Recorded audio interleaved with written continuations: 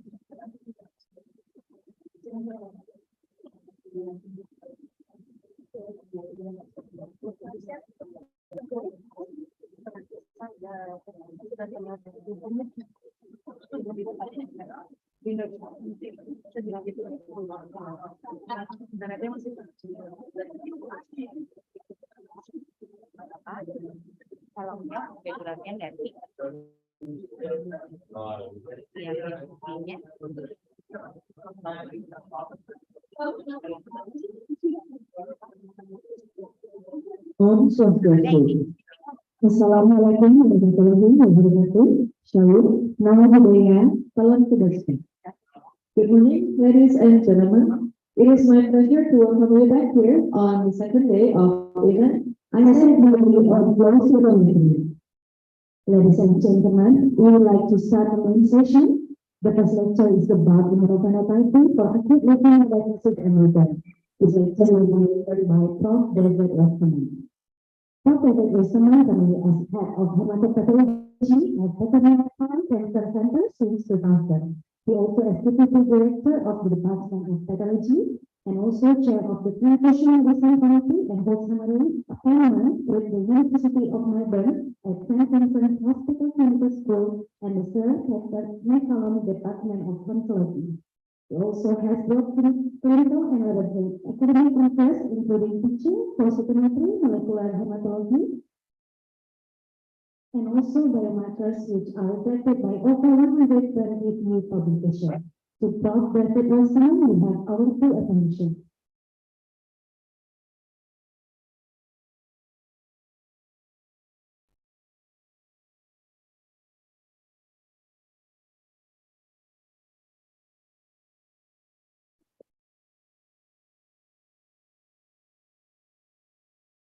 Good morning. I'm not sure if I need this, but let's proceed. Thanks for coming, and I'm very happy to be interrupted as we go through this presentation today. So if you have questions moving forward through the presentation, please interrupt me if that works with the flow of things. So I'm going to give an overview. A lot of what I have we'll talk about today may have been covered before. Some of it will be reinforcement of some principles. Some of it may be a little bit different in terms of the way we look and gauge and emphasize different things. But I think that's important to get different colleagues' inputs and methodologies. Okay, next slide, thanks.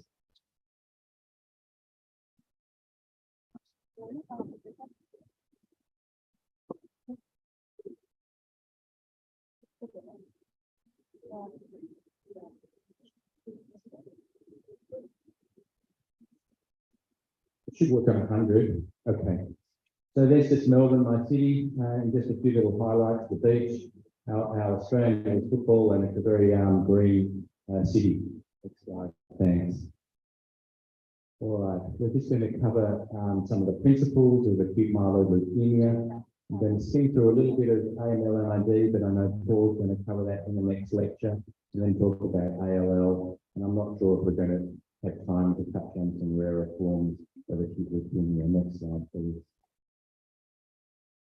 Okay, clearly the diagnosis of acute leukemia needs an integrated analysis of a number of different methodologies. Flowcytometry is one of those methodologies, but we really need to integrate the patient's history, the full blood counts in a well-stained blood film, Ideally, attaining chronicity about blood films if that exists, a bone marrow biopsy with an aspirate to find appropriate ancillary immunohistochemistry and iron stains, perhaps a reticulum stain if that's appropriate. We need karyotyping and fluorescent in situ hybridization, ideally somatic mutation testing with next generation sequencing panels, and lastly flowcytometry.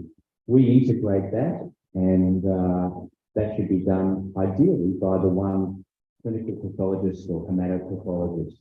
Next slide, please. So the principles of reporting flow cytometry are really that we need to understand the analysis, okay?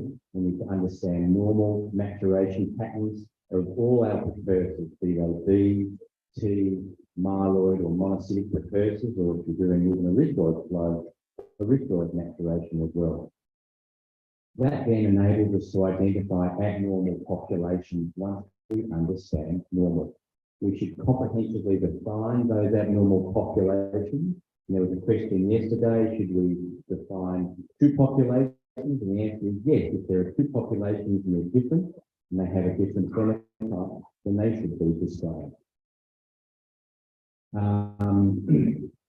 I've talked about integration, and ideally, once we've done this integration, we form a World Health Organization disease entity. Next slide, please.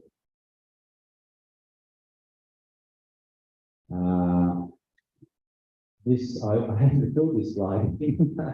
I fully ran out of time. But this is essentially a methodology where we pull in the peripheral blood, the bone marrow report, the cytogenetic report, the molecular report, the flow report, and then have a summary box defining the World Health Organization entity.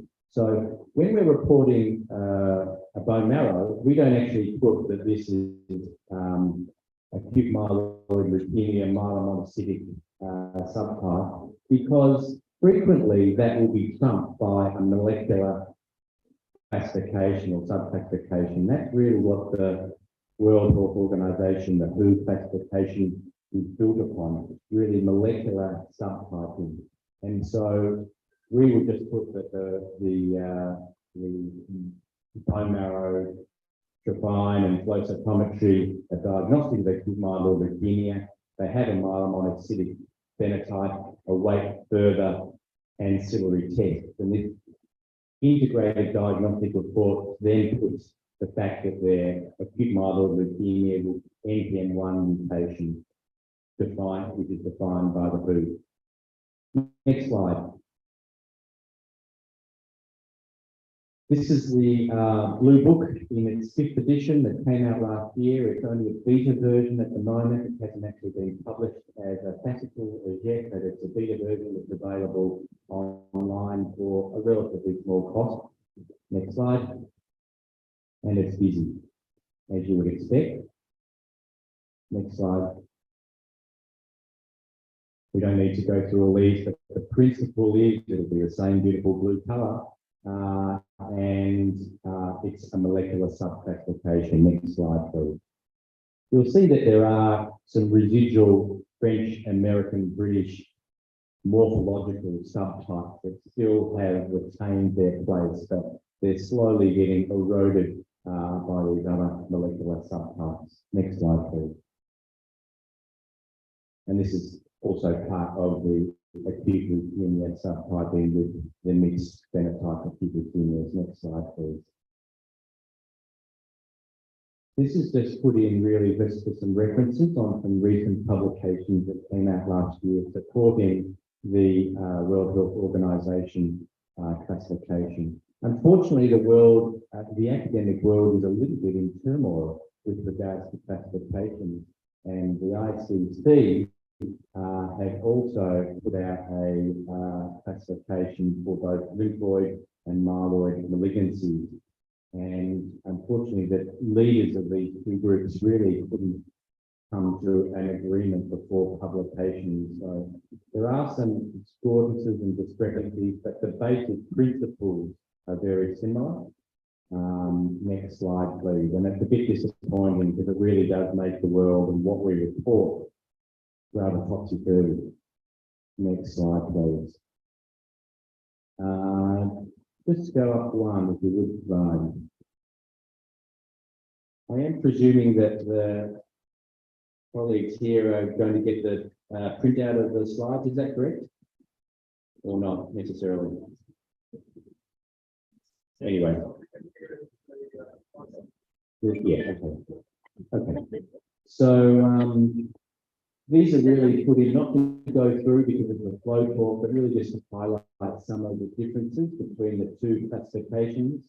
And I think the major difference from an acute myeloid leukemia point of view is the ICC actually used a 10% cutoff and then had a hybrid category of AML/MDS, whereas the WHO classification, unless they've got a molecular subtype, uses 20% rules still. So there are some discordances, and that will potentially lead to some variations in who gets into clinical trials. Next slide, please. And we might skip through that as well. I really put this in for reference so you have that. Next slide, please.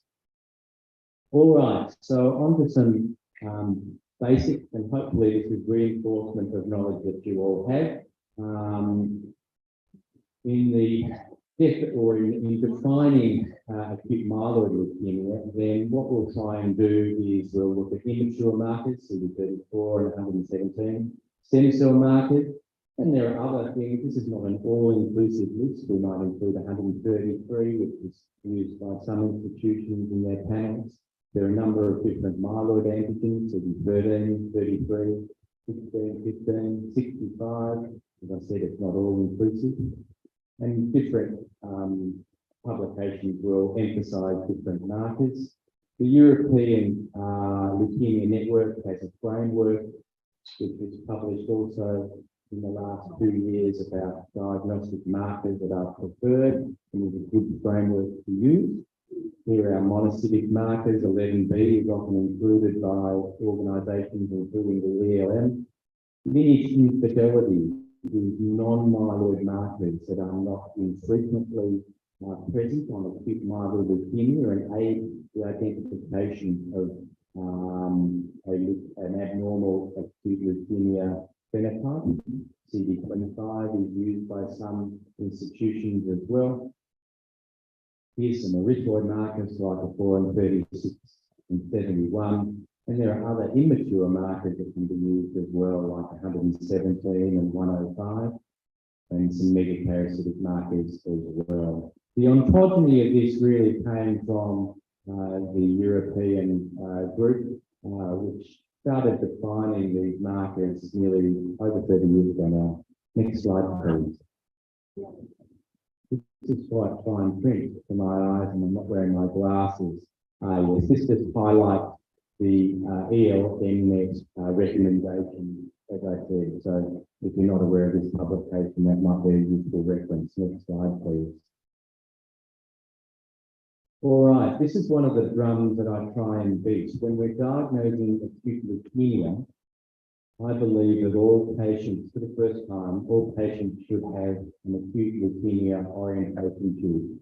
Now, this is a 10-year-old tube from the Euroflow consortium, but I think for those that are still using 8-color flow cytometry, it's still, the principles of this are still very sound. There are some Achilles in this panel, and I think all of us, as correctly alluded to yesterday, we have our panels that we've designed, and we learn and understand the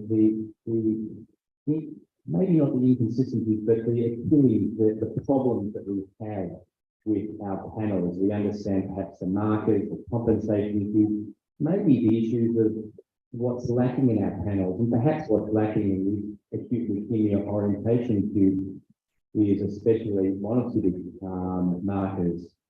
And so that's one of the highlights that we're going to be working on in my laboratory as we're moving from an 8-color to a 12-color platform. But I still think this tube is really a very excellent framework for the diagnosis. And my rationale for saying that this should be performed on all acute leukemias is that we really don't want to miss mixed phenotype acute leukemias. And even though this tube is rather difficult to interpret because of it's a cytoplasmic tube and you get upregulation and autofluorescence of populations, especially granulocytic populations, as we saw yesterday afternoon, it really is a most excellent tube for looking at T cell, B cell, and myeloid expression. Next slide, please. And this is just some bivariate plots and dot plots of not all the acute leukemia orientation tube or the acronym that we use, the shortcut we use is called the ALOC tube. But this shows the cytoplasmic CD3 and CD34, and we've got lymphoid cells, so positive T cells and B cells. We've got granulocytic cells, and then we've got our blast population. And that blast population is from CD34 positive blasts. You'll see here the software that we use in our laboratory is Loser. It's a good functional software, but there are many alternatives. The thing that you'll see on many of my dot plots is that I actually like looking at median fluorescence intensity. And I find that a very useful marker when analysing especially tubes like this. So we can see here in the T cell subset with cytoplasmic CD3 that the T cells have a median fluorescence intensity of 9.5, the granulocyte 5.8, and the blasts 5. So really, the blasts have the same intensity as the granulocyte, and the negative lymphoid population have a mean fluorescence intensity of 1.1. So there's quite a marked difference between the granulocyte and blast and the B cells, but I think this really highlights the difficulty of interpreting this tube. I think you need to be very aware of the autofluorescence of different populations, and I would call this negative in the context of interpreting the other markers. Just to highlight what Paresh said yesterday afternoon, it's the company that they pick. So also when assessing this tube, the surface CD3 and the CD7. So we kind of interpret them all together and collectively. But this is a tough tube, and myself and my younger trainees, we always struggle with many cases on a day-to-day basis. Next slide, please. So this is a busy slide, I'm sorry, but it's a reference to the Euroflow panel. And Paresh and I were just briefly talking about this last night, but Euroflow have created some standardization. They're busy panels, they're extensive panels, they're expensive panels, and you'll probably find that most laboratories utilize these as a framework but don't institute 7 different tubes for the diagnosis of acute myeloid leukemia. So when we designed these panels in 2008, we used a backbone framework that the Euroflow gave us of 117, 34, 45, and HLA-DR. And then we had a myelomonocytic tube and another myelomonocytic tube and an infidelity tube looking at non-myeloid markers here with 2, 7, 4, and 56, and then a sort of stem cell tube. And the rationale for this was it incorporated most of the appropriate markers, but we also had an interest in a sort of a specialization in reporting myelodysplasia. And so that was the rationale of why we designed this tube like this. And I think that's really important holistically to know what type of patients that you're trying to care for and to diagnose and to look after with your clinical colleagues. And we've got all our labs can set up and we're at a different panel, but it's got to be targeted to what the clinical specialists and practitioners need. Next slide, please. So we've talked about normal expression. I'm a very big advocate for creating normal expression on the panels that you have designed. So typically the literature would support that, and we can use patients that have They might be being staged for large cell lymphoma or sarcomas, but bone marrow that aren't involved. We can, of course, use the medical students or myself that's had many marrows to try and establish normality. We can actually use treated patients as well and looking for regenerative patterns, and that's very important and recommended in acute leukemias to look for regenerative marrows. The FDA, with a colleague of mine, mandated actually using acute myeloid leukemia panels recently for validation of and demonstration of normal expression post-treatment and post-achieving complete remission. And how many do you need? I think you probably need a minimum of 10. I try and attain sort of 8 to 100 to a million events. And then you've got 8 to 10 million events. And it gives you a lot of statistical power in that to utilise on a day-by-day basis. There is a framework from the European network. This HRL actually works. I tested it. I haven't been in there for a long time. It's very old, 15 years old, but it's still there on the website and will actually be, it is a nice reference for demonstrating normality. So in fact, I used this when we first started setting up our 8-colour panels in 2008. Next slide, please. Now, myeloid ontogeny is very complex and it takes quite a long time to really get to know it. But I think if you're recording acute leukemia flowcytometry, then I think it's very important that you understand that different markers will have different degrees of expression, positivity, negativity, right, dim, heterogeneous, throughout their course of maturation. And this can be depicted in a number of different manners. We've got blasts here that are 34 positive in mustard and 117 positive, and then 34 is lost by the time they become a promyelocyte. And this is not just that it's lost bang, it is a continuum, and that's one of the impurities of what we do, that we try and segment stages, but it is a continuum of maturation. I think we need to understand that. Next slide, please. These are two of my favourite graphs from Mike Borowitz and Brent Wood from the east and west coast of the state, but really demonstrating a number of different CD markers and different expression patterns at different time points in the ontogeny of granular poiesis. Next slide, please. And then myelopoiesis here. And the same graph exists in this book with erythroid, B and T cell ontogeny as well. And I think they're great frameworks. And when we first started getting into our 8-colour panels, I printed all these off and put contact on them and had them scattered everywhere in the laboratory where we were recording panels. Next slide, please. So I think I think you've probably been through this, and I'll use some dot plots in a second, but typically what I'll try and do is let me get rid of that, sorry. Here's my usual sequence, looking at time versus event, then a forward versus side scatter.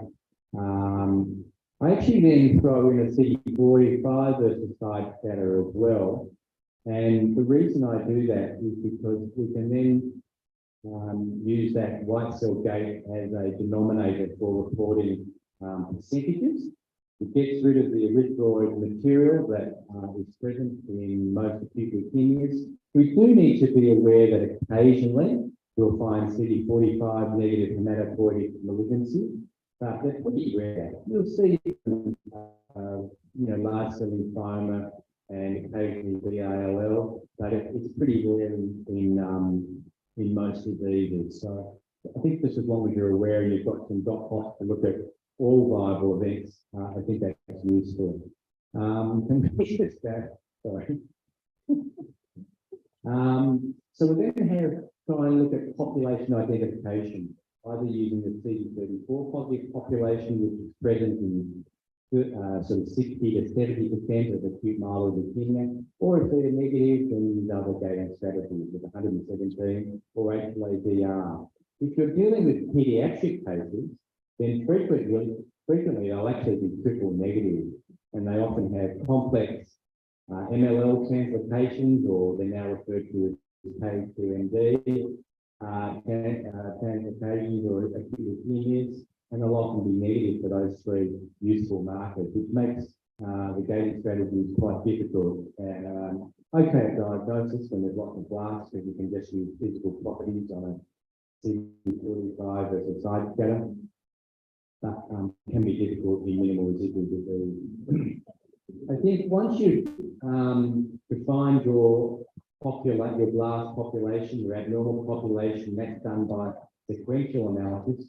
I think it's really important to look at the physical properties. And again, it reinforces what Paresh was doing real time yesterday afternoon, looking at where they were sitting on a 45 side scatter and also on a forward versus side scatter, and just sort of think, are they degenerate cells? Are they real cells? And I think that's really important, not just in diagnosis, well, not just in minimal, it's essential for minimal residual disease reporting, but it also is useful and I think a standard set in diagnostic reporting as well.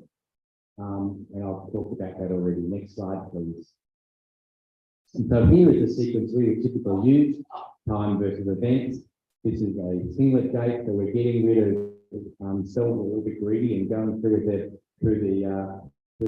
aperture with their buddies together. So we're getting rid of doublets. We've then got a side scatter and forward scatter gate, and we're getting rid of some more debris. And you'll see here I use a mixture of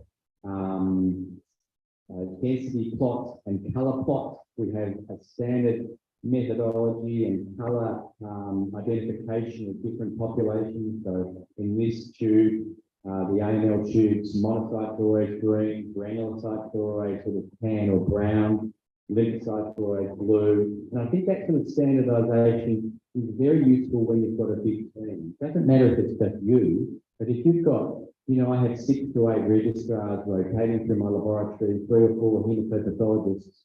So I think it's, and then a number of different technicians doing and scientists doing analysis as well, then I think that creates a framework of uniformity. So they're very simple things, but I think they do help keep the quality of the work up to scratch. And then we'll delineate some populations with lymphoid, myelomonocytic, and a progenitor gate. And you'll see here the white cell gate I alluded to, which gives us the denominator of the total number of events to then work out different percentages. Next slide, please. And so here's our population identification. On the dot plots, again, I use and strongly recommend using standardized format for analysis. And that's because all members of the team can use those templates, and there's then uniformity of reporting. What you'll see here is that in my laboratory, we have a sort of format whereby we have utilized the normal expression of different markers. So in this particular bivariate plot, we have CD13 versus 34, and this is what a normal population looks like. Hopefully what yours and my marrow looks like. And it's very uniform. There are some minor polymorphisms that will change expression in some markers, but generally these expression patterns are particularly robust and consistent across normality. And so, next slide, please. And these are the different markers, the 33 expression, 117, and DR. And so you'll see, that there's some focality of DR, but there is some heterogeneity, same with DR, and a little bit of heterogeneity in CD33. This is a very thin fluorochrome. It's one of our Achilles, and it's not a very bright positive marker. Next slide, please. And again, knowing your Achilles is really important, knowing the deficiencies of your panel. Next slide, please.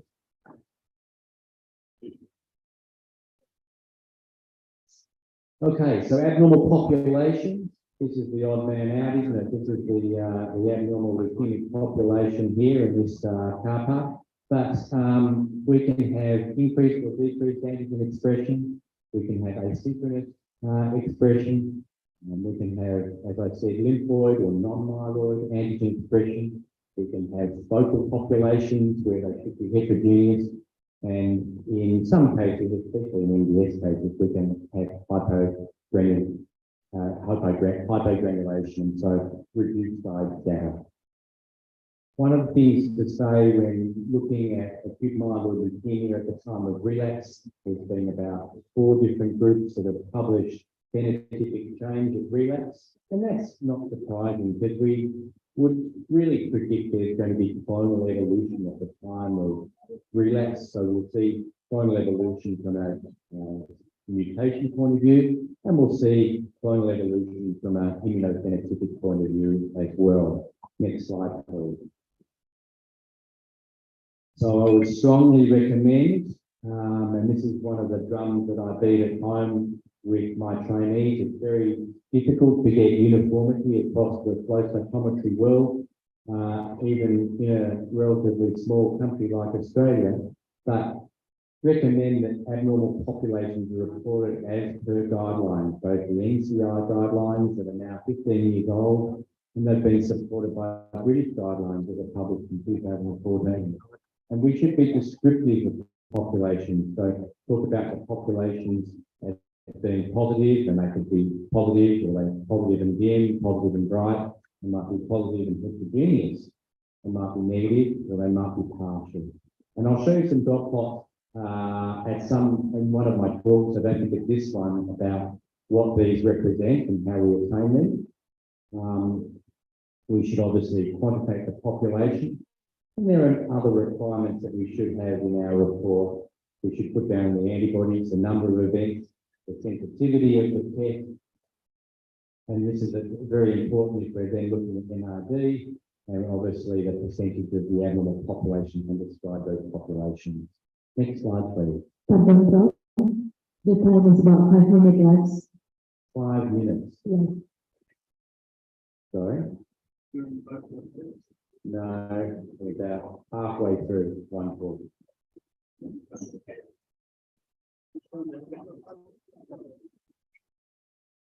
Maybe 10 minutes?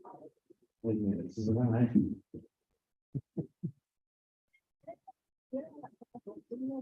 We started 23 minutes late.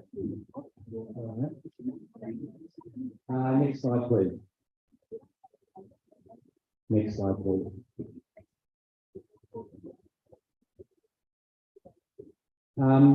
Just to highlight a description of a diagnostic acute myeloid leukemia case. You'll see here I've got these in density plots, and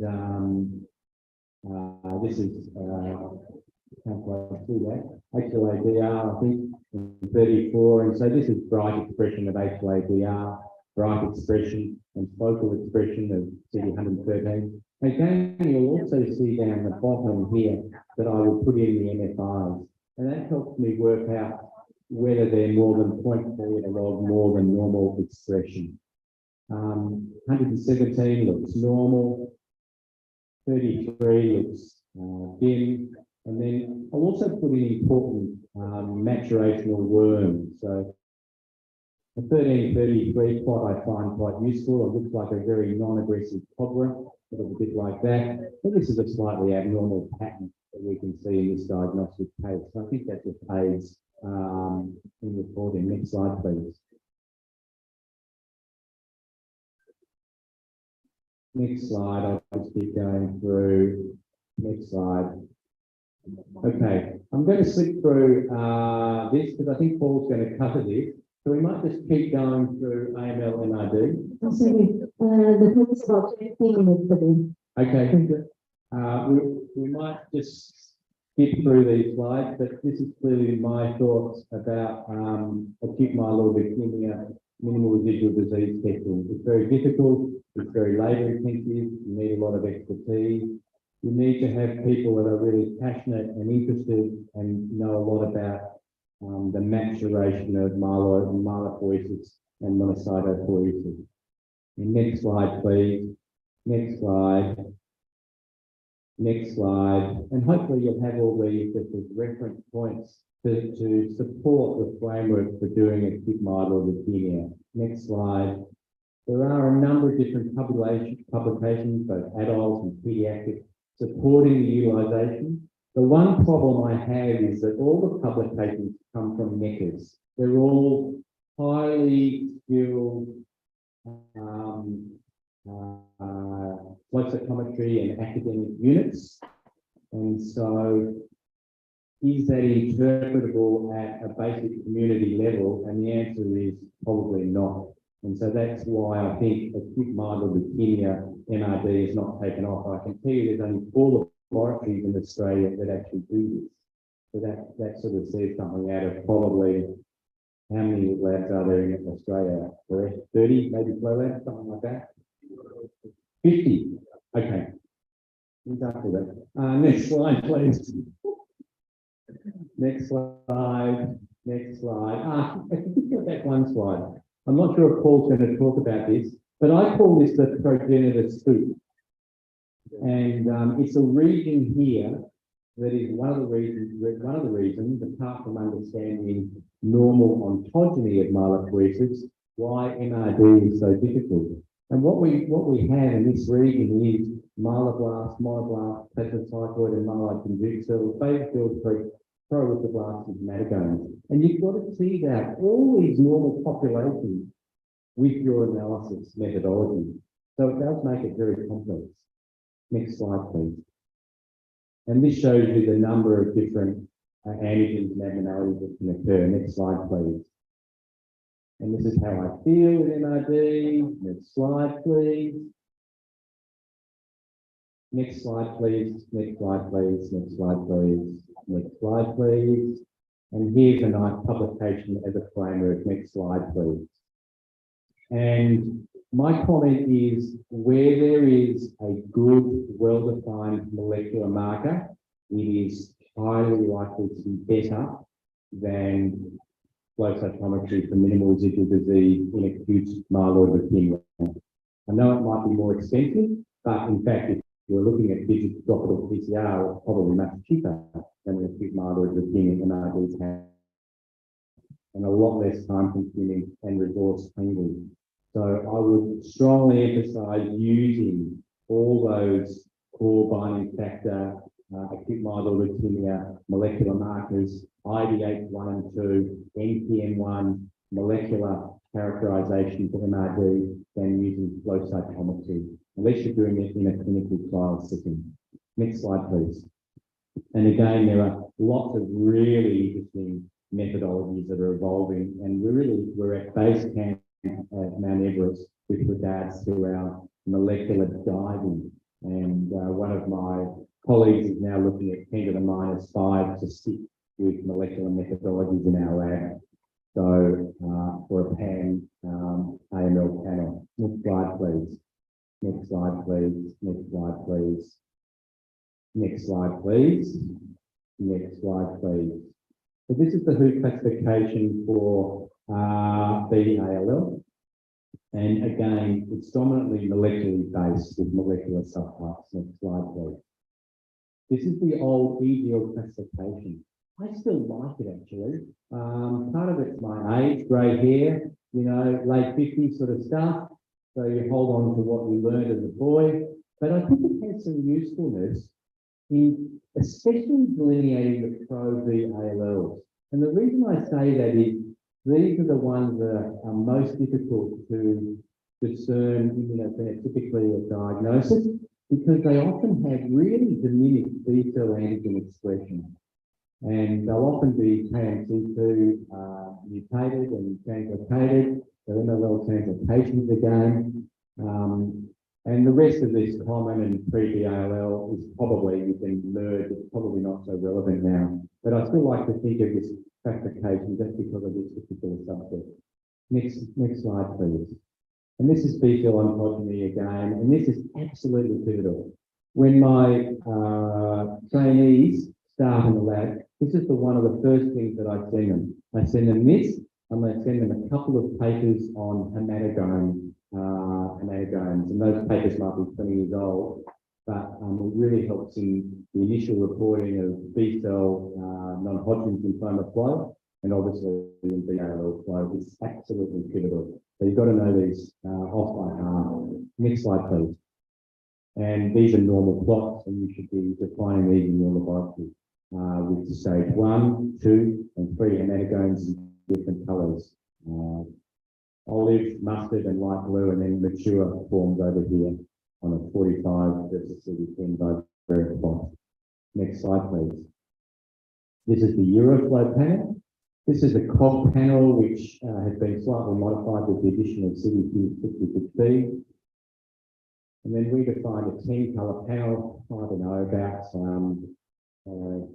maybe 3 years ago, something like that, after there was a Seattle publication looking at the utilisation of CD24. And we've found this a very useful panel, and so we'll use this as a springboard for then defining our 12-colour panel. This, if you're still using 8-colour cytometers, is, I think, an excellent panel to utilise. And this is the Children's Oncology Group in the States, and something I'd strongly recommend. Next slide, please.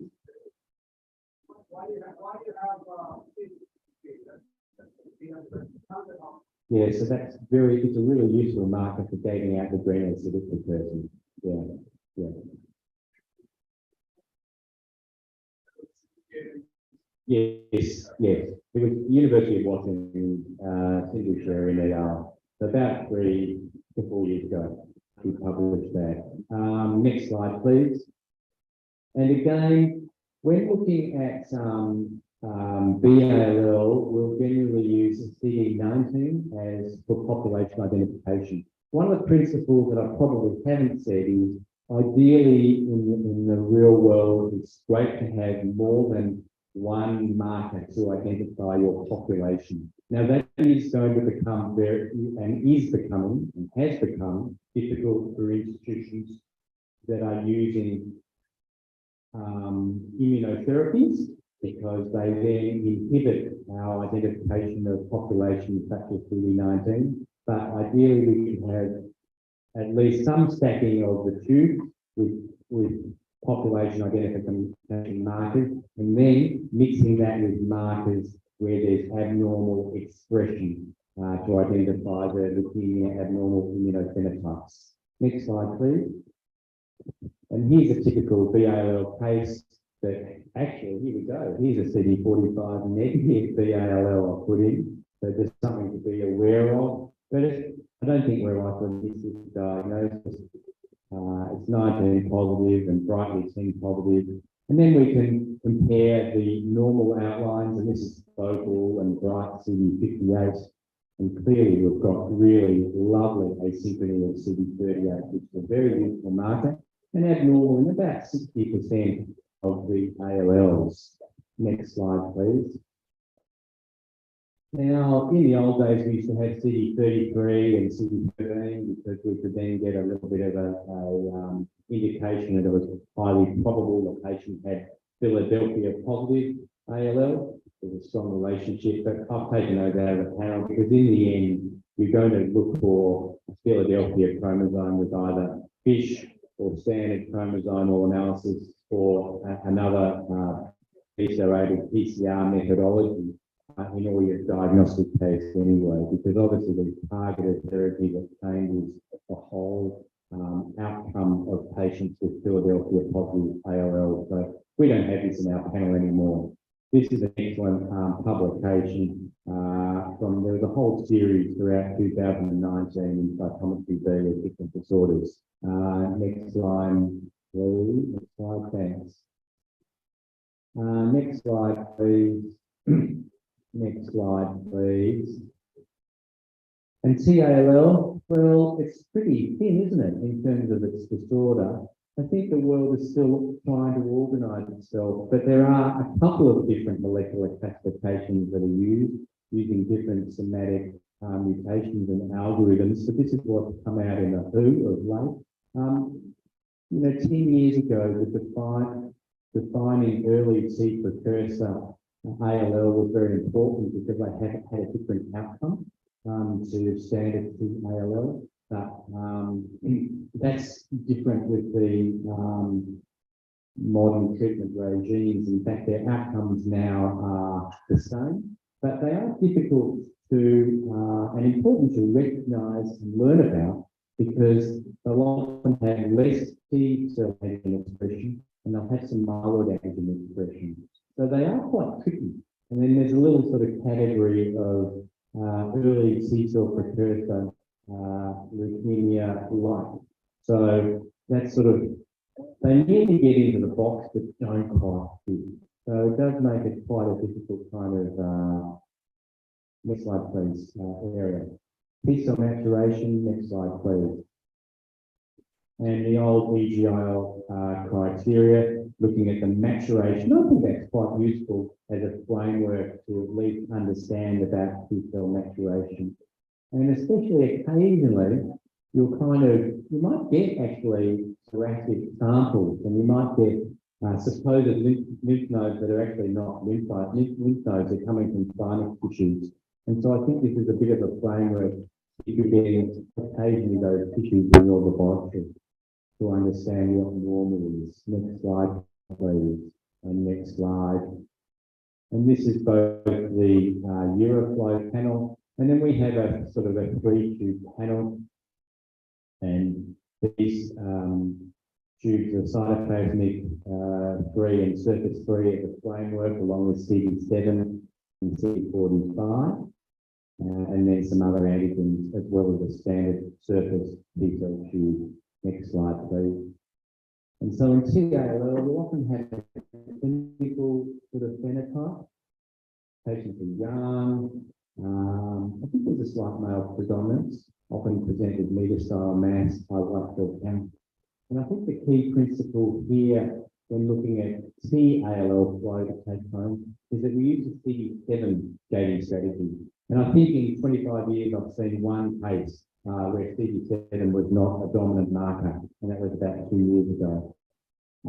So it really is defined as a marker in the WHO classification, and it really is a very uniform marker to utilise. And along with cytoplasmic CD3 is your framework.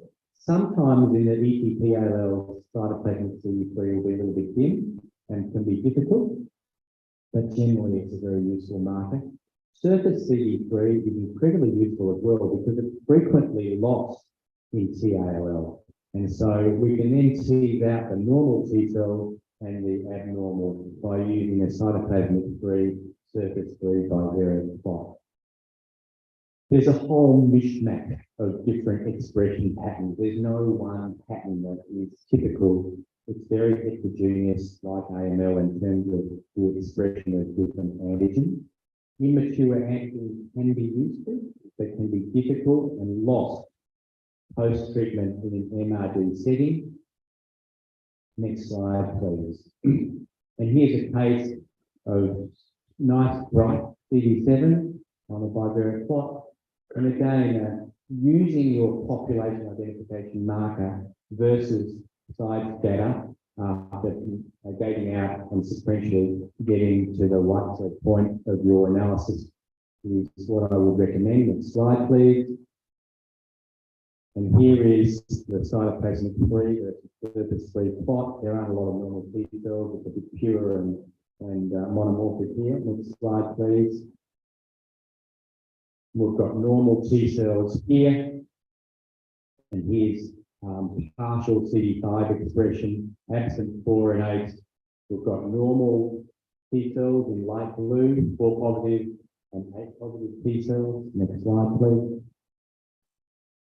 And this is a case of ETP-ALL. This is defined by Lane Clifton Smith, a colleague at Paul's over in Singapore, who moved from St. Jude maybe 7 or 8 years ago, something like that. But one of the sort of flow gurus in the ALL world for the last 20 to 30 years.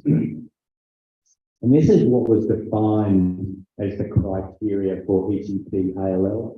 And if it doesn't quite meet those criteria, sometimes maybe with CD5 or one of the other antigens, we might call it ETP-like. Next slide, please.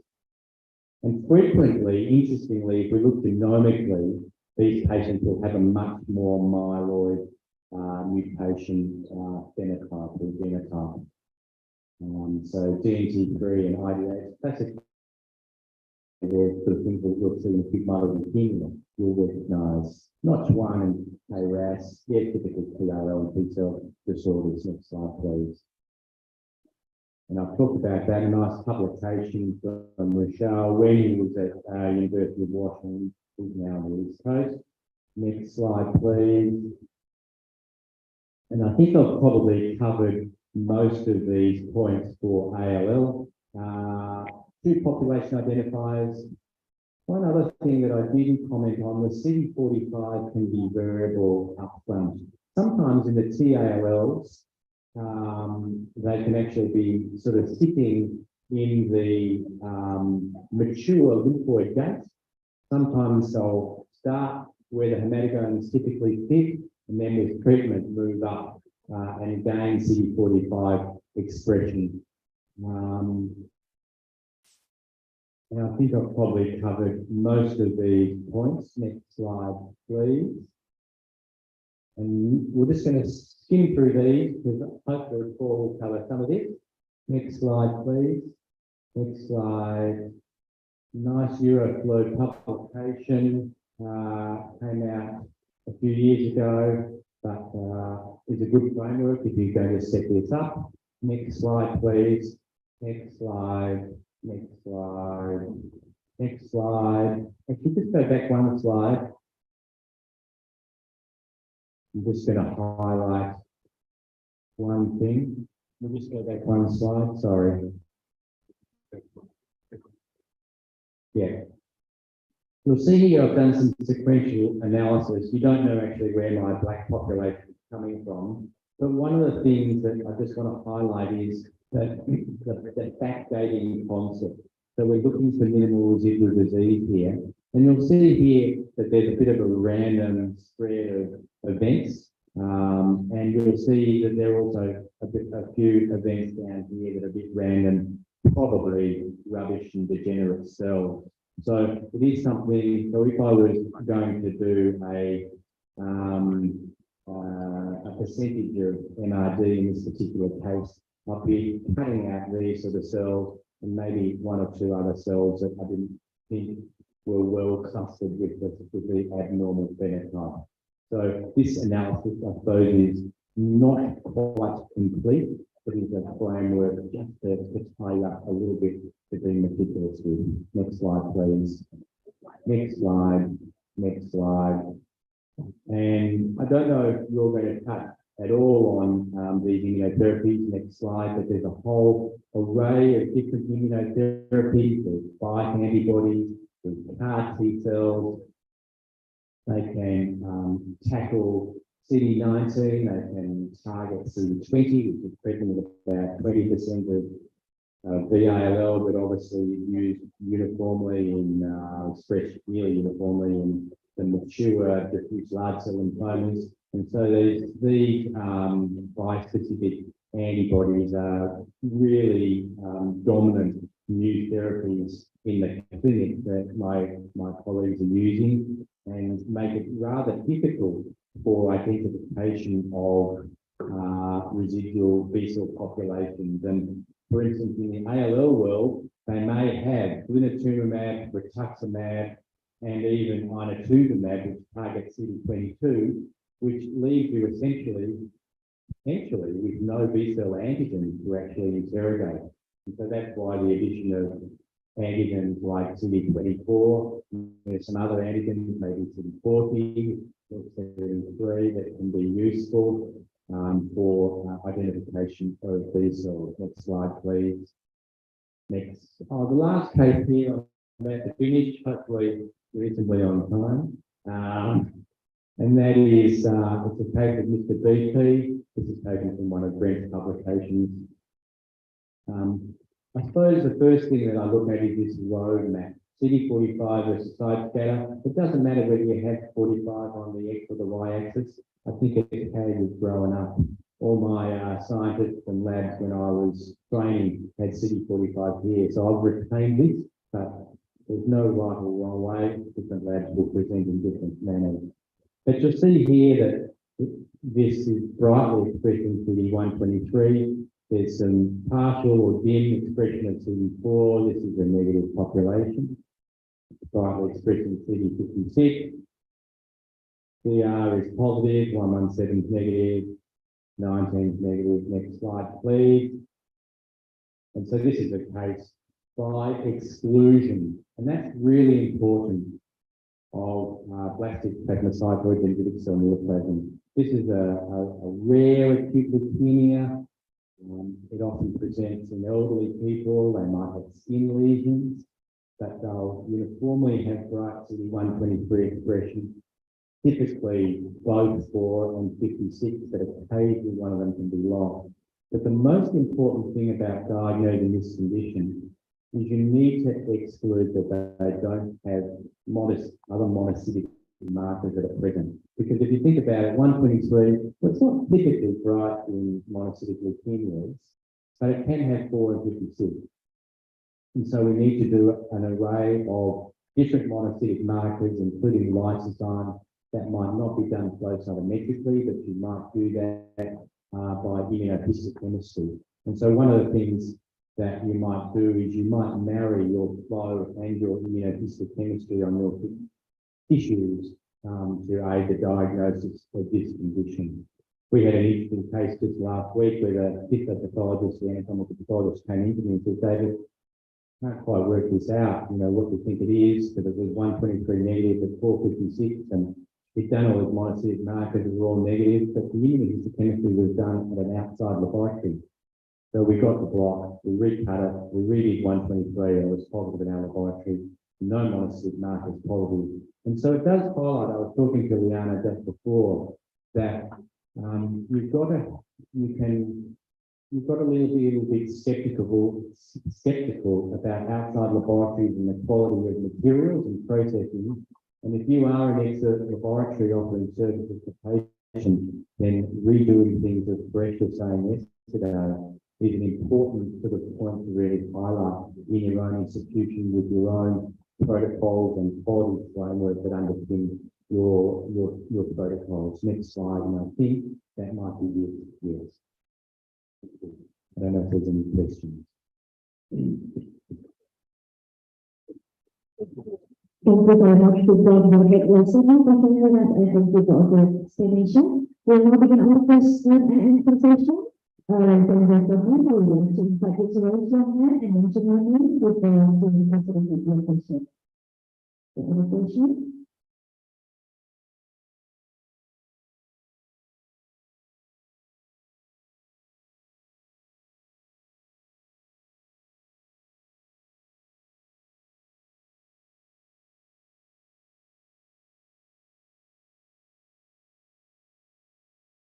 Thank you very much, Mr. David, for very informative lecture today.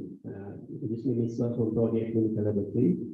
We know the flow of myeloid for ATS panels, and we connected to the photophotometry results. How you think about how we can do integrated results from ATS and photophotometry? Do you have experience with what? Well, you're asking about the integration of both results? NGS molecular-based results with combined photophotometry based results. So what we do in our laboratory is the NGS results will usually take 4 weeks to come back, something like that, 3 if we're doing well. And so we actually have a meeting that between the molecular hematopathologists and my group, and then with our trainees as well, and the clinicians can join in that meeting as well. And so it's all done on Zoom or Teams or whatever these days. And so we'll then go through the organization and all the different results. And so one of the consultants or senior registrars, senior trainees will actually have put who classification. Currently, we use a mixture of 3 classifications, but it's always a difficult transition that first year after the WHO classification comes out, but our aim is to use 222, and if there's a discordance with the ICT 22 classification, then we'll put that in as well to aid the clinicians and potentially trials and research. So we have a formal meeting to go through the results and to then classify the patients. Sometimes that means we might need to go back to the morphology, for instance, in the myelodysplastic cases, because myelodysplasia can be a difficult diagnosis to make. And so then if there's no cytogenetic abnormalities, there's no somatic mutation abnormalities, depending on the age of the patient, we might pull out the case and relook at the morphology and that we have an integrated MDM basically. Does that help? Thank you very much. Is there any more question? You can raise your hand.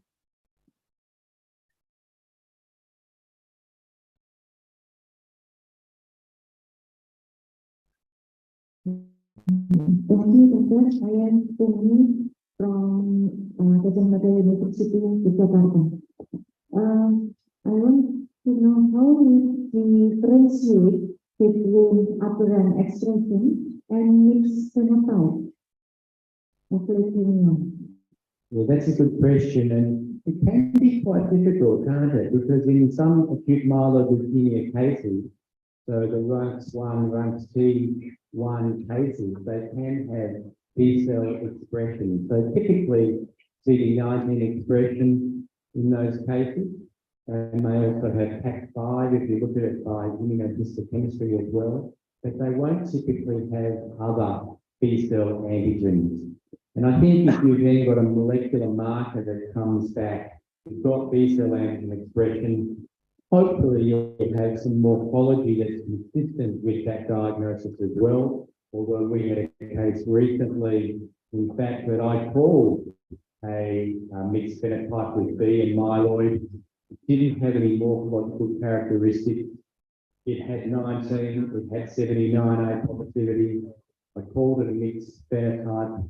It came back as a RUNX1, RUNX3, so an abnormal sort of mutation, rare, and so hence it was giving it a slightly B-cell phenotype. So I changed the diagnosis at our integrated diagnostic reporting meeting to a RUNX1, RUNX3 mutated AML, modified phenotypic AML. And I think that's really important because in the end, we want the patient to get acute myeloid leukemia therapy with multiple cycles of high-dose RSC versus sort of a hybrid myeloid ALL type regime. So it's a good question and it can be very difficult. Yeah. Thank you very much, Doctor.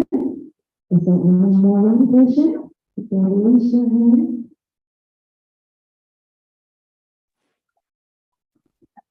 Thank you, Prof. David. I stumbled from University. I asked what marker do you suggest according to experience if we suspect there is some Philadelphia mutation in ILL better to question what is the marker usually comes Mutation, what marker, I'm sorry? ELL. With Philadelphia, with PCR positive, PCR alpha positive. Can we rephrase the question? So we're talking about BALL mutations, EL mutation with Philadelphia positive. PCR positive. Yeah. So what's your question with regard to that? Is there any marker for Flowcytometry that is we can suspect mutation? Yes. So you might have missed it. I did mention that the myeloid antigen CD33 and CD13 are frequently positive in Philadelphia positive BALL. And so it's a very good and consistent marker that will sort of highlight that this is highly likely, both in the pediatric and the adult cases. So myeloid antigens. And again, it comes back to one of the other questions that can be difficult. Myeloid antigens in a B cell case. So we would call that BALL, but we wouldn't call that a mixed phenotype case. Yes, thank you. Thank you very much. So this is the end of question and answer session. Thank you to all of the audience that have participated. Thank you very much, Professor.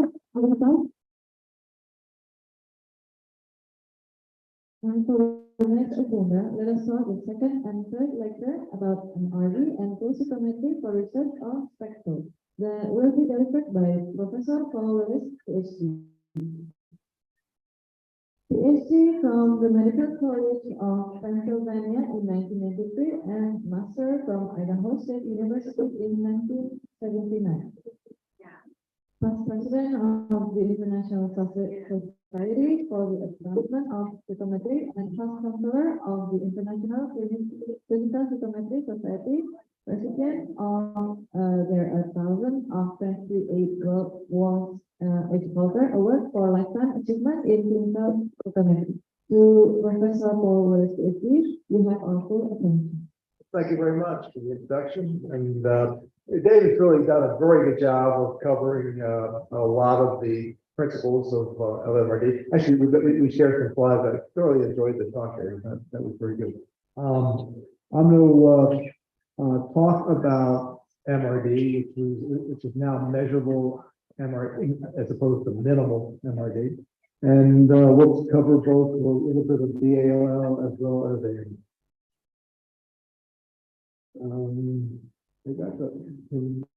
I'm not able to advance it. Well, maybe if there we go. So what is the definition of MRD? It's basically heme cells that are present at very, very low frequency. Typically, we're talking about less than 1%, and in the bone marrow of a patient with acute leukemia, and it's otherwise been in some sort of remission. I think some of these slides are redundant, but this is really the importance for doing MRD. And we're looking at this in terms of morphology. We're usually down around, we're counting, we're looking for populations of 5%, 20%, something in that level. But really is up here where, it would be negative, but this patient's likely to relapse very early. What we're really trying to do is to get down into, the one in 10,000, 1 in 100,000, even one in a million. And when we get into there, we're really getting into submicroscopic disease, where the patient may not relapse at all, or there may, if you detect it, you may see a little bit, but it'll end up being a very late relapse, very late progression. So that's the reason for doing this. If you advance the slide.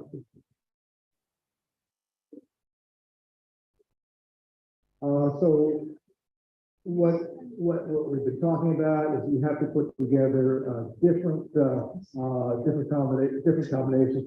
What's really important is that you know what the normal antigen expression is and what those expression patterns are. And I think David really pointed that out. It takes time. It's difficult to really understand them, but it's really the hallmark of being able to do this. So understanding what is a normal antigen expression, because everyone here is going to have that same expression pattern no matter where you are, who you are. Whereas in patients with disease, you're going to see increased or decreased levels of antigen expression, a synchronous antigen expression, a barren antigen expression, and often where you would expect to see more heterogeneous expression, will be very homogeneous.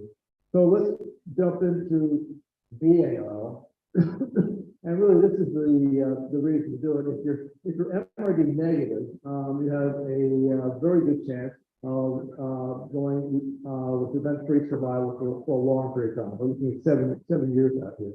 And then, but if you have any residual disease, depending on the amount, you're likely to relapse. So down here, these are doing poorly. These have more than 1%. In this group here, with the dotted line, you're looking at less than 0.1%. So it really does correlate, at least in the broader picture, maybe not on the individual case, but on the broader picture with overall survival and progression-free survival. This, you saw this. This is, I think this is the slide that David gave to all the students, and it really is critical that you understand this pattern recognition.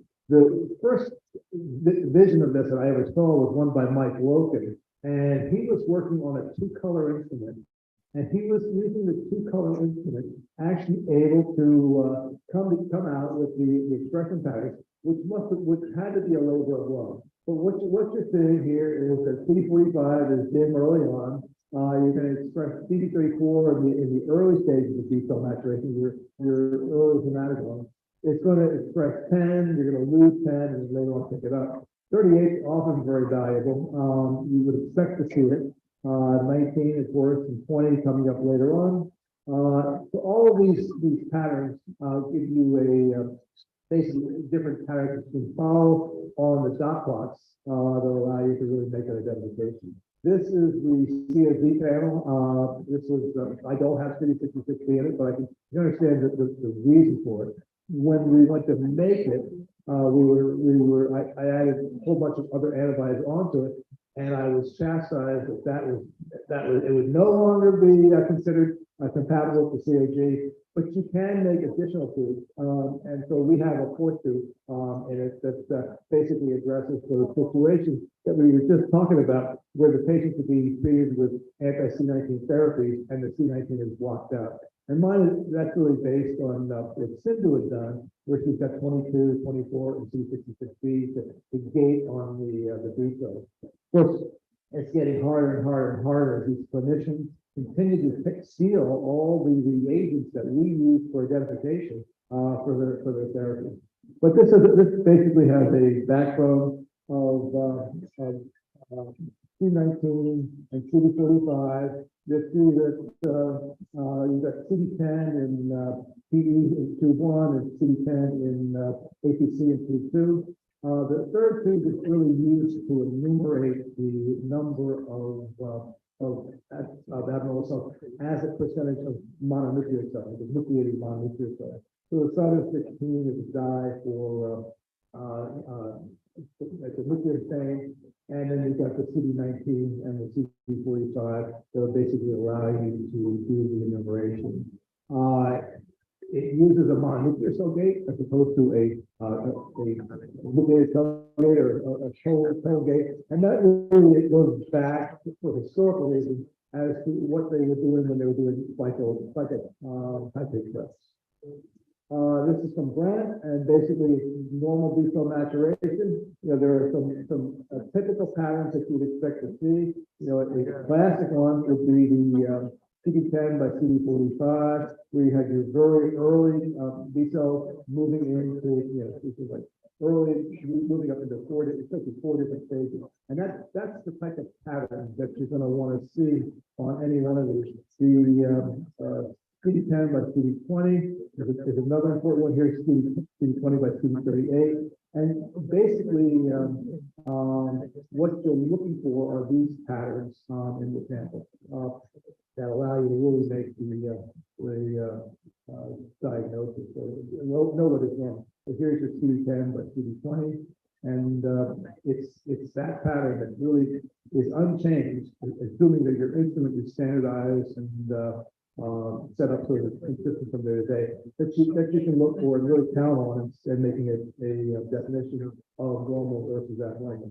And then what you're looking for are basically populations that stand out that really don't fit into that particular pattern.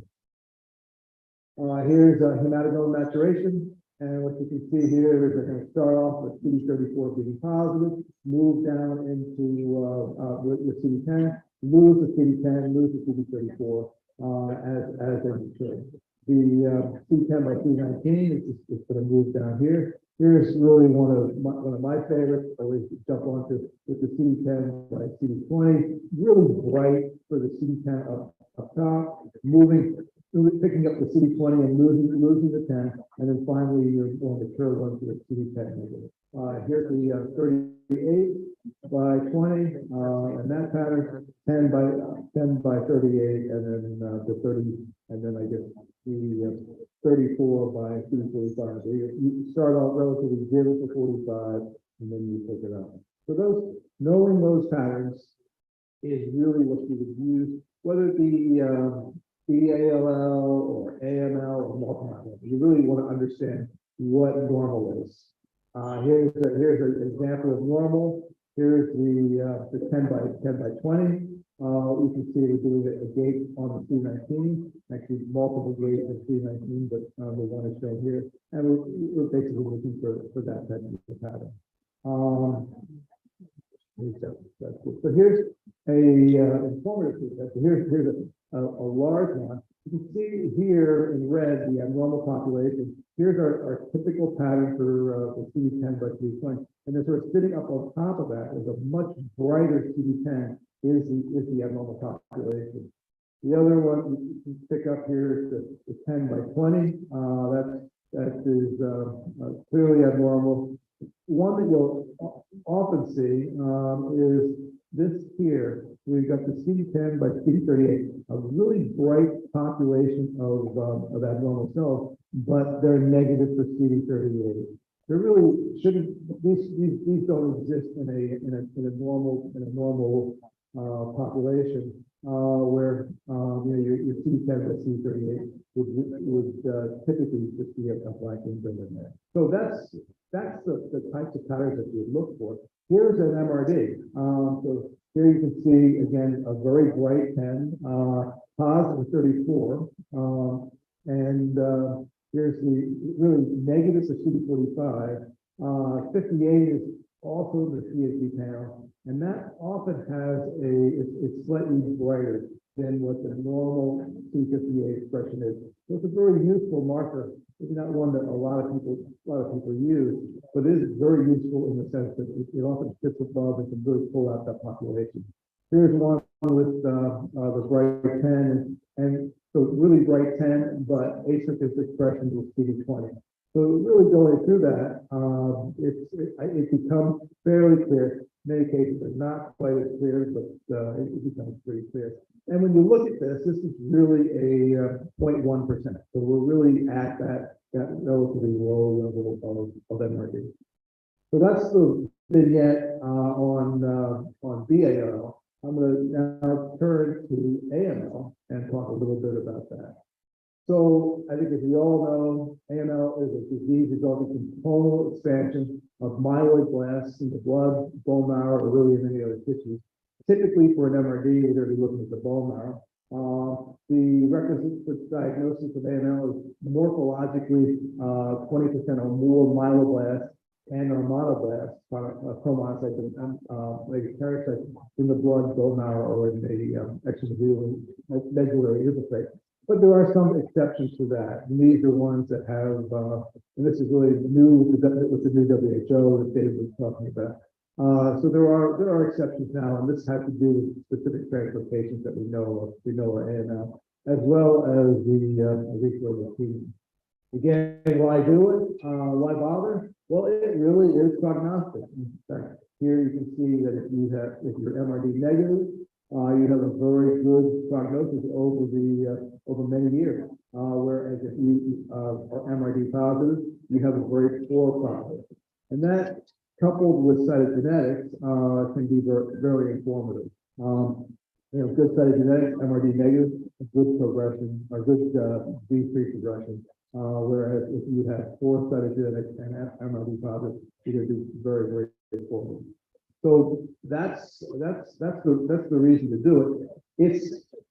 I think it's moving to be more widely accepted, but the difficulty is, as David was talking about, doing AML MRD is challenging. You really need to know the patterns, and even experts will have difficulty and will be in disagreement. I was reviewing a paper, just recently from the Euroflow group, where they were looking at, some software to aid in the analysis of MRD. And, they looked at, I don't remember exactly, but it was several hundred cases. And they came down to, I believe it was like 20 or 30, where there were clear discrepancies. And they sent those off to people who were considered to be experts in AML MRD.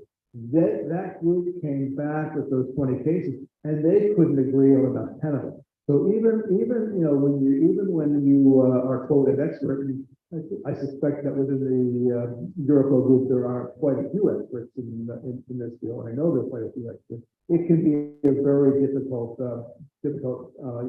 diagnosis to make, but it is important, and it clearly will ultimately aid in decisions as to what types of treatments will be used.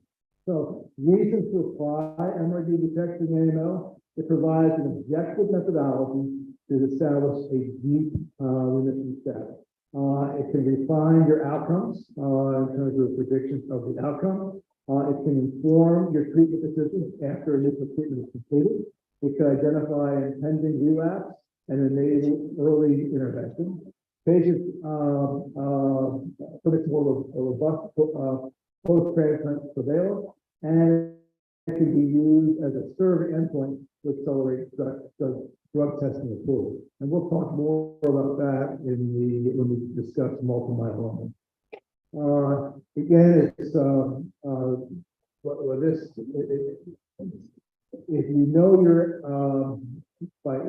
you are positive by flow for MRD versus negative by flow by MRD, you're going to know a lot about the outcomes. Now here, this is also looking at next-gen sequencing. So we're looking at samples that are next-gen sequencing positive and MRD positive. In that case, you have a very, very poor outcome. And if you're negative for both, that's a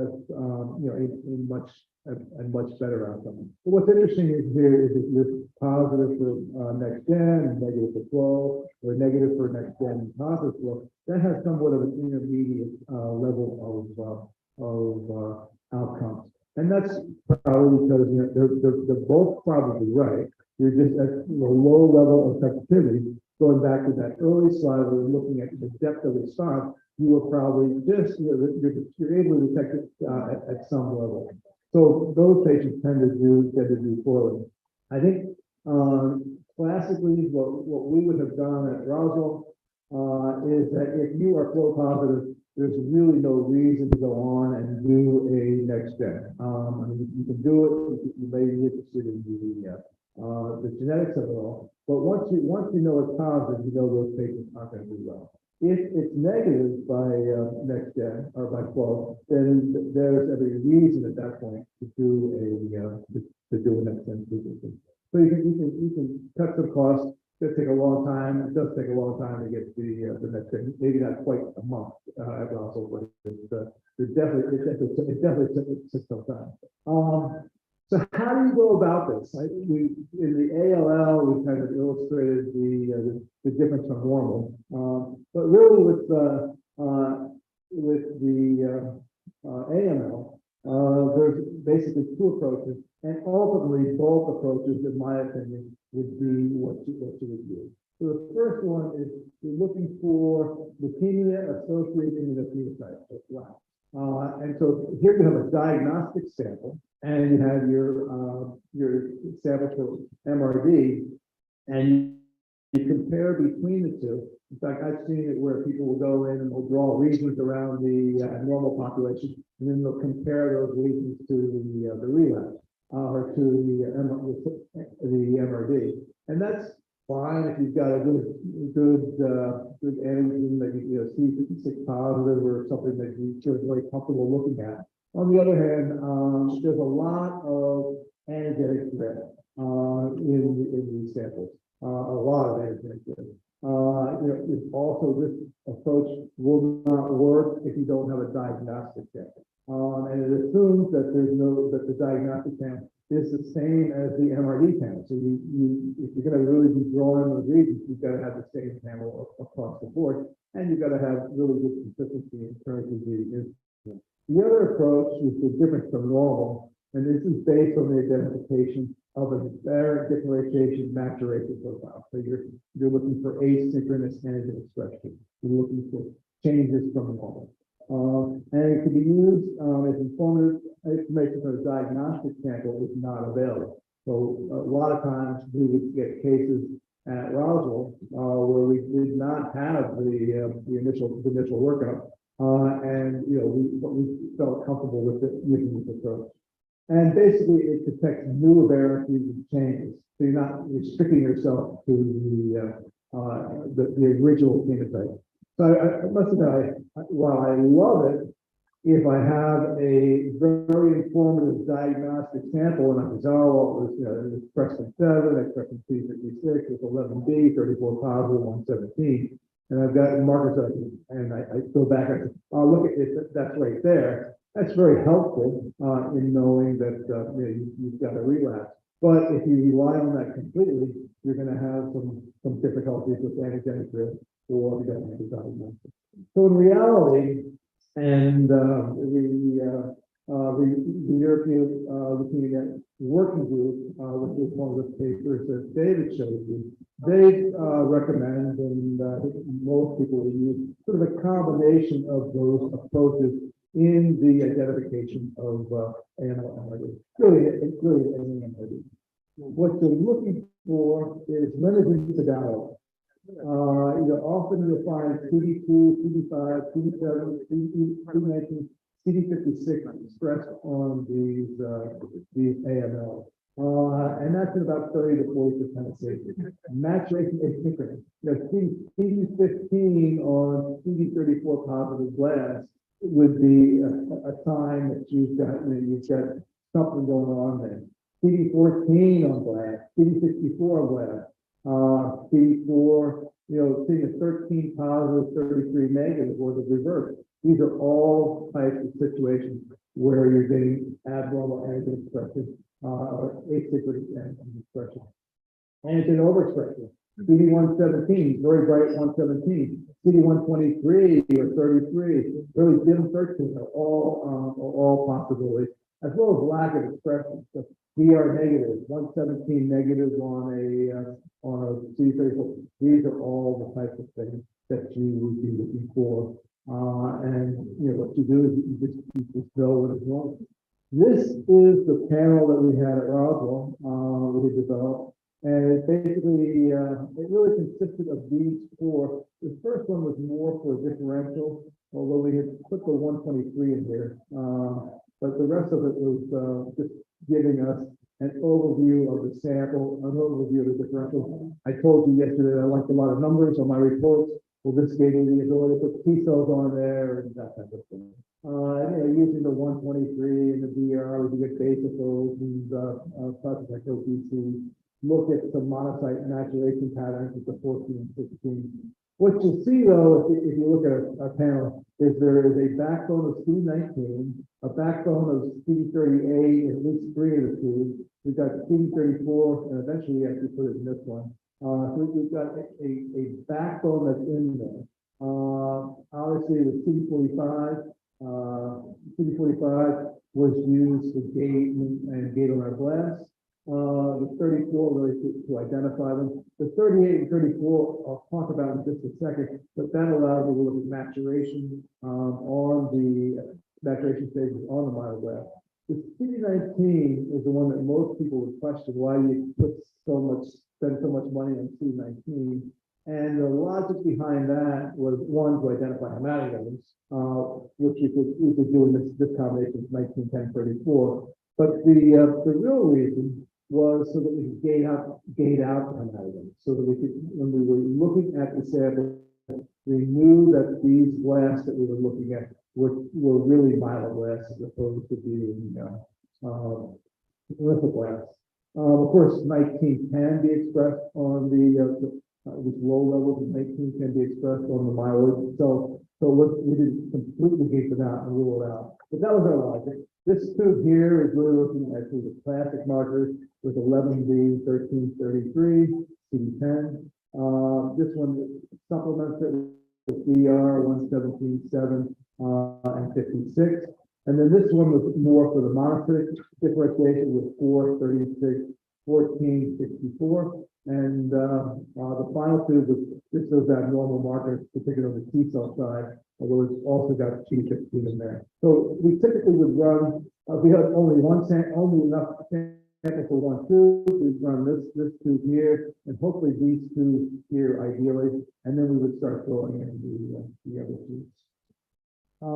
So this is the B cell gating strategy, or the blast cell gating strategy that we use. And we talked about, we showed this slide yesterday. As you can see here, we are clearly defining the myeloblasts. We can define those at the 34, 117. These are all the populations falling in that blast cell gate. We've got hematogones with our maturation patterns that we would typically associate with them. And then don't forget that in this region, you've also got basophils and flowcytometry species. This is my version of the maturation patterns. As you can see early on, we've got 34 very bright, lack of CD15. 38 starts off dim or negative, and it gets brighter as you move along. CD45 would also get brighter. And 117 negative is becoming positive as it moves along. And then you begin to lose the 34, and then 117 comes up, 38 becomes pretty bright. And you begin to pick up the expression of CD15 as you mature. So again, it's knowing these expression patterns, knowing where these come up at different stages is really a huge help. And frankly, I think we were talking about this again yesterday, but I would have a couple cases that are normal right there with me while I am looking at a patient that I'm having trouble with, and go back and forth between just to see, what do I see in terms of the patterns in one versus the other, until it's so ingrained in your mind that you can envision them. So here's those maturation patterns illustrated in a little more detail. 34 by 38. You can see here very early on you have these very immature myeloblasts that are dim or negative for CD38. And this, knowing where that population is incredibly helpful. You can gauge on this population, and you know that it shouldn't express CD15. You know there shouldn't even be, there should be no CD7 on it. So by having this combination of 34 and 38, you can basically gate on it or backgate on it if you like, and ask questions. What's the level of CD15 on it? What is the expression of 33 or 117? Where with the 117 you're going to start off, sort of here, and you're going to lose bright with both 34, 117, and then lose the 34. So looking for those patterns is very helpful. So what's a normal phenotype, or actually what's this is the gating strategy. So this is our time, continuum, singlets. Paresh talked about this quite a bit yesterday, where we get rid of some of the debris, really wasn't interested in the aggregates. And then we have a region where we define the lymphocytes, the monocytes, the blast cells, and the granulocytes. Being careful to make sure we don't miss anything that might be a CD45 negative, and basically have a plot that allows that to be visualized. Here's our CD19 gate. So we would typically exclude the B cells and the hematogones from our analysis. And the strategy that we used was we were looking at MNCs that are not CD19 positive. So we would be basically looking at this population here. Although we did look at the entire piece, but the real focus became on the mononuclear cells that were CD19 negative. And then as a second step, we would get rid of the lymphocytes. So this really allowed us to look in at where the abnormal populations were likely to be. We actually did two analyses, one looking at the MNC without CD19, and then one just looking at the blast and monocyte. Again, without the 19. And then there's the plot that we would evaluate, which is CD19 by CD10. So we can look at hematogens just to know if there were any hematogens in the sample. It is really, really helpful to understand what actually is in there. Do we have normal maturation of hematogens? Do we have a leak precursor? What else is actually in that particular sample? Those are a gating strategy. And then this is that first tube with 11B, 13, 33 that we would look at. Here's the glass are identified as red. This is CD34 here. You can see the negative for 11B. I think this is I can't really see it, but I think that's 38 by 34. You can see the maturation pattern that we're seeing with the very mature ones in here and the more mature ones moving out here. Actually, I guess this is it. That was it. I think what is it? Anyway, this is the one that we're actually looking at here. With the 38 by 34, where you've got the more mature ones here and then moving down to that. So you can gain population and begin to ask questions if you're having difficulty. This is it with the lymphocyte. This is it without the lymphocyte. Just to see how it really enhances the blast cell population that we're looking at. This is the other tube that we focused it on with DR 117. Here's the DR by 34, all positive for 34, but a little bit of heterogeneous expression is what you expect. Gym for CD4. Down here, this is with the lymphocytes added in, included. This is where we gave out the lymphocytes. You can see the pattern for well, you can definitely see the pattern. Figure for the 117, but here's 117 by DR, and the classic one would be the 117 by CD34. So let's look at a couple of cases, just to give you an idea of how that approach and that strategy works doing AML-MRD.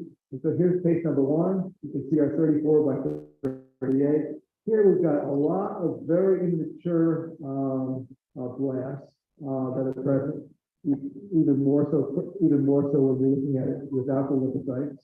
You can see relatively homogeneous expression with CD13 as well as homogeneous expression with CD33. All issues in terms of making a diagnosis. I always like to find multiple. I never like to rely on just one marker, but look at multiple markers. And this one expresses 11B. So we've got a very expression of 11B. We've got a very immature population of blasts with very homogeneous expression of 13 and 33, and even expression of 56.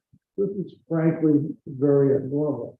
And the actual population itself is 0.85. So we're able to pull this out and identify this in a sample where there's less than 1% MRD. And I think all of us who do this would know that these types of populations just are not to be expected in a normal amount.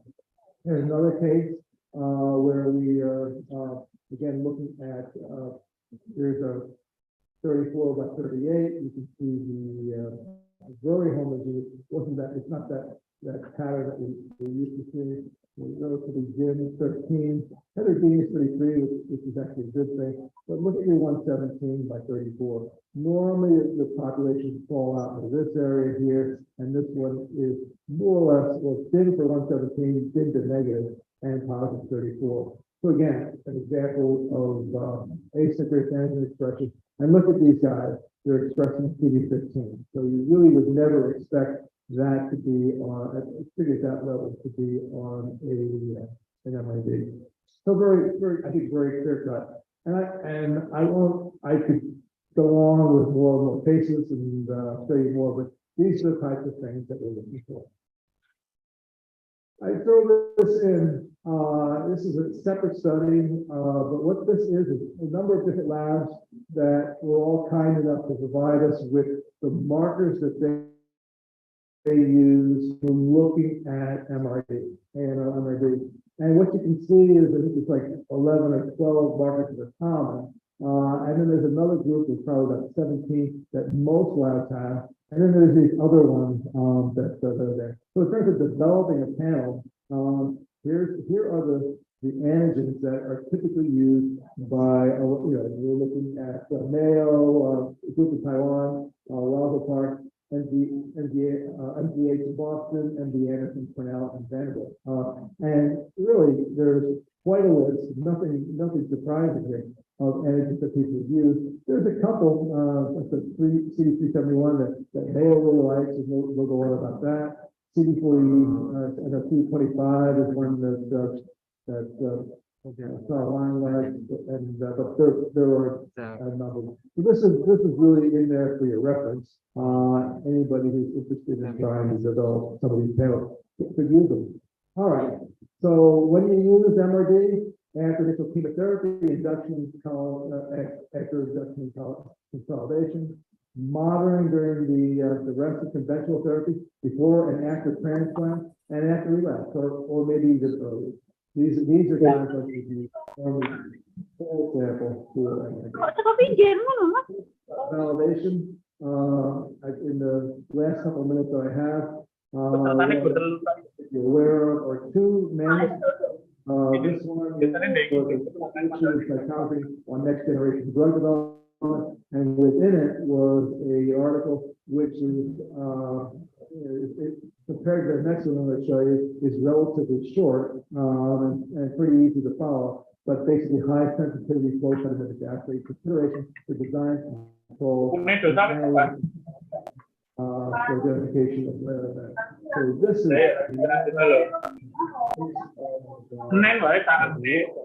we go about validating an assay.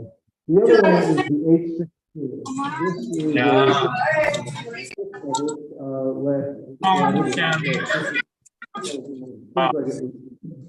we worked on it forever. Yeah. We worked on it for probably 4 or 5 years. But basically, this was in response to something I mentioned yesterday, where the FDA in the States is seriously considering where everybody that develops a laboratory developed test would have to validate it and submit that validation to the FDA for review before they could offer this type of test. And the reason they're thinking about this is that MRD is really an assay that you may very well, you will be making clinical decisions on. You'll be deciding on treatment plans and that type of thing. So it's a relatively high risk. As you saw, an MRD positive without the by flow, without the next generation sequencing, really is a high predictor and will be and is used to design develop therapy. So this was put together. This basically to give an outline to the community as well as to the FDA, frankly, because they participated as to what to expect in the validation of the flow cytometric assay. It's a large document, but very detailed, very good. It covers instrument qualification, standardization, assay development, optimization, validation strategies, best practices for pre-post examination phases, and so I highly recommend it. It costs money, but the first one covers much of what's in that. The first one. So those are two manuscripts to turn to. I just briefly mentioned differences between a verification versus a validation. A verification is to establish the truth, accuracy, or reality, whereas to validate is to recognize, establish, or illustrate the worthiness. What this is essentially doing is saying that your assay, if you're doing a verification, is comparable to something that's already been validated. So the idea is that in the States, we think about an IDE, or maybe in Europe, a CE kit, where you verify that your assay results with the kit are consistent with the fully validated IVD-CE assay. These are relatively easy to implement, but the caveat is that if you're going to do that type of verification, then you can't change the panel, you can't change the condition. Sort of what we were talking about earlier with the CAG, where I modified it and they came back with no, you have to stick with the exact protocol that we have. So that's verification is relatively easy, and I suspect more and more labs are moving to this type of approach. Whereas validate is when you're developing a laboratory developed test. And there you really have to develop and prove to you and the world that your assay is worthy and it actually does do what you're saying. Or essentially it's consistent with its intended use, or if you're out of it's fit for purpose. It's great, this is really what I always did, but because it gives you the flexibility to put in your own markers and design your own thing. But the validation is complicated. For a verification, typically what you would do is look at accuracy between an interlaboratory comparison with about 10 samples. You'd look at intra-assay reproducibility and inter-assay reproducibility. And if you had interference, such as if you were doing some sort of a CD19 therapy and you're using a BARL, you want to make sure that you have strategies in there to address that. Validation, as I said, is a lot more complicated. It starts off the same way with accuracy, interference, inter-assay, and inter-assay. But then you have to get into the level of blank, the level of detection, and the lower limit of quantification. What do you need to do to say, I have this type of sensitivity that we're making claims for? And typically that's running a couple samples with triplicate, determining the CV, and then seeing where the CV drops down less than, it gets higher than 30%. You will also want to think about specimen stability, cocktail stability, carryover, and you may very well have to generate a reference interval. So just getting into the level of blank, level of detection, and lower level of quantification, the level of blank is the level of the number of events that you would determine in the absence of the measurement. That would be if you had an AML sample that had no if you're doing an AML, it'd be a sample that had no glass in it. In practice, what's easier to do is just to leave out a couple of markers. You might leave out CD34 or CD117, and then you find out, okay, really, what's my background in what I would have considered to be a positive glass. The level of detection is simply the level of blank, the average level of blank plus 3 standard deviations. And we talked about this a little bit yesterday, where in practicality, that's about 20 events. This is just, can I detect it or not? We're not talking about being quantitative about it. It's just, is it present or is it not present? And that's typically, mathematically, it would be calculated out as the level of blank plus 3 standard deviations. But really what you're looking for is 20 or so clustered events, a number that you feel comfortable that when you see that many events, you see that in a nice clustered definition, you can call it positive. In terms of the low limit of quantification, now we're trying to be quantitative. So we're actually trying, or semi-quantitative. We're actually saying, okay, this percentage, we have a 0.1% or 0.05% population there. Where can I be accurate enough to actually make that call? And so I'll show you the next slide how that is actually done. But the idea is that you would serially dilute a known positive in a normal sample, and then you look to see where your CV is less than 30%. Again, in practicality, 50 plus of events is what most people consider to be acceptable. That's really a compromise in trying to get the sensitivities and not, if I was talking to you about anything other than MRD, I'd say you really want to be around 100 events to be really good that you're able to be quantitative. But that has to do with differences on the CV because we are really the same deviation. But that's essentially, if you want to have a CV at 30%, 50 is probably fine. If you want to have a CV at 10%, which is often what we're after, then you want to be up around 100 of them. So again, it's essentially the number of events that you acquire, assuming you don't have a lot of background noise, that's going to determine your sensitivity.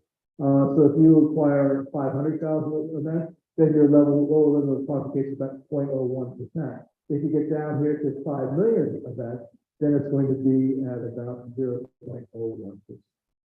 Here's the experiment where we're blank, and you can see we get one event in there, so that would have been considered where we would use for a lower level of detection. But you can see here, we're still diluting the sample. We're getting down to a point where we can just barely detect the cells there. And if you plot that out, it's actually pretty linear. This is the theoretical dotted line, but we're beginning to lose a little bit of sensitivity out here. We're still, our CVs, we're actually at 1 times 10 to the 5th, we're actually still in 22. So we felt very comfortable that we could easily achieve a sensitivity of this assay of 0.01. This was an AML, and I would be uncomfortable making that claim with an AML. Really, getting down to 0.1 is about what we want. And that's because it's just such a heterogeneous population within the AML that you will often, you'll see at during event. So, we would claim a sensitivity of 0.1, but if we detected something that we were sure was abnormal, that was less than that, we would note it, but also say that it was below the level of sensitivity. I think that's, I'll skip over the carryover in the time, but you do want to make sure that you're not carrying over from a really high AML sample to an NMRD sample, that you don't have any carryover from tube to tube to tube. And there is carryover. I mean, it's even though the instrument goes through some washing and stuff like that, there is usually around a less than 0.1% carryover from tube to tube. So be very careful and make sure that you don't get carryover. And typically what people do on the instrument is run a blank sheet sample in between samples. So that will take care of that. But just think about carryover in your approach. So the advantages of the flow, we've covered this, but it's applicable in really most cases. Single cell analysis, we've got great sensitivities. It's really fast. We're not waiting a month to get our next gen sequencing results, so we can really get something out there. It's relatively straightforward to do once you standardize and validate your methods. The difficulties are that the bone marrow infiltration is heterogeneous. In flow, we're often given the final pull because they say we just want a lot of cells, but really at that point, a lot of it is going to be blood. We don't really have any clear-cut antigens. We're looking more at the asynchronous antigen expression or different levels of expression. It requires a fresh sample. And frankly, there are more sensitive methods out there that we develop. So in the long run, for now, next years, flow will certainly be very important, but we may see that there are more methods going out there. So with that, I'll thank you very much.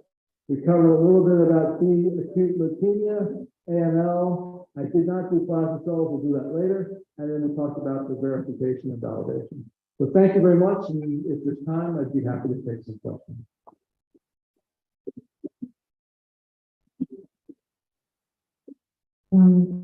Thank you to Professor Flowcytometry for the clear explanation for all of us. Moving right along, now we'll have a quick break for 10 minutes before we continue to the third lecture and question and answer session. You can bring your snack into the room if you're unfinished yet, and then the refreshments are provided outside. Thank you.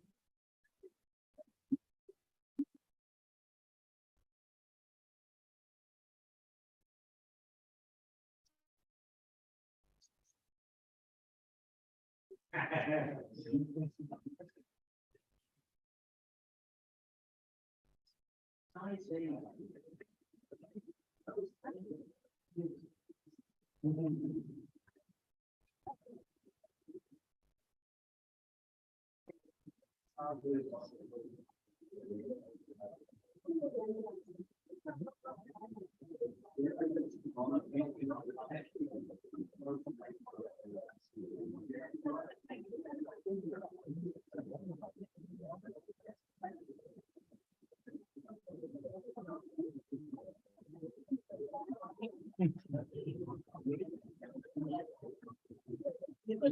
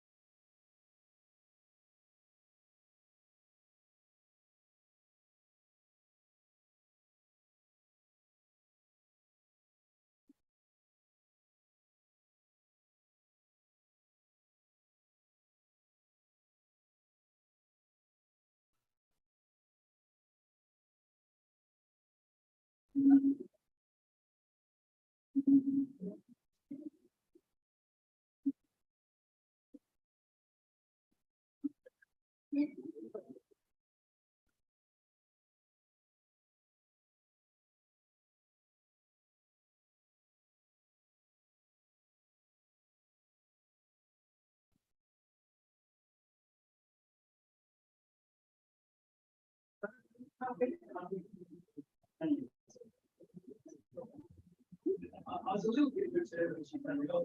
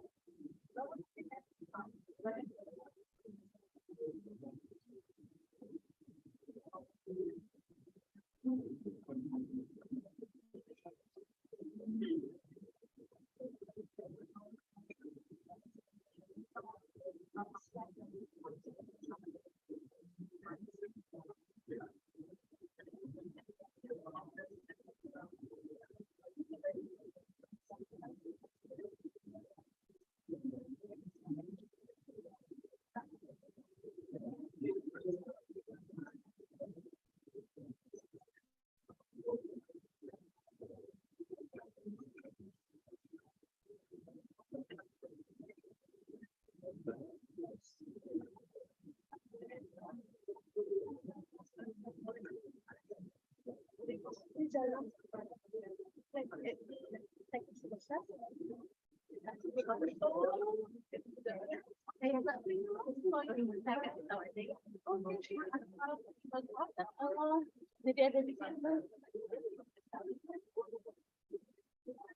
pagi bagi para peserta. Mohon izin untuk kembali bahwa semua materi dan lecture sudah ada di dalam teknik peserta.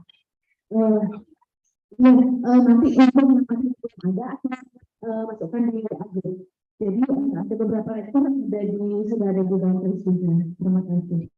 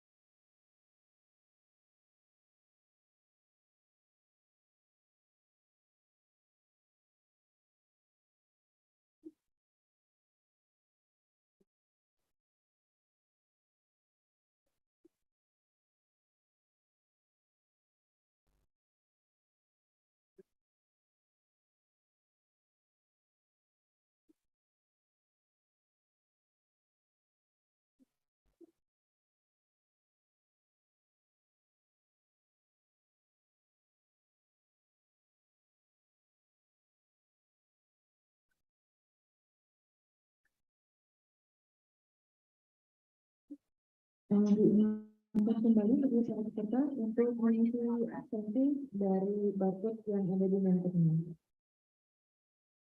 So next we will continue to the third topic about flowcytometry for research or spectral. To Professor Paul Leslie, the time is yours.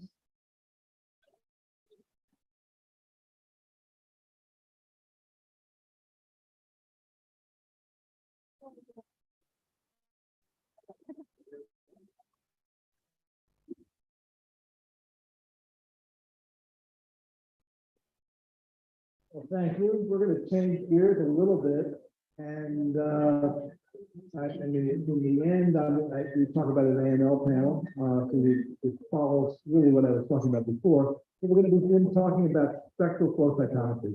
And spectral flow cytometry is really a completely different approach to flow. Really exciting, and honestly, I think in the long run, many of us will be all be doing spectral. So what we'll talk about here is the difference between conventional and full spectrum cytometry.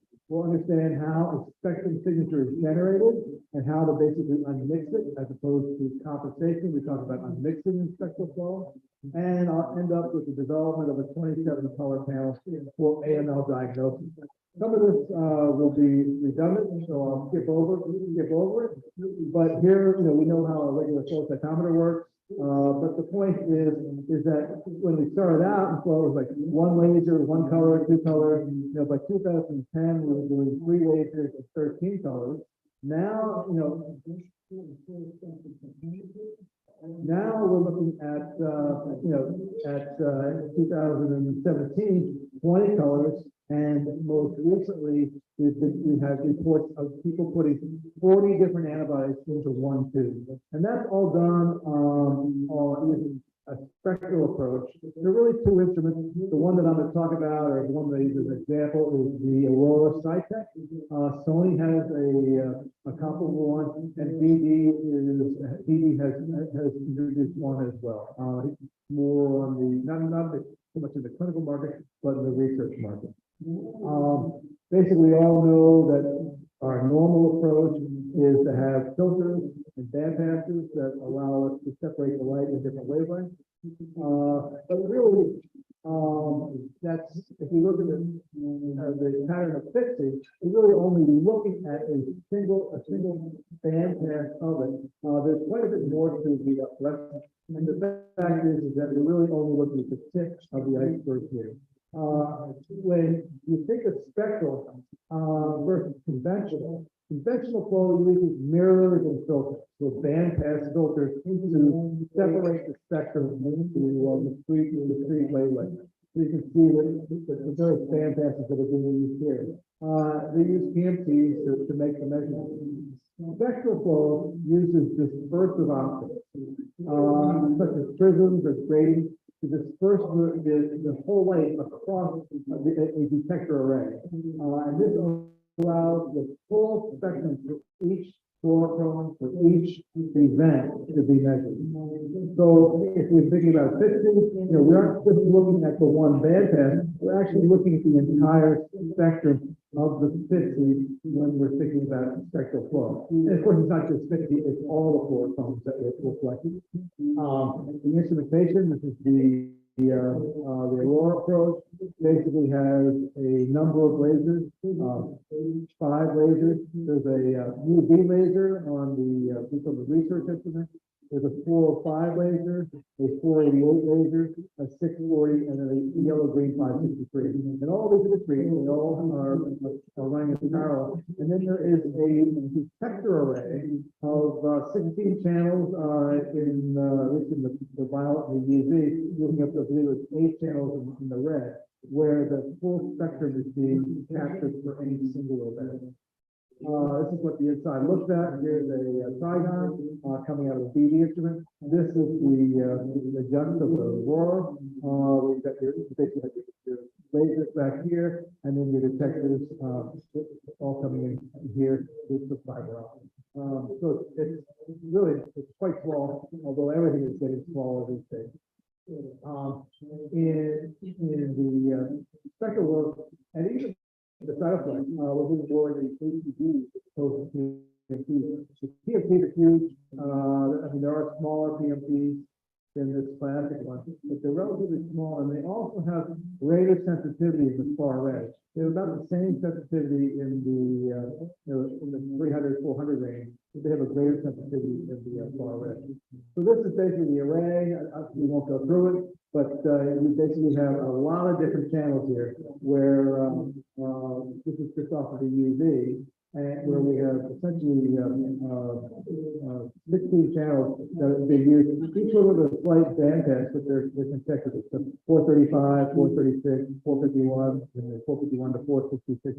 So they're basically a continuous spectrum. This is it for the violet, and another 16. Then we move down into 10 on or maybe 12 on the off of the blue into less in the red. So total would be 54 channels. This is what a spectral signature looks like. So here we're looking at different wavelengths, and you can see the overall spectrum just off of one plate. What's obvious here is that this is your relative intensity, and what's apparent here is that this fluorochrome is really excited nicely out around, or maximally out here, probably around 790, something like that. So it's probably one of the side 7s is what we're seeing. But it has a characteristic in all the channels that sort of gives you this line that allows you to look at essentially the full spectrum of that fluorochrome. All the dyes have different spectrums. So these are just three different dyes. And you can see this one maxes out really in the far violet. This one looks to me like it's off of the yellow-green lasers in the first channel. And then this one here is one of the first channels off of the red laser. So think about it. The first channel off of the red laser, what do we think that would be? Probably APC. First channel off of the yellow-green laser, that's probably going to be a PE. And then this one here off of the violet, that's probably going to be one of those BV long dyes. And in fact, this is a BV 785, this one's PE, and this one is APC. So you're really looking at the max peak of it to give you an idea of what its maximum is. And in reality, as long as you're not sharing the same max peak, it will probably be compatible. So, it really allows us, if we have 54 channels, it would allow us in theory, not in reality, but in theory, to do 53 fluorochromes. The reality is that we're probably around really good work was done, and it was 40 color. I've seen people who've done 43, and I've seen nuts to try to do more than that. So the keys are each of these has a different spectrum. They all usually should have a different point, different channel that they're maximally excited with. What really makes this work, and you briefly heard about this earlier, I think from documentary, is it allows us to look at fluorochrome that you wouldn't otherwise think about putting in the same tube. So who here would try and combine APC and electric 647? You all know that's not going to work. That would not work on a conventional instrument because they both essentially share, they're slightly different, but they both essentially share the same channel that we use. But in spectral, this is the spectrum for APC, and you can see it is completely different than the spectrum for electric 647. So using the spectral approach, we can easily resolve these two populations as is illustrated here. This is CD8 versus CD57 on the CD3 positive, and on the, I guess maybe that's negative and positive. So this is the positive, this is the negative. And you can see we've got great separation here with the electric 647 versus the APC. You would never see that in conventional flow. You just get a mess. I'm going to skip this. Basically, there's tools that are used to tell you what's going to work or what's not. But when you get that spectrum, how do you actually do the unmixing, or how do we compensate for that? Essentially, what's going to happen is we are going to take every single color controller. So we're going to run all the single color controllers, and then we're going to run our sample unknown, and we're going to compare the fluorescent spectrum of the controls, the single color controls, to the unknown. And what we're going to mentally do, or what we're going to mathematically do, is to fit those controls to the actual curve. And that's kind of nicely illustrated here, where this is our control one, single thing control one. This is our single thing control two. And then looking at the unknown, what do we think this is made up of? Is it made up of reference one or reference two, or is it some sort of combination between the two? How many people think it is that this is reference one? Nobody. How many people think it's reference two? This looks the same as reference two, or does it look the same as reference one? Or does it look like some sort of combination between the two? Reference one or reference one? That's right. So this looks identical to this. How about this one here? Is this reference one or reference two?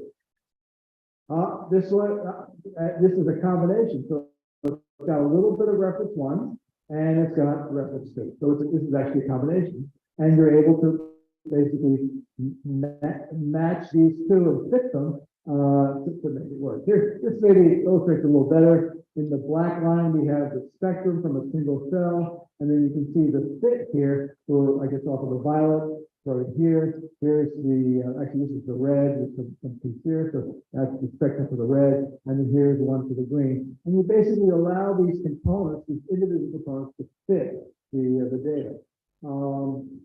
And that's really the difference between mixing and unmixing. Here's unmixing, and here's compensation. This is conventional, and this is spectral. We're looking at singlets, lymphocyte, and then the CD3 positive, doing the same thing with compensation. And then here, the panel is CD3 BD510, CD4 BD650, and the key is it's a Q dot C8705 and a CD56 BD711, not fluorochromes that you put together normally in conventional flow. But you can see here with the 3 positives, where we're doing the gating on the 8s and the 4s, and here's our CD4 population of CD8. Here is in conventional. And then you get into the 3 positives and 3 negatives. You can see with the BD711, CD56, and the CD8 2.705, we've got really good resolution. That's completely lost in normal, if we're doing compensation. So because we're looking at the full spectrum, as opposed to those single band passes, we're able to resolve a lot more fluorochrome that we wouldn't normally be able to do by conventional flow. So what the advantages are of spectral flow is more data points. You've got lots of data to work with, enabling accurate mathematical calculations and identification of fluorochrome signals up to 64 detectors versus 1. More photons, so we're collecting a lot more light, we're collecting again across the spectrum on a lot more detectors. More colors with less lasers. That enables the use of fluorochromes with highly overlapping peak emissions that we would not otherwise normally do. And although I won't talk about it, we can also extract out the autofluorescence, because autofluorescence has its own spectral characteristics. So essentially, it becomes a control that you would remove from all the samples. You've seen this. This is our AML panel that we talked about in the previous lecture, and it is the AML panel that we talked about in the previous section. Although here I've added the CD34 in that first two. This is Kathy Young. Kathy Young was a master's student, graduate student, postdoc in my lab. He worked with me for at least 10 years. And he texted me this morning. He's a great guy. Works up in Boston now. And lots of energy. He was from Malaysia. And he asked the question, could he take that panel and could he move it down into a single tube? So could he take our 5-tube panel and turn it into one single tube? Of course, the answer to that was yes, using the Isac. You've seen this, but basically this was a strategy for how the panel is put together. Here's the fluorochromes. This is 114 different fluorochromes on the 5 laser aurora, and you can see the stain index for them, with everything from packed blue down here. I believe the last one over there is PE. Think about your energy density on the cells. You can think about this and basically match up the panel. The process that we began with was actually we put a copied stuff off of the Isac website and what had worked for them. We then created a standard backbone, and then we developed it in a feedbacking panel based on our AML. And we went through 4 iterations of that panel before we were happy with it. So there was basically 4 iterations of the MRD that we looked at before we were comfortable with the separation of different markers. Remember that we had a lot of trouble with C117, a lot of trouble with CD33, which should be dim unless you get in the right photos. And so we really were comfortable with it. Here's the spectral signature of all that. And you should be able to see that it's pretty well resolved. There's a few in here that weren't quite as clearly resolved, but by using these different markers, we were able to get unique spectrum for all. What we did in terms of the evaluation was to hire the individual antibodies, look at the resolution of cell population, measure recovery of cells, we looked at variability, and then we did the level of blank, level of detection, and lower limit of quantification, and then we looked at the stability of the cocktail. Actually, I showed you in the previous talk about the limit of blank, lower limit of quantification.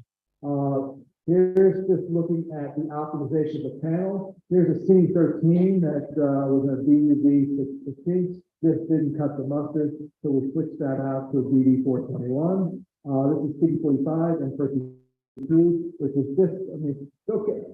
Most people will put CD45 as a dim marker, but this is just too dim on the spectral. We ended up moving it into a layout in the using this APC Fire 810, so even beyond the APC Side 7, APC 87. Here you can see, looking at differences between clones, we had basically a CD117, where we had some difficulties with, and we could get it brighter if we moved it into that bioweapon.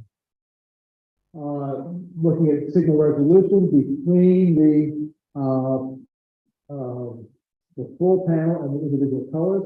So this is the individual colors, and just looking at what happened to the spread, you can see that they pretty much remain about the same intensity, but that you get some widening, and that's something that we talked quite a bit about yesterday in terms of crosstalk between the channels. The more antibodies you put in there, even in spectral, you're still going to have widening of the curve. These are all well resolved, and we were happy with them, and moved forward. So we put the panel together. I mentioned that we did a number of iterations about this, and played around quite a bit, initially just getting everything together.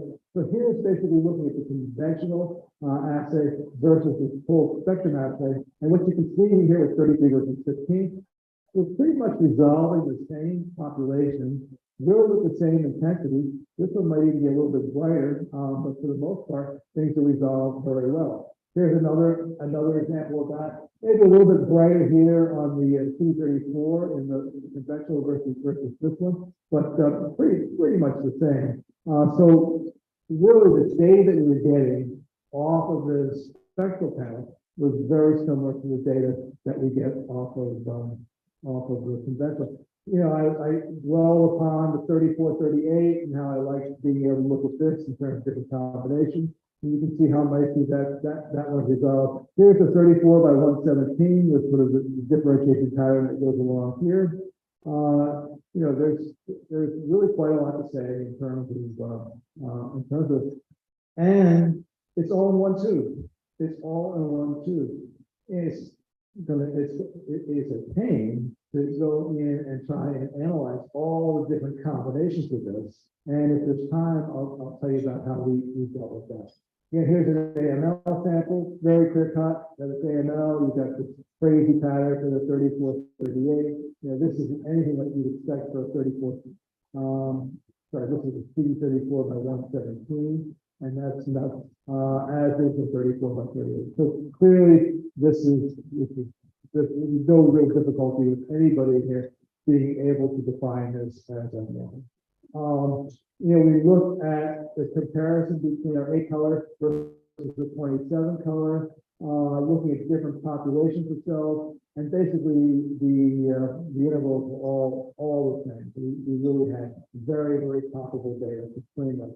I think I showed you this.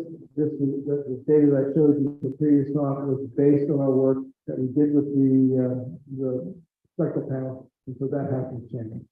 We also looked at the variability. Remember I was telling you, if you're going to validate the estimate, you need to look at inter and inter-run variability. Here it is looking at different populations amongst five measurements made over a period of a couple of days. Here is the inter-operator variability, different operators, different instruments, and again, very, very good statistics.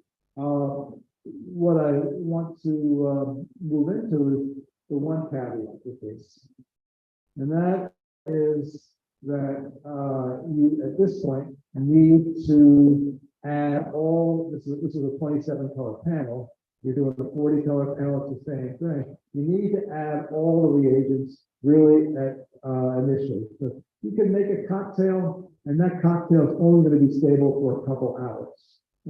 So you essentially have to add each antibody to the tube in order to do the same. I know people are working on that, and I've even heard that there was some solution to this. But at this point in time, the one caveat to doing spectral is that you can't make cocktails up ahead of time, store them in the refrigerator for a week or two, and then expect them to perform that well. And that's really because of breakdown of fluorochromes. You know, the Site 7 tend to break down. There's interactions between the BV or DUV dyes that are problems, and they're not easily solved.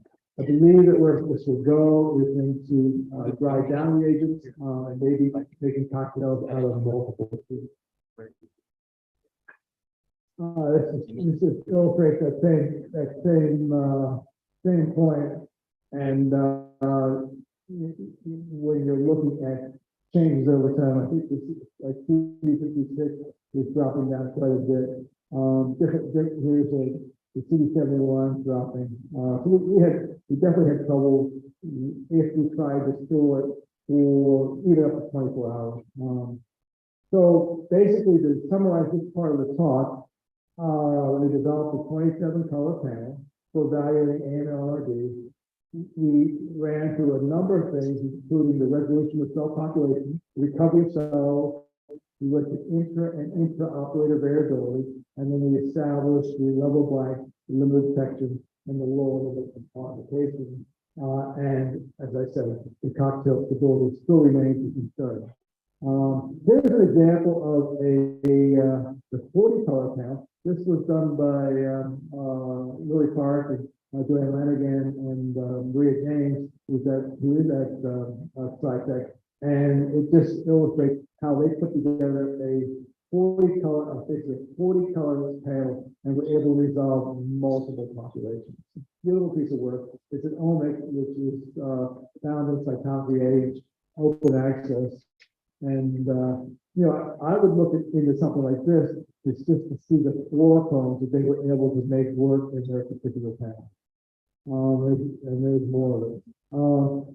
So conventional flow cytometry uses mirrors and filters to select specific wavelengths, ranges for detection of signals from fluorochromes or PMT. Whereas spectral flow uses dispersive optics such as prisms or gratings to disperse the light across a full array. Spectral uses the full spectrum for each event, and this allows fluorochromes with closely overlapping spectrum. And the example I showed you with APC and electric 647 to be used in the same tube. Unmixing is accomplished by modeling. That was that illustration where we tried to model those plots. And basically, the individual fluorochrome spectrum are compared to the full spectrum of the event, and you're looking for the best fit of that data. Standard panel design methods is essentially the same, although it can be more difficult because you're working with more fluorochrome. And our high-dimensional AML panel has comparable sensitivity as our standard 8-color panel, with the use of artificial intelligence makes the 8-color panel. Now, I think I still have time, but I can cut there, or I can just show you some work that we've done. What do you think? Should we cut this, or can you give me 5 or 10 minutes? I'll say 5 more minutes. Yes, sir. I know I'm short, so I don't think it should be a problem. But this is some work that we did with a group called Ahead out of Taiwan, and Ari Wang is the CEO of that. And basically, we took our 8-color data. So we took our 8-color data, and I really think this is where we're going to be headed in the future, particularly with the spectrum. And we took our raw data, we took our clinical results, and then we created a training set and a validation set. And then we basically created through artificial intelligence, we created an algorithm that allowed us to look at the validation set. And the actual samples, there are about 1,000 samples here. Only 200 were normal cellularity. So this is all MRD and low cellularity samples. And that was normal was about 25%, low was about 75%. They were about a third were positive for MRD and about 2/3 were negative for MRD. And this is really the heart of it, where we look at basically our sensitivity and our specificity. So our sensitivity or ability to detect negatives was on the low side of it all, but improved as we went into the once we had normal cellularity. Our specificity able to detect true positives was very high, and it basically creates this type of a plot where we've got our normal cellularity and our abnormal, and it's clear that the populations themselves, the green ones are normal, as defined by the original flow report. The red ones are abnormal. So we really segregate those pretty nicely into two groups, with some in the middle, clearly some in the middle. And I can see where in the future, this is just a one pass and experimental. But I can see in the future where with refinements of this technology, we will be able to clean this up quite a bit. And actually, we have done that. Probably easily identify ones that are abnormal, ones that are abnormal. I'm not saying that we would then not interpret them, although I wouldn't be at all surprised if in 5 or 10 years we could get to that type of a place. But that this would really expedite the workflow if you could really concentrate on the ones that are going to be difficult for you to interpret. So I believe that we've got the spectral approach, and then you combine that with this type of artificial intelligence techniques, and that this will be really the future of what we're doing. That and probably robotics and staining and that type of thing. I think what this is saying is that there was difficulty when we got to the really low level of disease. So no problem with the ones that had a high number of events that were abnormal, but the difficulty was really doing the MRD for that. So the more abnormal cells, the higher the probability the algorithm can classify disease correctly. Normal cellularity training data to achieve better algorithm performance, but that's not going to be real. We're still going to have low cellular samples. Downsampling data ratio for coding has minimal effect on the algorithm, and that's actually where we're making the improvements for the MRD. That training set and validation set, we did downsampling. So instead of looking at every single event, we only look at a tenth of the events. So we've now developed strategies where we chunk per pool is what it's called, but we actually we break it up into chunks, run that through the algorithm, and then analyze each one individually. So the other piece of this I didn't really talk about. It turned out that we could get a pretty good diagnosis if we only included 2 or 3 markers for the expert system. CD117 was the absolute most powerful. Scatter was another one that was powerful, as was 45. So, yeah, I am not ready to drop the number of antibodies that I run routinely. I would be very uncomfortable with that. But with the artificial intelligence, really, it did not require all the data that we, as people interpreting that, actually require. So there should be some cost savings in that as well. I think that's it. That is it. So I'm happy to take questions, and we can talk about things that in the first part of the talk about AML, MRD, or really in the second part where we're talking about spectral flow cytometry and developing AML. So thank you very much. Thank you very much, Professor Patel. So we will begin on our presentation. And please, if you want to ask a question, raise your hand first and mention your name. Is there any question? Yeah. Uh-oh.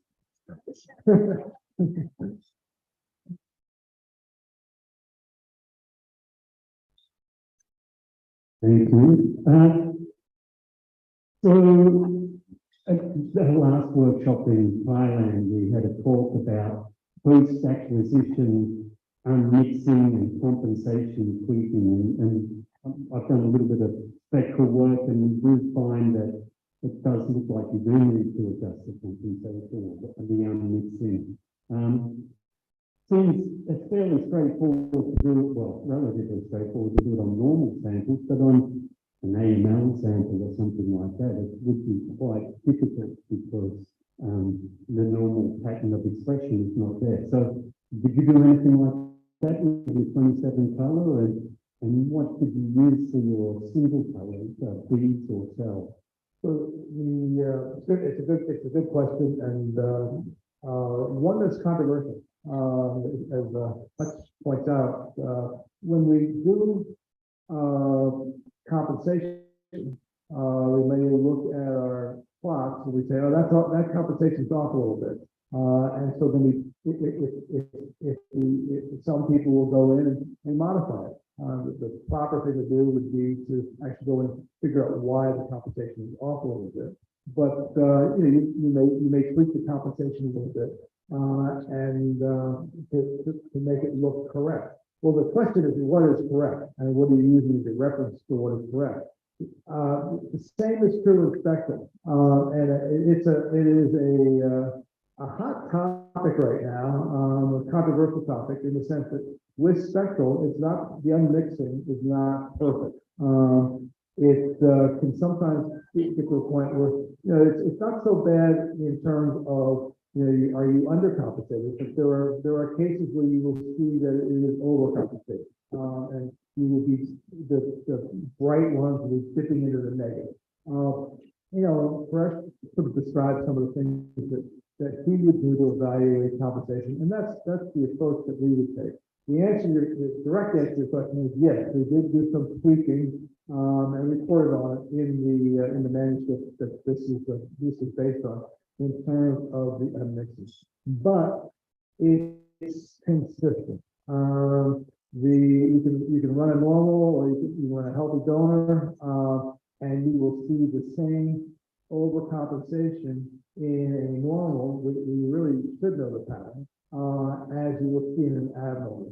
So it was pretty straightforward to just consistently make the adjustments in all of them, and that was basically the approach. Okay, we identified that this is a problem, and we would tweak it. Is it right? And the correct answer would be to fix the unmixing. In this spectral world, this is all new stuff for many of us. It turns out that sometimes cells work better than beads, and sometimes beads work better than cells. And so, in the development of the panel, you have to figure out which one's going to work best for you. Actually, in that 40 color panel that I showed you, there's some clear illustrations, some descriptions as to what they found worked best with different fluorophores. Our approach was to use cells until proven otherwise. I know for the viability dye, we had to use beads, obviously, and then there were two other dyes, and I don't recall right off which ones they were, that we ended up using beads to create the spectral signature. In general, cells are going to be better than beads, but there are some cases, and I don't know why, but there are some cases where the beads work better than the cells. But the correct approach is to figure out. So I hope that answers it. It is a controversial piece right now.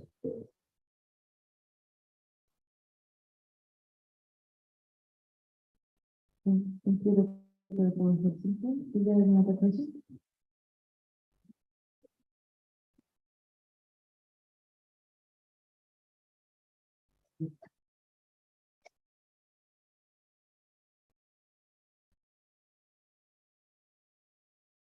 Thank you, Prof. Paul, for the presentation. I was interested about your last presentation by developing the algorithm to define between normal population and cancer population by using artificial intelligence. My first question is, during the process of development of the algorithm, do you perform the data cleaning for your selected population, And then you also mentioned about the sample. Is there any ideal number of events for the sample from the origin population of cell for the application in your algorithm? Maybe that's my question. Thank you. I'm not sure I got the second question, but let me take the first one and do a cleaning of the samples. And yes, the answer to that is the first stage of the algorithm is to go through a cleaning where you're essentially what we would do with a conventional flow. I didn't write the algorithm. I'm not even going to pretend to say that I understand the algorithm, but I'm more interested in the result. But the answer is yes. You get rid of aggregates, you go down to singlets, and then you are looking at problems with compensation and that type of thing that all gets screened in the initial sample. We also, as I pointed out, did a little bit of focusing on cellularity. So the original number, and frankly, I don't remember exactly, but it was like 1,600 samples. And what we ended up with was 1,000 samples that we thought were adequate and satisfactory. Part of that was because I suffer from the disease that I accuse us all of having, and I would occasionally change a marker in my panel to work with what the code is. So a lot of that data was thrown out because it just wasn't a consistent panel from one. I mean, it's only like one or two markers, but I moved things around that I thought would be better as I got more and more experience with it. So some of it was thrown out for that, but we did go through and they were cleaning out everything. And what was the second question? It was a cellularity. So I think you already answered all of my questions. Oh, okay. So about data cleaning and also the number for sample sampling. Thank you all for the explanation. The only thing I would add to that is in the initial one, the samples are downsized. In other words, we're looking at 1 out of every 10 of them. And what we have gone to is this chunk for cooler that I mentioned, where we are now basically dividing it up into 10 different analyses and then bringing that all together at the end. And that's improving on our ability to detect the lower limit of population. Okay. Okay, thank you. And is there any other question? Raise your hand. Okay. Okay, Thank you very much. thank you very much, Professor, for your speaking. Thank you for your participation.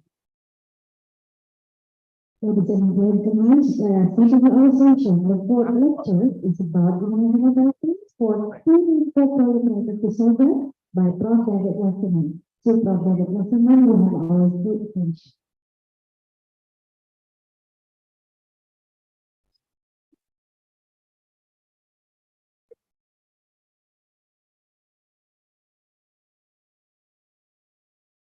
Okay, so this is a new model forward from the probably I suppose the 20s, 1920s, or maybe late 1910s. But I'll split up the lymphocytic disorders. This morning we'll just cover the T cells, and then this afternoon in the workshop we'll go to B cells, which is a little bit more extensive. But I've taken a clinical stance. Once again, please interrupt me during if you need to. Next slide, please.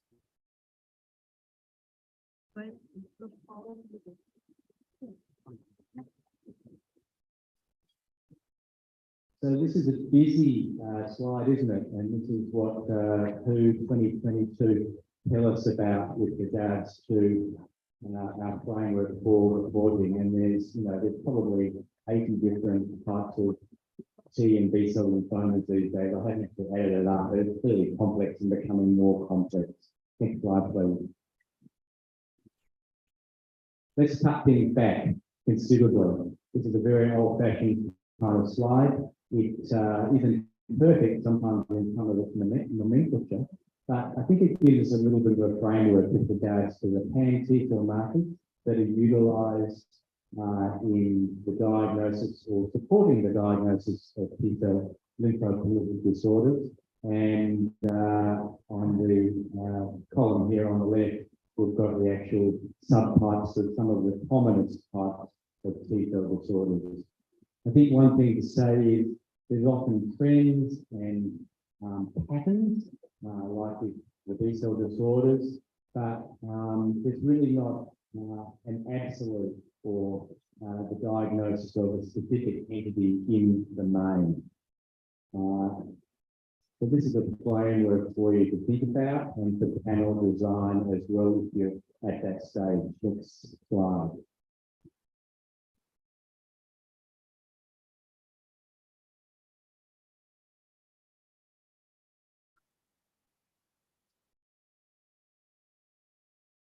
So this is Euroflow's panels. Again, these are 10-year-old panels, okay? That give us a nice idea about the separation that can help with subclassification. I don't think any of us really have the time, resources and money to utilise all these things, but once again, they're a framework for the design of panels if you're setting up T-cell flowcytometry. Next slide, please. This is, I wonder whether this is my old talk you've actually put up, not my current talk. We have a two-tube panel, which is 8 colour, and a couple of years ago we actually transferred that to a 10-colour T-cell panel. Hopefully you can have a look at the up-to-date presentation.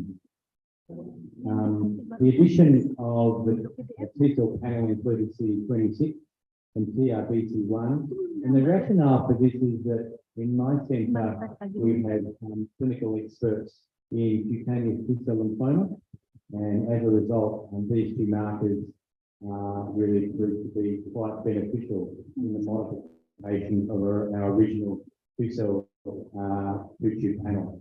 Next slide, please. How are you going finding the up-to-date one? I sent it to Maria earlier today. Next slide, please. Thank you. So T-cell lymphoproliferative disorders, they can be difficult to diagnose. And once again, I can't emphasize enough that they need to be integrated with clinical and histopathological information, as well as somatic mutation testing for a true diagnosis. I think my comment is that T-cell immunophenotyping is supportive and will springboard perhaps other tests, but as a standalone test is rarely truly diagnostic by itself, unlike AML flow, for instance, where I think we can probably put our hand in our heart and say this is diagnostic. I think this is supportive and a springboard that really does need to be integrated with other ancillary tests. So accuracy is the key. We can get upregulation of antigens. More commonly, we get downregulation of a spectrum of the T-cell antigens. Sometimes CD4 ratios are very useful, especially in cutaneous T-cell lymphomas, and there are criteria with a CD4 ratio greater than 10, which is part of ELRTC criteria, I think, and WHO criteria. There are some intracytoplasmic cytotoxic markers, so PI, granzyme, and perforin, which can be useful for diagnosing, supporting cytotoxic T-cell malignancy, and some other markers as mentioned here, 30, 103, CD25, as well as CD94. Next slide, please. Have you managed to find the other one? Well, not really. Okay, so this is really just a snapshot of potentially some markers that can be useful in particular subtypes of T-cell lymphoma. So I mentioned that in cutaneous T-cell lymphoma, CD4, 7, and 26 are pivotal markers. In ATLL, CD25 is a very useful marker. This is something that we don't see in Melbourne, but something that you've probably seen in Darwin, and I'm sure north towards the equator as well. In AITL, angioimmunoblastic T-cell lymphoma, typically CD10 is a useful marker. Of course, many of us might not actually put CD10 in our T-cell panels because we don't really have the bandwidth in terms of channels to actually utilize that. But maybe if we're doing a mixture of B and T-cell interrogation in unknown diagnostic cases, we might be looking at the 5-10 positive non-B cell population to actually support this diagnosis if there's aberrancy in the T-cell expression. We'll see here in AITL that CD3 is often absent. Next slide, please. I think I've shown you that. Next slide, please.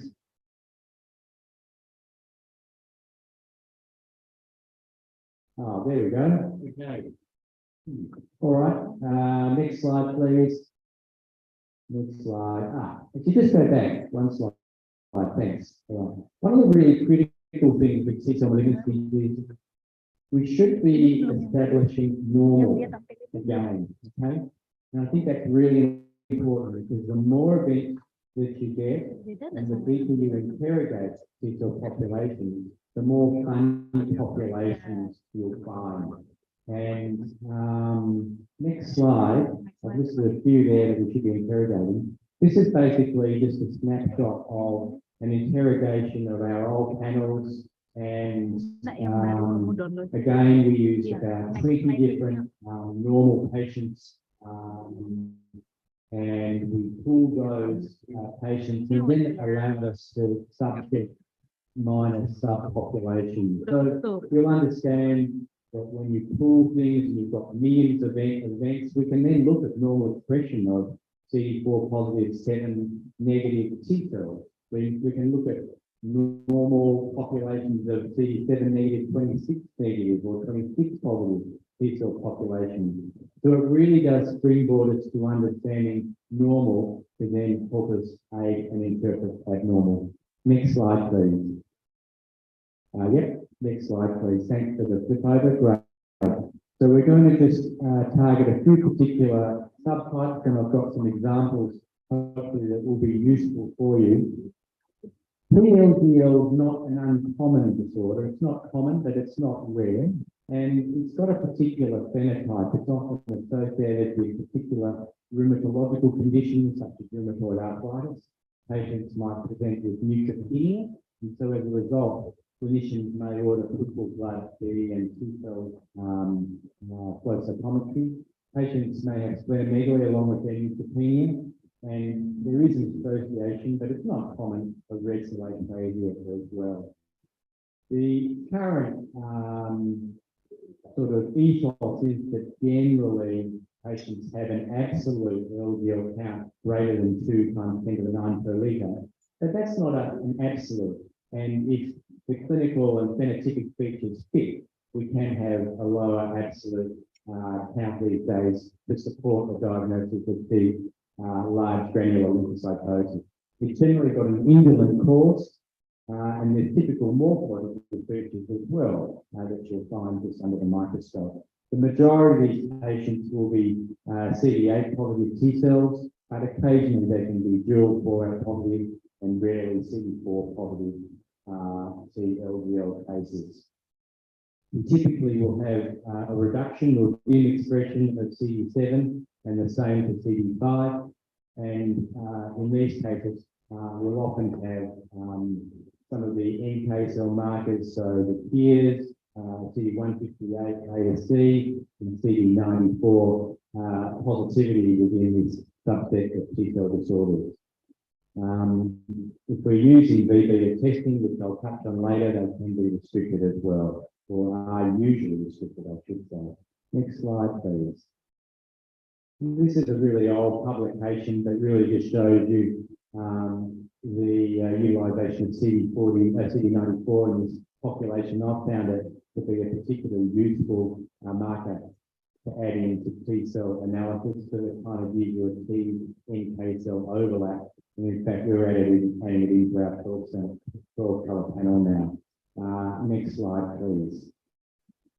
So AITL has been rebranded in the new WHO 22, and they're calling it nodular T follicular helper lymphomas, and then we've got 3 subtypes. That we've got the angioblastic subtype.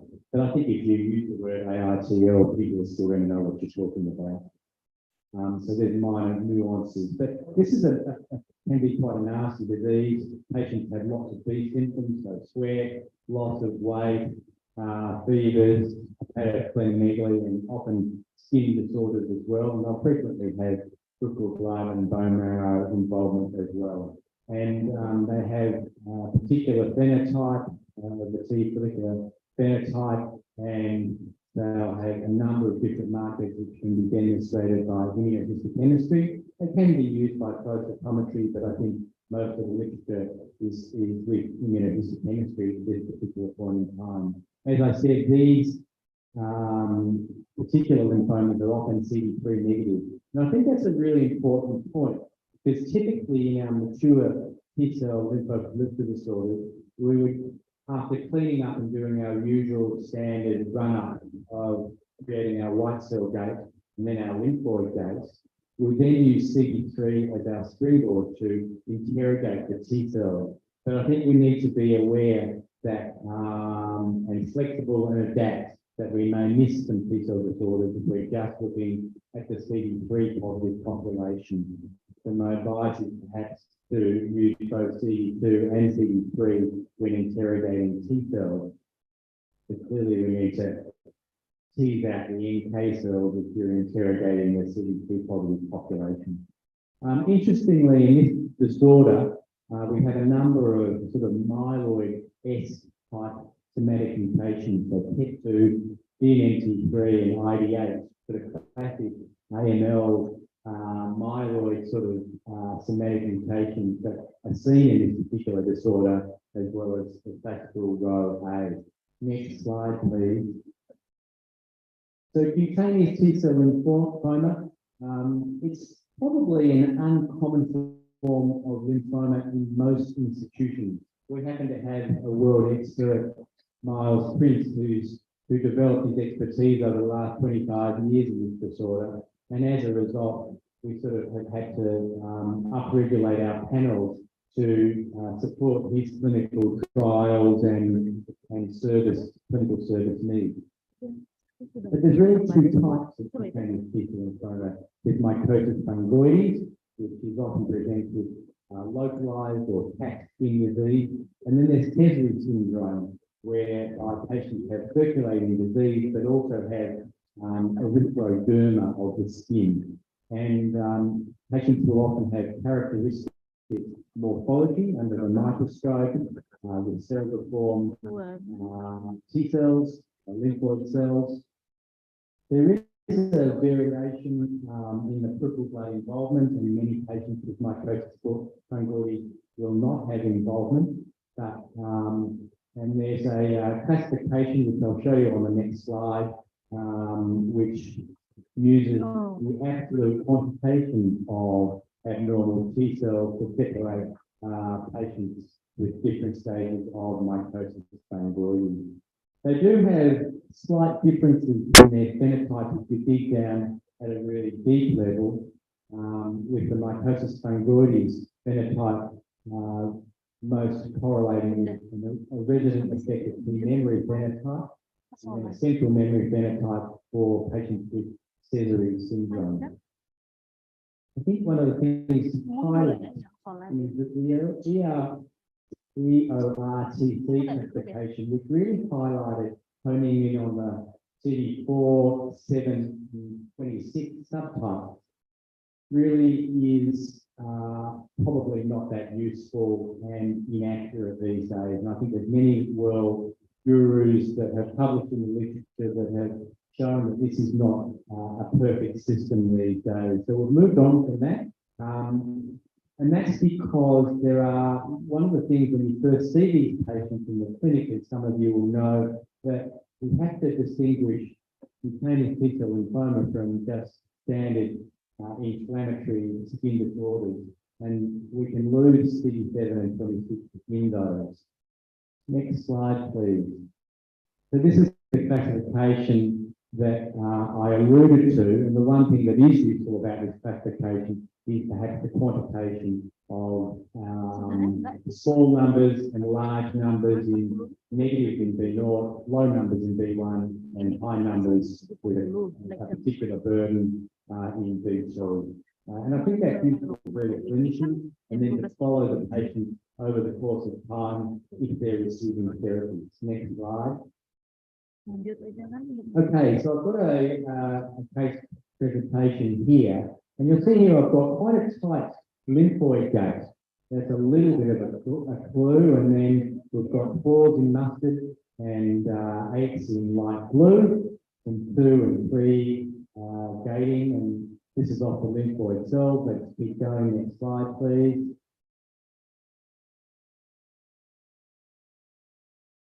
Next slide, please. Thank you very much.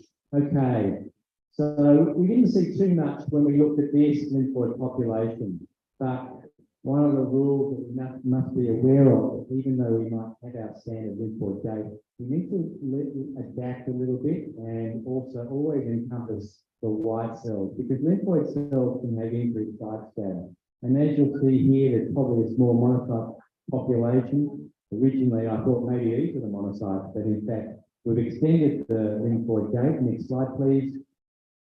And now what we see on this CD3 versus side scatter plot is a second population. Within CD3, it's in black here, and I'll call it abnormal T cells. Here's just a density plot showing you quite a significant and large population.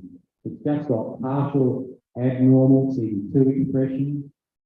There's CD4 positive and 8 negative on this bivariate plot. Next slide, please. We can see that there's CD5 positive, 7 is heterogeneous, 26 is negative, they're alpha beta positive, and you can see here the background normal CD4 positive T cells and CD8 positive T cells as well, in comparison. Next slide, please. And here are some lovely physical properties. And I did mention my first talk that physical properties are important. I can't highlight that enough, especially in the lymphomas. And here we have a population that's really actually fitting where typically we would find monocytes on a post-lysis kind of analysis. And you'll see here they're fitting up, and that's why we originally considered them as monocytes. And so this is actually a population of a patient with Sézary syndrome that has transformed.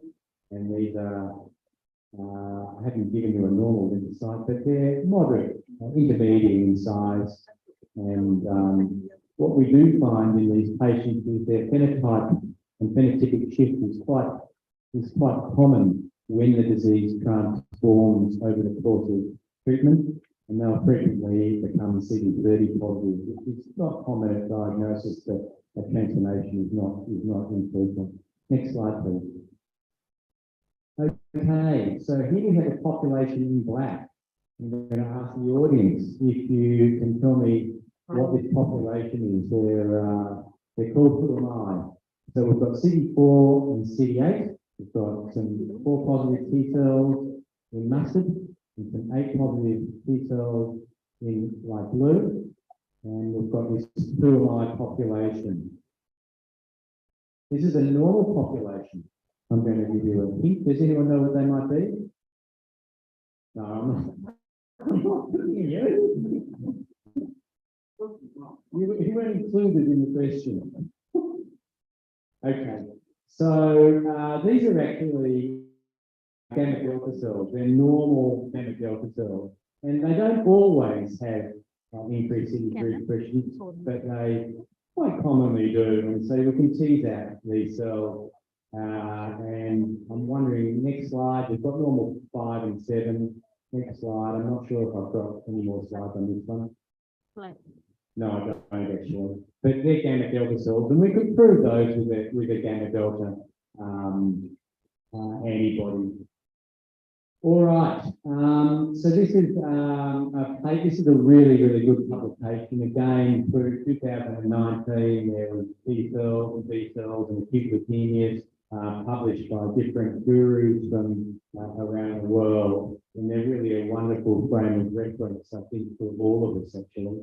But this is a patient with hepatosplenic T-cell lymphoma. You'll see here some beautiful linearity of the abnormal T-cell population that we see, often on the H&E, but it's even depicted more beautifully often with our immunohistochemistry. And sometimes when I registrar, I throw in a drill saying CD34, and you can then outline the endothelial cells here that we'll see under the microscope. And we've got a 34 in and a T-cell marker in brown on a dual stain.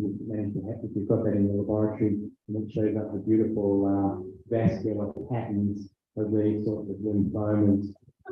This is a nasty lymphoma, but a pretty poor prognosis, and there's often some cytotoxic antigens that are present, and a cytogenetic abnormality that's quite pathognomonic for this particular disorder. It's a pretty rare disorder. We don't see this very often at our cancer institute. Probably only one every 2 or 3 years, something like that. Next slide, please. And I might move on. Next slide, please. Sometimes this hepatosplenic gamma delta lymphoma, as it used to be called, can be difficult to differentiate from TLDL, because rarely TLDLs can actually be gamma delta positive, and they can be very difficult to differentiate. We might use the cytogenetics, we might use some of the cytotoxic markers, and CD94 as differentiators between these two disorders, but they can be quite challenging indeed. Next slide, please. Okay, so T-cell clonality is one of the things that I think really has changed the flow cytometry kind of world, and that's because of the new commercial antibody. Next slide, please. In the old days, this is a lovely publication, again from Seattle, from Brentwood Old Lab, and this is using V-beta flow cytometry.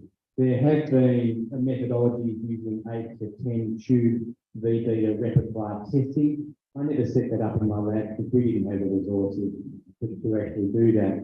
But this is the one tube assay that I think was a useful addition at this particular point in the ontology of looking at T-cell clonality by flow. But I think we've moved on from that. And the reason is that when we're looking at V-beta repertoire testing, it only covers about 70% of the T-cell clones. So that to me is mediocre.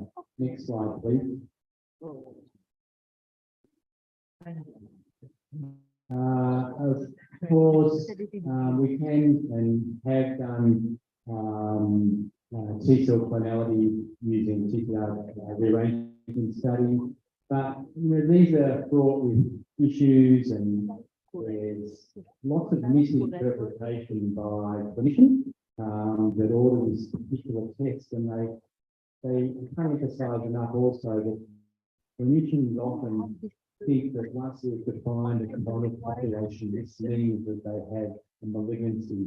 But that's not the case, and I think it's up to us as pathologists to sort of educate our clinical teams that it needs to be, again, integrated with the whole of the testing and clinical scenario, and that we can have clones, be they B or T-cell clonal population, and we see them in autoimmune disorders and immunodeficient populations, and when there's immune reconstitution and interesting challenges. So I think we have to interpret clonality fairly carefully. Next slide, please. So in the end, actually, I think PCR gene rearrangement studies are probably now outdated. I think they're crude. I think there are better ways to test the clonality. Next slide.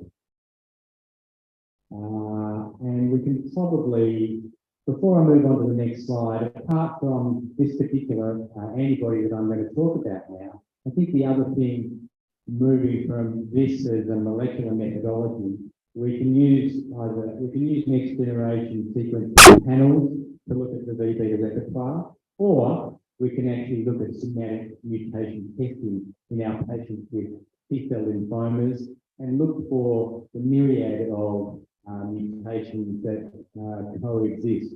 And so that's now what we typically use for the diagnosis of T-cell malignancy. So we've looked at STAT3 and STAT5 mutations and RAS mutations and ROA mutations and other things in those cases where we've got paraffin-fixed tissue and non-liquid samples. So this was published maybe 3 to 4 years ago.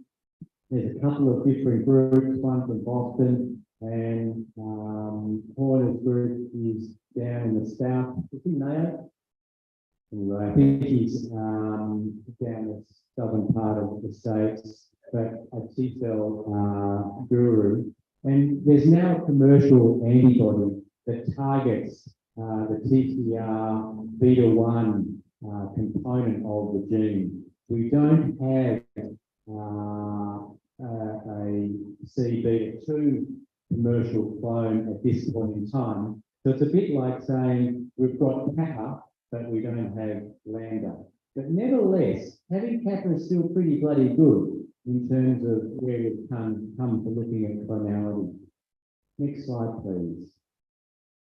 So this is one of the first 2 studies that were published, and they looked at different flow panels, 6 and 10 colour, during their ontogeny of their flow, and they screened patients with lymphoma and without lymphoma. They also screened a number of different normal populations as well, because when you're setting up new antibodies, knowing what normal is very important. You'll see here a list of some of the sort of pathological diagnoses. There have been 4 or 5 or 6 publications since this original one. Next slide, please. And this, I suppose, really is showing us what normal is. We can see here that there's TRBC1 expression in the CD4 positive population. You'll have a negative cohort, which is usually greater than about 60%, and a positive cohort in the CD4 positive subset. And it's similar in the CD8 positive subset. And this will give you a spectrum of percentages in the 4s and 8s. And down the bottom, we can see here there's some clonality. So we can see that this is polyclonal with both a positive and a negative subset in the CD8 positive cohort, and in the CD8 negative, so these by colour gating and in their panel CD4 positive cells. And this is clearly a clonal TRBC1 positive population. And this is a clonal TRBC1 negative population, because we don't see the usual polyclonal background. So it's a slightly sort of off-kilter interpretation, because in B-cell malignancies, we're all used to looking at Kappa and Lambda. But here we're just looking at one of those markers. But I think the important thing to highlight is we do have a frame of reference with the other T-cell populations to show polyclonality. So I think it shows that there is a positive and a negative population, and in this subpopulation, it's actually a dominant population, isn't it? Not really a subpopulation, it's a dominant population of clonal. Next slide, please. I can probably move on to the next slide as well. So I think this has been one of the best assays we've validated in our lab in the last 3 years. We did it through the beginning of 2019 and COVID. And it's a sensitive assay. We have it routinely in our T-cell panel now. There's a commercial antibody that's available. We have to be aware that There are some deficiencies though, and I think it's like everything in flow, we need to know our deficiencies, and that then makes us good analysts, and it's good for patient care when recording flow. So it's no good if the CD3 receptor is not intact. It's no good in gamma delta cells, and it's probably not to be recommended in CALL. I haven't used it in CLL, but because CD3 is frequently negative, probably not going to have a great place. Maybe in some cases, but maybe not. There are some cutoffs that the two different institutes will use. The cutoffs are similar, using 85-15% rule for talking about clonality. And really one of the key things when using this marker is to actually to set out all the T cell populations. So in fact, I've got a protocol I wrote that actually guides my scientists and other hematopathologists about the subpopulations that need to be interrogated. And so we can't just look at CD4 positive or CD8 populations as a whole. We need to look at all the subsets to look at clonality. We do need to be aware of deficiency, and in all the publications, usually between 5 and 10% of cases in a broad stream, there's some clonality, especially in the CD8 positive subset. And so we need to be very cautious. And so the term TCUS, T cell clonality of uncertain significance, which I think is a really nice term, and that's an important term to put in your report so that we don't get over-interpretations of clonality by clinicians, and then they say the patient's got T cell lymphoma. So we don't want that wheel and that domino chain. Next slide, please. And this is really just a slide that I took from one of the publications showing you some of the subsetting that should be done. Next slide, please. And this is a case of T cell disorder.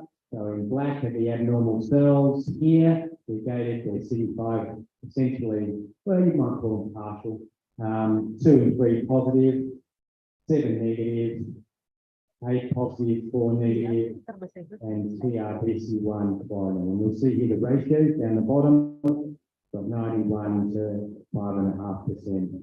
So this is a clonal T cell malignancy. Next slide, please. And this is showing you that it's not a perfect world, but this is a really nice publication from Echo Horner again, just on cutaneous T cell lymphomas and showing you normal CD40, normal CD4 subsets and a normal VP repertoire, showing you the validity of polyclonality in normals. Next slide.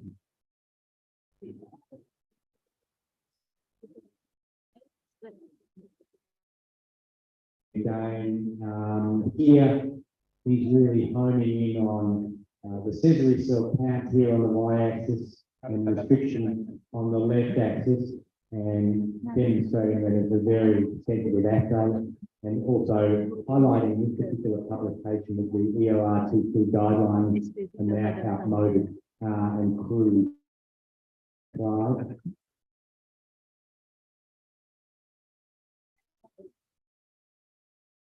I've put this in, and I'm not going to go through this because I think we don't have time, so we can get to Paul's myeloma talk. But I think there's lots of things that we need to think about, and I think Paul's probably covered some of them. Dossie will cover some, I think, this afternoon. But I think structures and systematization and protocolization and standardization and documentation are really, really important in good flow cytometry. And I think that's how we become or get to the point of hopefully being a good flow cytometry lab. I think one thing that I might just highlight on this slide is cocktailing of antibodies is a very useful procedure. Even if you're doing 8-color flow cytometry, you need to validate these cocktails. So over the course of maybe 4 to 6 weeks, you need to look at how many samples that you run and you make up a cocktail that will sort of not waste antibodies, but I think is a very useful portal for then aiding workflows in busy flow cytometry laboratories, and also preventative RSI. So from looking after your colleagues in terms of the heating and stuff, I think it's very useful. So I will highlight that cocktailing is very useful for busy flow cytometry labs, but you do need a certain throughput. So we have common stuff that's cocktailed and the rarer stuff we don't cocktail. Next slide, please. And these are just some practical tips. Hopefully, I think these are on the PDFs that you've been sent out as well. But I think for uniformity, I think templates and pro formas are good. Reporting and key phrases I think are useful. I think regular sessions within your scientific and medical team help upregulate. And what I've found over the last really 10 years is we've got, junior scientists that now report really, really well over a long period. It takes a long period of time to get enough clinical exposure. If you're a scientist, if you don't have that medical knowledge. So I think incorporating them in education is absolutely pivotal. And I can't highlight correlation enough with other tissues and ancillary tests. And this is just an example of pro forma, then drop out FCS files into the next slide, please. And I'm going to click over that just to highlight we need to be aware of compensation. Next slide, I think there's been lots of discussions about that. Next slide. And this is just one, I love this slide from Euroflow because to me, what it's showing is that there are minor changes in your protocol. If you've got a validated assay that you're changing a particular lyase agent, for instance, or one particular part of your protocol, then this just really highlights different techniques: stain lyase, no wash, stain lyase, wash, stain lyase, wash and fix. And there's different physical characteristics depending on the methodologies and different fixatives, whether it's one group or particular commercial lines. And I think it's just a really salient point from a validation point of view. Next slide, please. Beautiful publications to help us get to be good. Next slide. And I'm going to stop there. Thank you very much.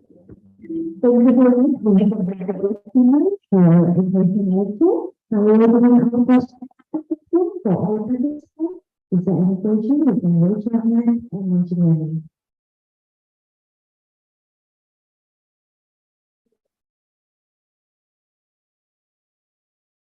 Yes.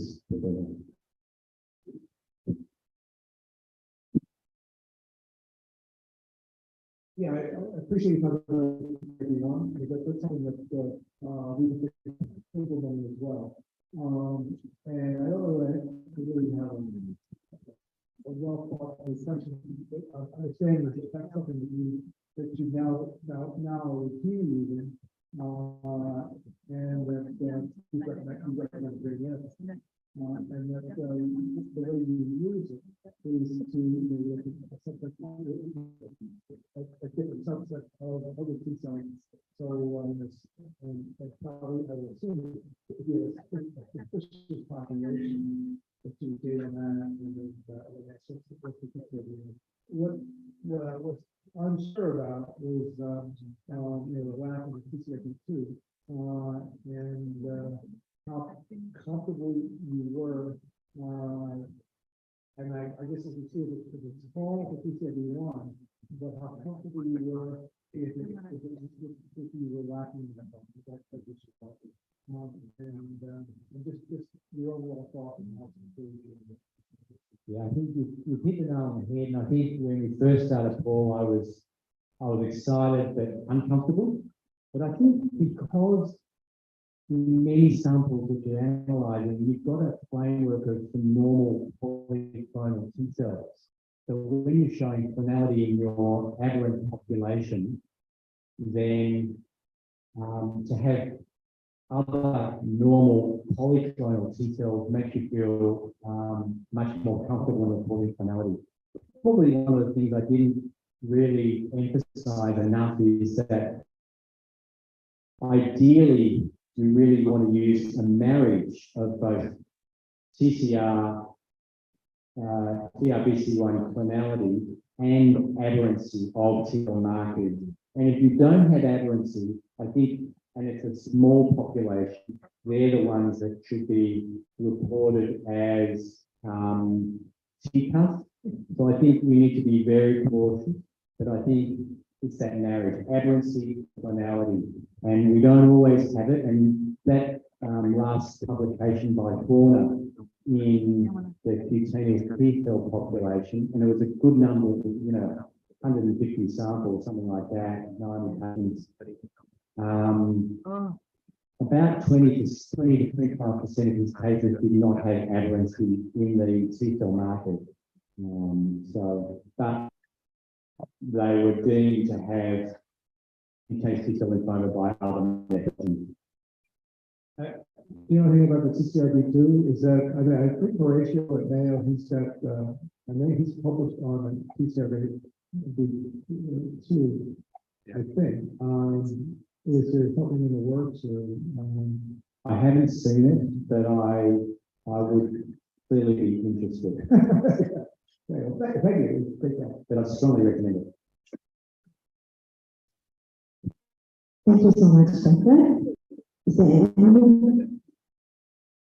Yes, so can also lost on your presentation regarding the gamma delta populations, because if I'm not mistaken, that we stated on the y-axis is the 4 and the x-axis is the 3, and that population right in the, what is it? Right. So, I'm not quite sure if that's the delta, because there is nothing that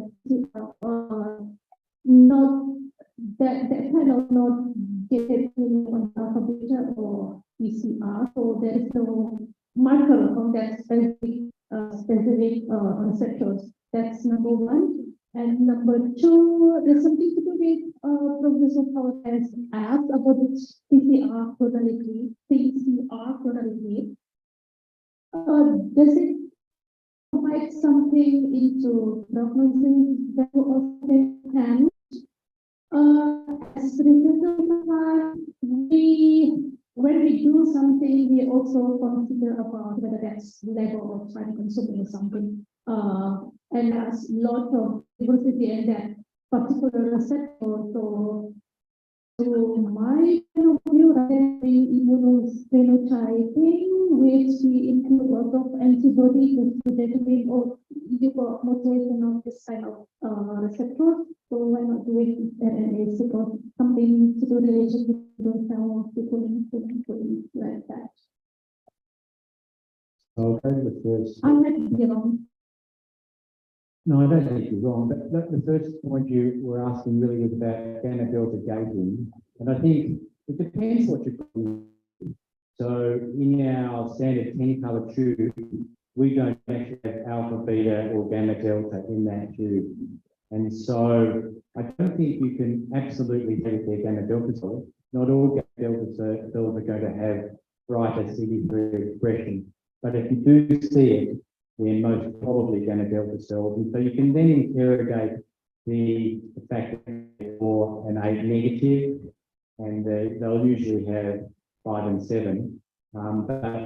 So it's a presumption that they're gamma delta cells. I skipped over one of my slides, but in our 12-color panel, we're actually going to throw gamma delta into the mix, and so that will then help confirm that particular subtype. But your point is very valid that it's a presumption, and so we need to either have one or both of alpha, beta, and gamma delta. In terms of single cell analysis, I don't think that's something that many diagnostic labs are going to be able to incorporate as a routine. I think there are different methodologies to looking for T-cell clonality. I talked about NGS methodologies,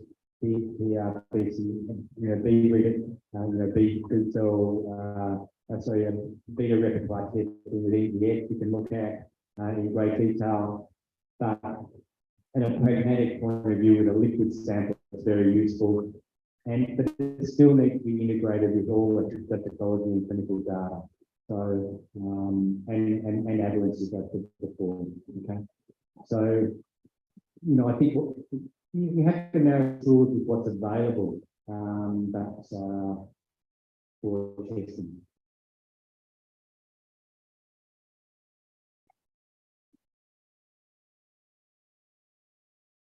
Is there any question?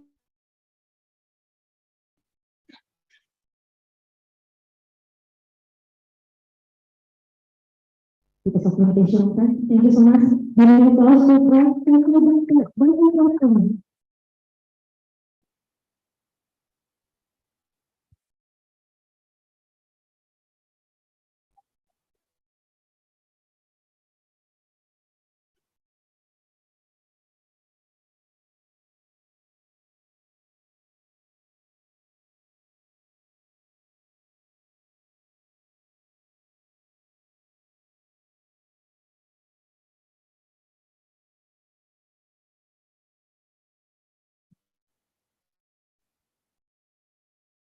So we will now have a lunch break before we continue to the fifth and sixth lecture.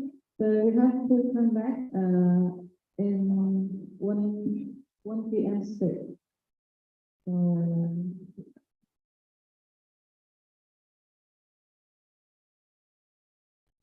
So untuk yang mau sholat Jumat bisa di lobi. Nanti akan diarahkan oleh panitia ke musola. Terima kasih.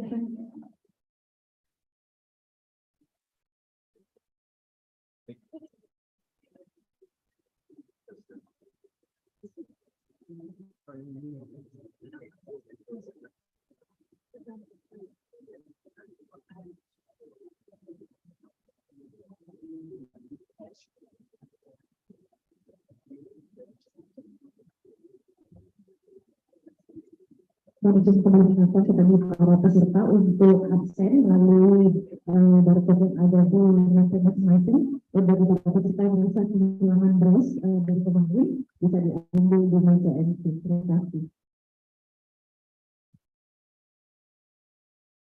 Bagi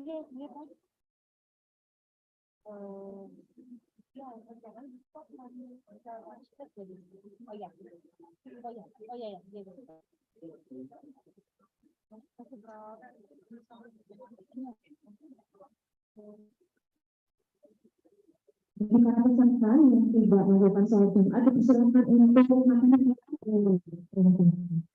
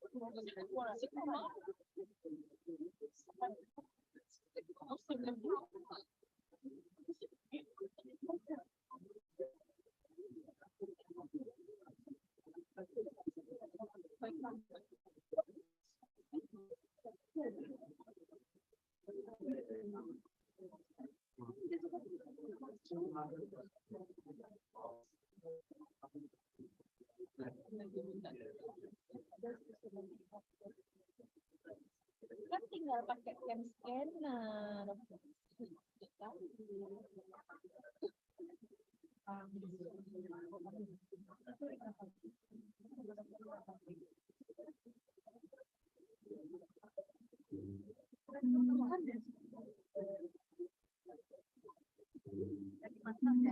Ya.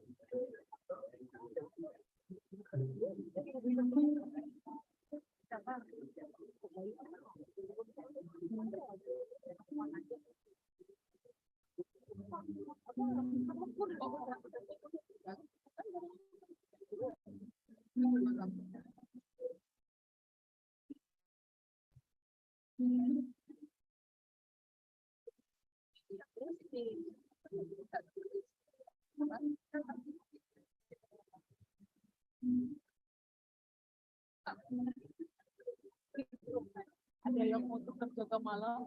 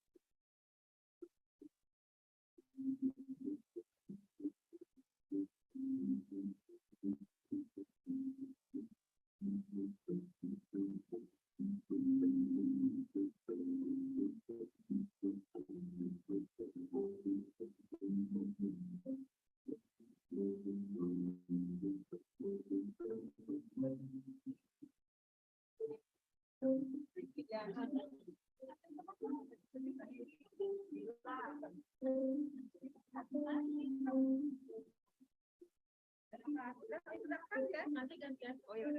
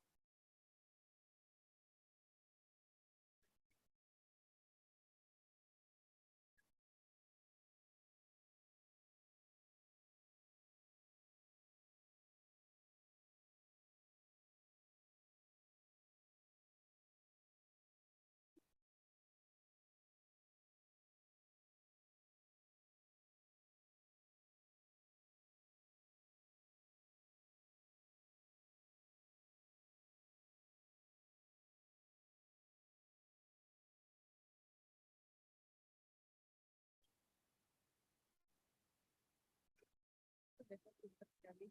Nanti dibikin snack drink lagi apa enggak?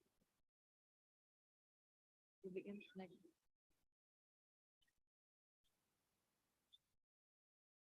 Dan snack drink ya. Snack drink yang kayak kemarin itu. Snack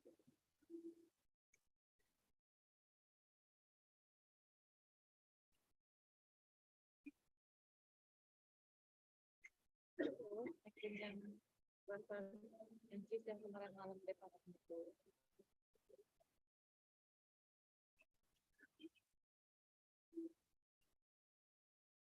Kenapa?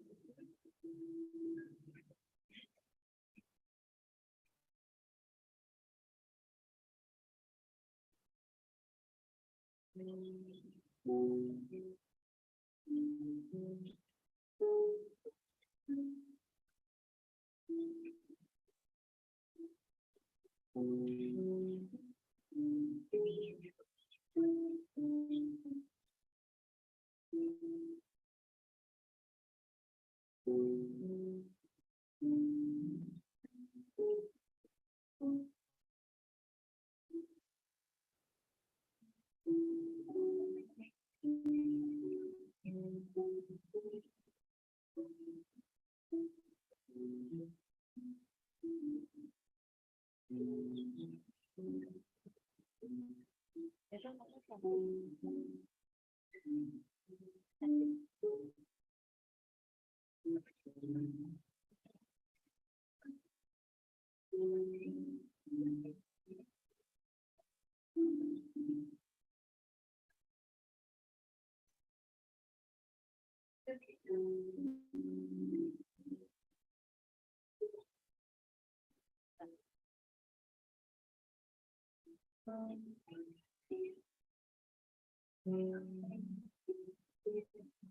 Mesti pada makan.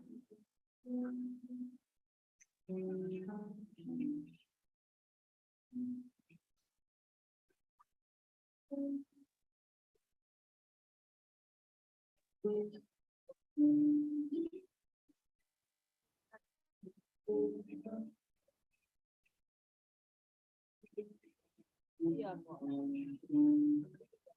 Ya di sekolah, acara sekolah yang mana ya?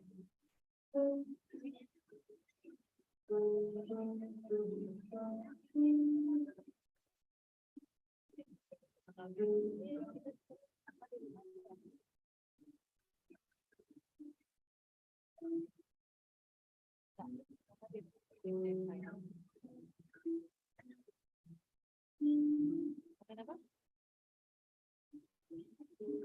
Apa itu?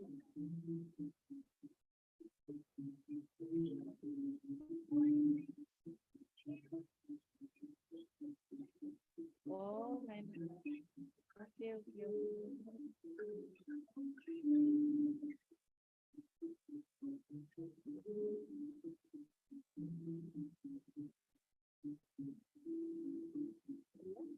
Lalu main apa?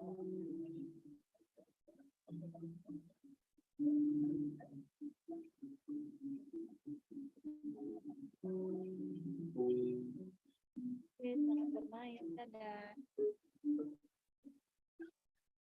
Dadah. Dadah. I love you.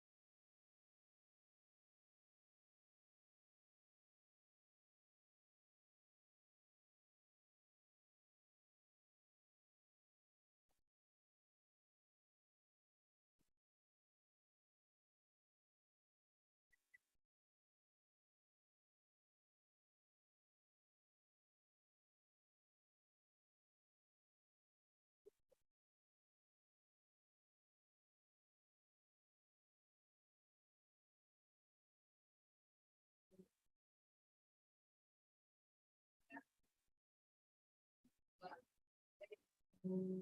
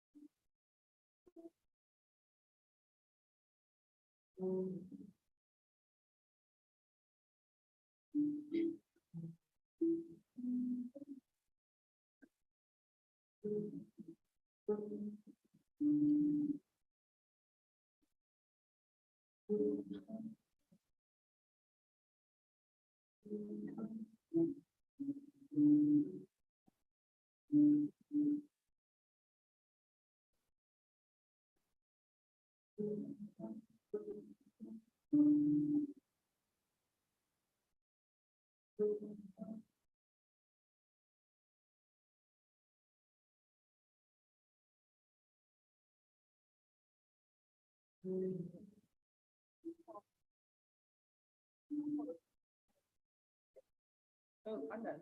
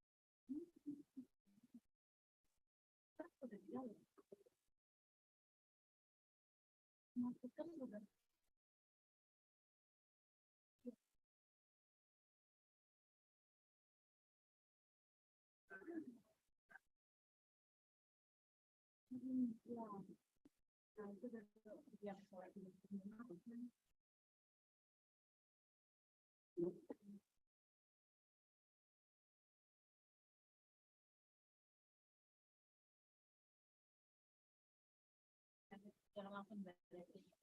Oh, boleh makan di dalam.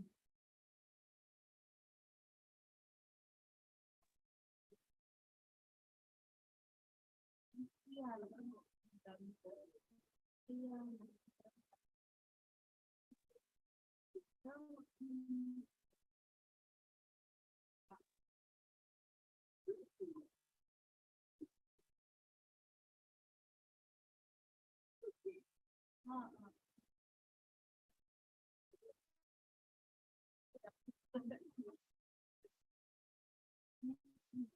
Oke.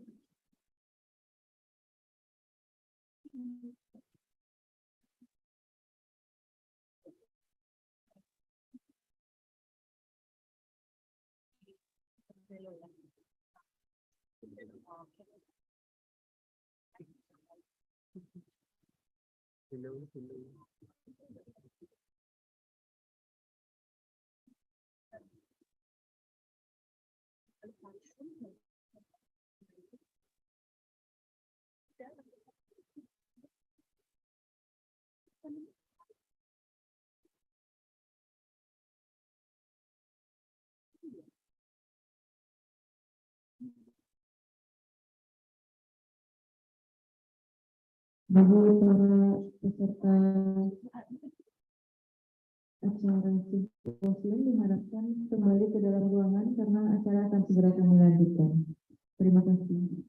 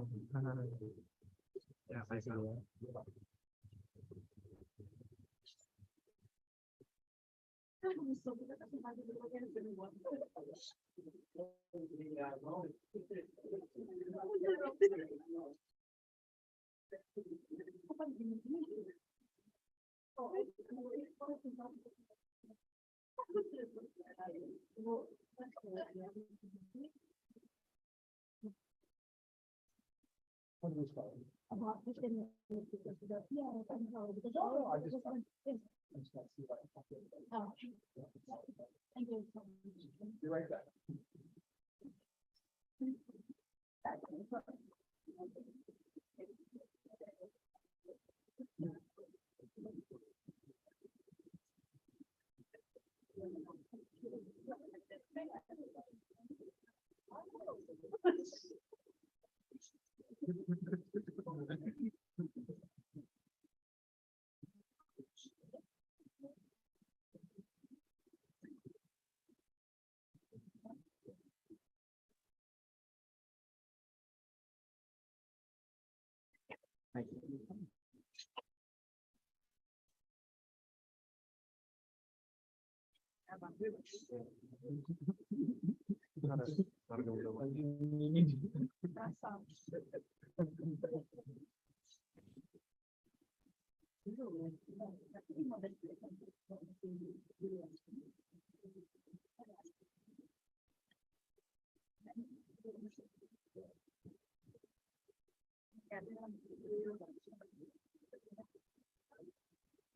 udah, biar aja dulu.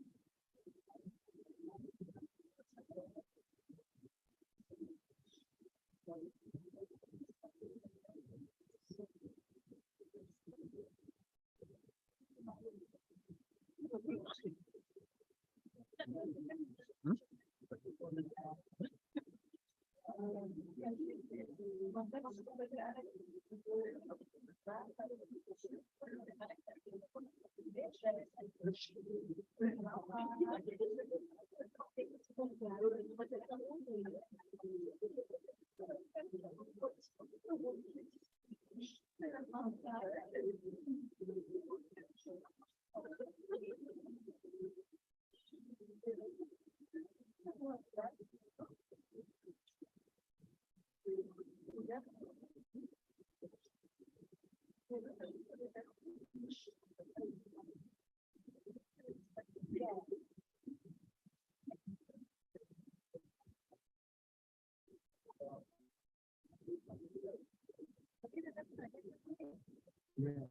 Diingatkan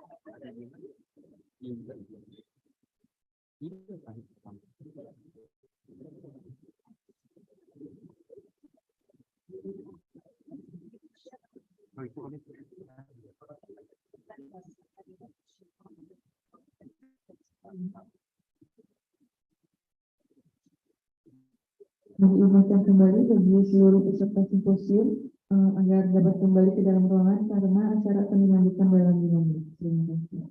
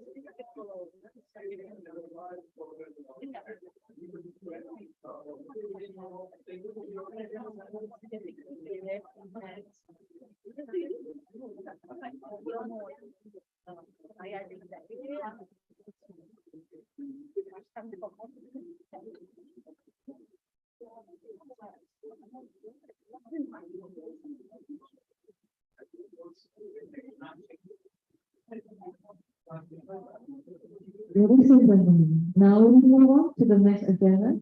We will hear the fifth lecture about diagnosis and monitoring for multiple myeloma that was delivered by Professor Paul Willis, PhD. To Professor Paul Willis, PhD, we have our full attention.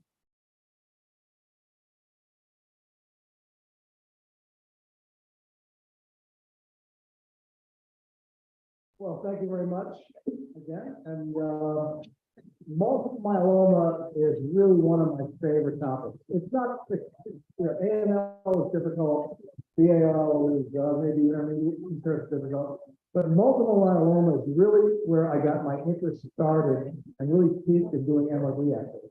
And it really, it came about as a result of a clinical study that we got involved in at Roswell Park. And so it's one that's been really near and dear to my heart. And one that I really tried to do a lot of work in terms of harmonization and standardization of the panel. You know, I'm going to, some of this has changed because I wasn't sure what the sequence would be. And some of the validation I won't even talk about, you'll recognize it. And so in the interest of time, I'm going to go and focus just on a couple of slides. So the idea of the talk is to talk about plasma cells and plasma cell discretion, the diagnostic assessment of responses by flowcytometry as a method, the depth response and effect on progression-free survival, overall survival. I'll pretty much get to this part about panel design analysis and validation.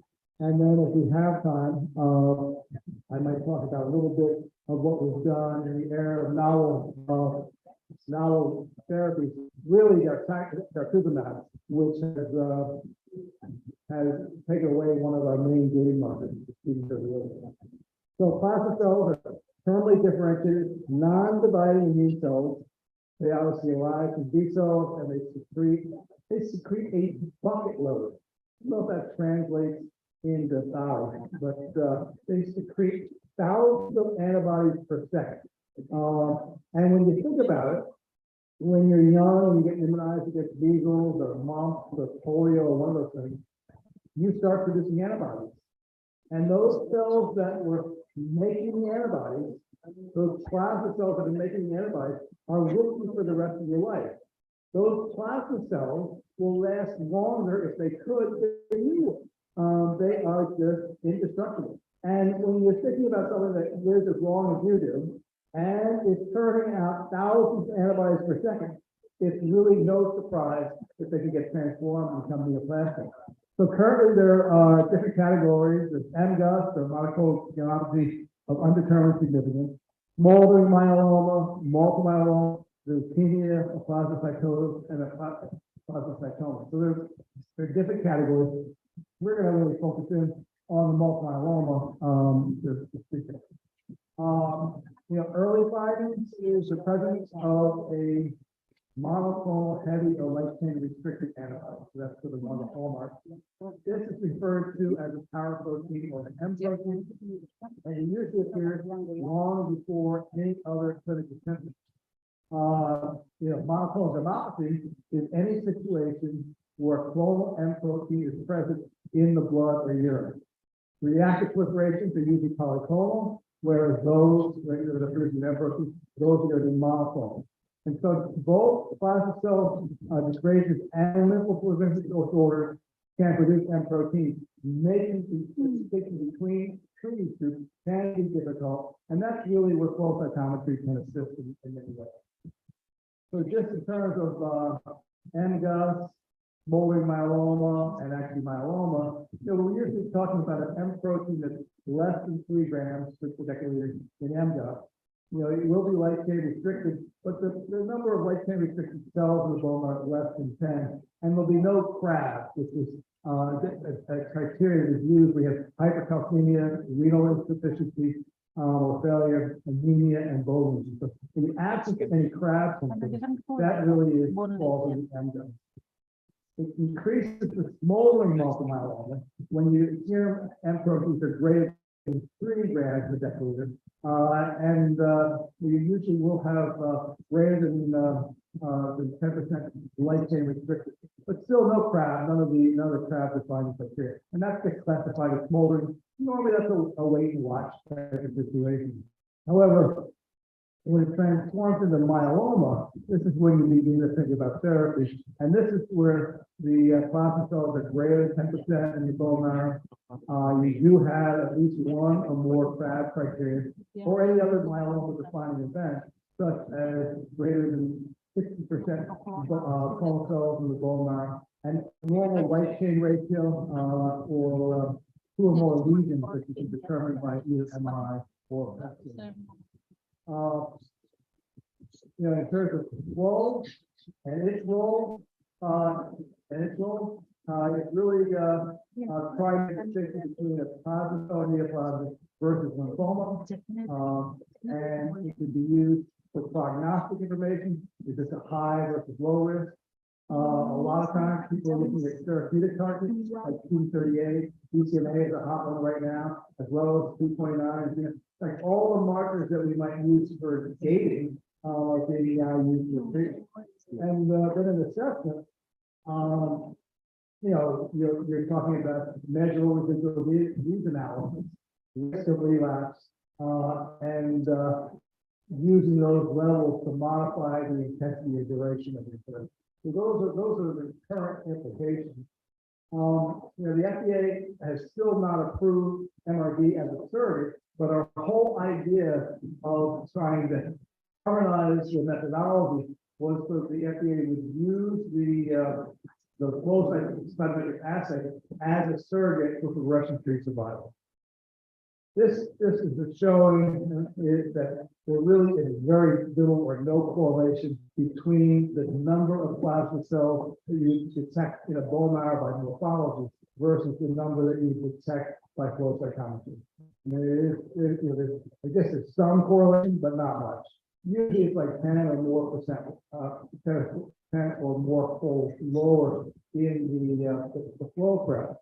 And that's probably because these plasma cells are in association with stromal cells, and then when you disaggregate the bone marrow, you often lose or don't extract out, don't isolate out the plasma cells or you lyse. So there's not a whole lot of correlation there. In terms of response, usually there's electrophoresis, particularly like the light chain ratio and the number of bone marrow cells in the number of plasma cells in the bone marrow. And really, even a partial response will still have stromal cells in the marrow, a very good response. And really, you allow the way that it's been set up is that the response to therapy has really not been all that helpful in terms of the terminology. And this is really where flow has come in with the greater sensitivity than these morphological systems. So, according to the myeloma working group, the level of subsequent the myeloma group is not part of the criteria, but frequently used in clinical trials to further characterize the spectrum of good response. A stringent complete response also requires no clonal cells in the bone marrow being detected by immunohistochemistry or immunofluorescence. But even though you may meet these, you still are able to detect flows, detect plasma cells in the blood. So it's really pretty straightforward. Here we're looking at our strategy for multiple myeloma. You can see CD138, here's CD38. We've got population of those right here. These are clonal, so we've got a big population in a reactive one. You can see that it's polyclonal. It's dim for 45, negative for 19, positive for 19, negative for CD56. Although you do see these populations, these are usually confusing to people that are doing MRD. We're really in a typical MRD, these ones that are 56 positive, 19 positive would be considered to be abnormal. Would be the first thing we would look at in terms of being abnormal. But they are present to some level in the normal bone marrow. And then here we've got CD27. I got cut off the bottom, but that is cut off the bottom. I'm not exactly sure what that is. And then over here, we've got a patient. So we've got a lot of cells. You can see this one is kappa, the C19 positive, and it is can't really tell. You can see we've got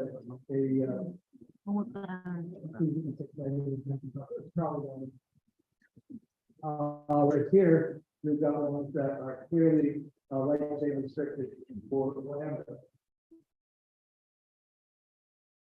Light chain restricted for lambda. and they are CD56 positive, CD19. That's sort of the classic phenotype that we would expect to see in a patient with multiple myeloma. You've seen this before. Again, what we're trying to do is get our sensitivity of flow assay down to this level so that we can basically predict if they will have any type of relapse in the long term, but certainly not in the short term. This is actually showing that the depth of the response matters. These are just different levels of MRD, greater than 10%. These patients do the worst, whereas less than 0.01%. These patients do the best, whether you're looking at progression-free survival or overall survival. So the actual depth of response really does make a difference in multiple myeloma. Over the years at Roswell Park, we've gone through a lot of iterations of multiple myeloma testing. And this is like a 4-color panel. We were collecting at most 250,000 events. And that then evolved into a 4-color panel of 11 antibodies, where we were collecting a lot more events, but still not enough, somewhere between 10 to the 5th and 10 to the 6th, 10 to the 6th events. And finally, we ended up with our final panel, which was 8-color 10 antibodies, where we're collecting ideally 5 million events for sensitivity of 0.001, or at a minimum 2 million events. So there we had brought this assay up with sensitivity of 1 in 100,000. The Euroflow group, they actually combined these two groups, and they get to a sensitivity that's quite a bit more, because we're collecting 10 million events. A lot of events, but it doesn't take all that much time. Most people are concerned, I'm going to put this on my instrument, they'll never come off. But that usually is not a problem. There's a lot of redundancy in this panel. CD38, 56, 45, 19 are all in the same tube as is CD138 and CD27. The only ones that differ are right here, the CD117 and 81 and the light chain. Of course, this one is intracellular staining, and this one is extracellular staining. And the reason we chose to go with 2 tubes in 8 color was so that we can paddle with the cancer. We certainly talked about doing other combinations, but the idea was to keep it compatible with the cancer. And there is an advantage, somewhat, of actually being able to look at the results in one tube and reconfirm them in a second. That was the logic behind that. But if push came to shove, we would focus in on just 2 if we didn't have enough stuff. So this is the higher sensitivity over time. When we were initially starting this at Roswell, any shit that this are all on samples that were negative for plasma cell filtration. When we had a very low sensitivity assay, many of these patients did very poorly. Whereas when we increased the sensitivity assay, then it was a much higher predictive value. So the more events you acquire, the better your prediction in terms of plasma cell filtration. That's really an important concept. Really, it's particularly important in multiple myeloma. Well, it's the same story whether you're talking about ALL or you're talking about AML. Just if you don't collect enough events, you will not have the sensitivity. So let's do this. I'm going to show you a couple of. I'll show you one study in the interest of time. And this is one from. Skip this one, and I'll go right to our study. This is one that was done at Roswell, which was basically part of a 3-arm study, which was to compare the 38-month response from a randomized progression-free survival between 3 treatment arms. And the design was that, well, I guess I thought I had design, but the design was one that was treated using standard multiple myeloma therapy. Another one got a second bone marrow transplant, and the third one received additional chemo after the transplant, and then went on to maintenance therapy. And really, what came out of this was nothing. There really was no difference in terms of the actual progression-free survival or the overall survival in terms of the actual patient outcomes. But we added on to this the primer study, which was basically designed to validate the work of Bruno Cavia, who had shown using a relatively simple 4-color panel that you could predict outcomes with using flowcytometry and MRD. But they went on and we made it much more sophisticated, and go to the panel I showed you. But this was back in 2011 or 12 that we began to design this, and that was at the time of state of the art. This was our actual panel. It consisted of 3 tubes. There were some backbones, and then we were looking at 56 lambda, 119 kappa, 19, 27, 28.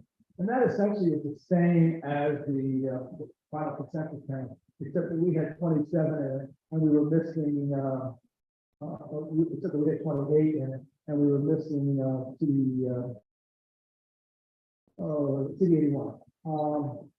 This, out of that study, we did about over 1,000 samples. We had a 6-year follow-up over it. This includes, it was done by Joe Tario, he oversees him, is now our supervisor of flowcytometry in the puzzle. There were basically 300 samples at the baseline, pre-transplant, 313 at the after the first transplant, and then there was a year later we gone down to 285. So relatively big study, and really the first in the U.S. to look at MRD and publishing. Here's the outcomes. Clearly, you can see with MRD negative, you do much better if you're MRD positive, and that was whether you were looking at overall survival or progression-free survival. And this just adds on to a lot of data that's out there. There's data from Bruno, there's data from Andy Rossman that has gone on to show that there's this type of correlation. So it is clear that the MRD status of a patient clearly predicts their overall survival and progression-free survival in patients with multiple myeloma. So I'm not going to get into the panel design, but what I will say is that we put together a consensus committee. We even had people from the Peter Mac Institute down in Australia, as well as people from the U.S., really all over the world, that came together to agree on a consensus panel for multiple myeloma MRD testing. It resulted in 3 articles in Clinical Psychology published in 2016, looking at staining and data acquisition, analysis, and then quality control.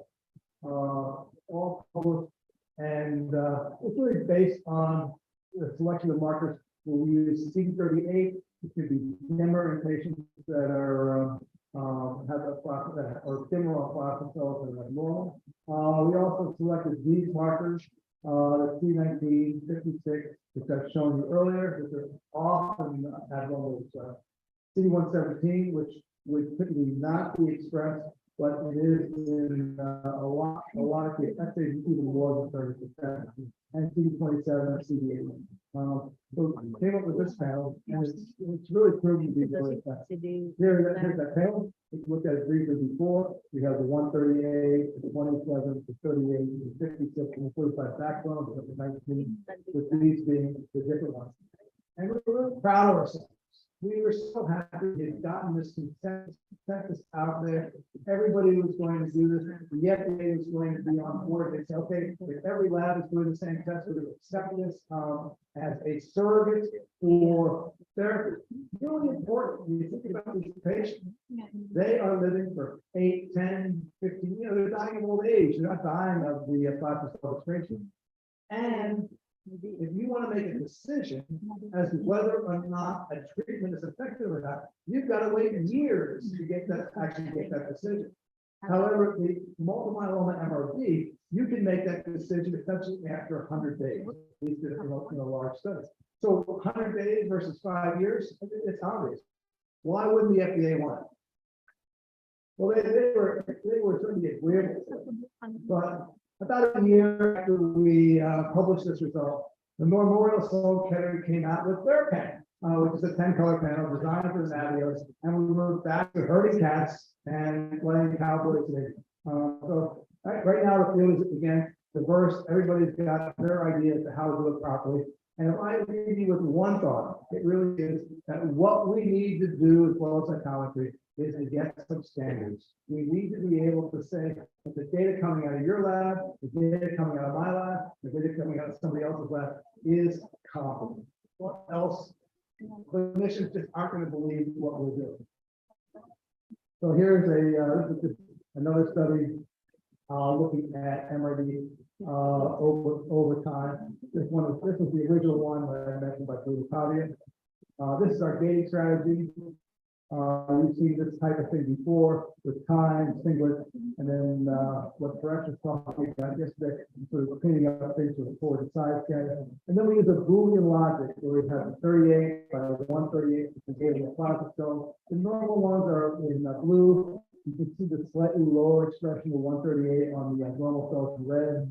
We're looking at 45. In this case, fairly heterogeneous. And here's the 45 by 138. So we combine all of these to define our abnormal or here's a normal with CD19 negative for 56. Well, there is one dot here. Here's a 38 negative for 117. Here's the 45, which is actually bright. 47 by 80. Relatively good expression of those. And of course, the capital lambda relation. Here's that wall. There's that population that's 19 negative 56 positive. You can see these have picked up the 117. They're relatively dim for 45, particularly in comparison to the normal plasma cells. They are also a little bit brighter in this case, the CD27, and you can see the higher level expression, lower level, I jumped to it. You can see the lower level expression of 27, not much, but it's a little bit lower. And you get enough of this, and it really is clear cut if you've got an abnormal population. Of course, here the capillary really confirms that we've got a absolutely different population. Could you advance the next slide, please?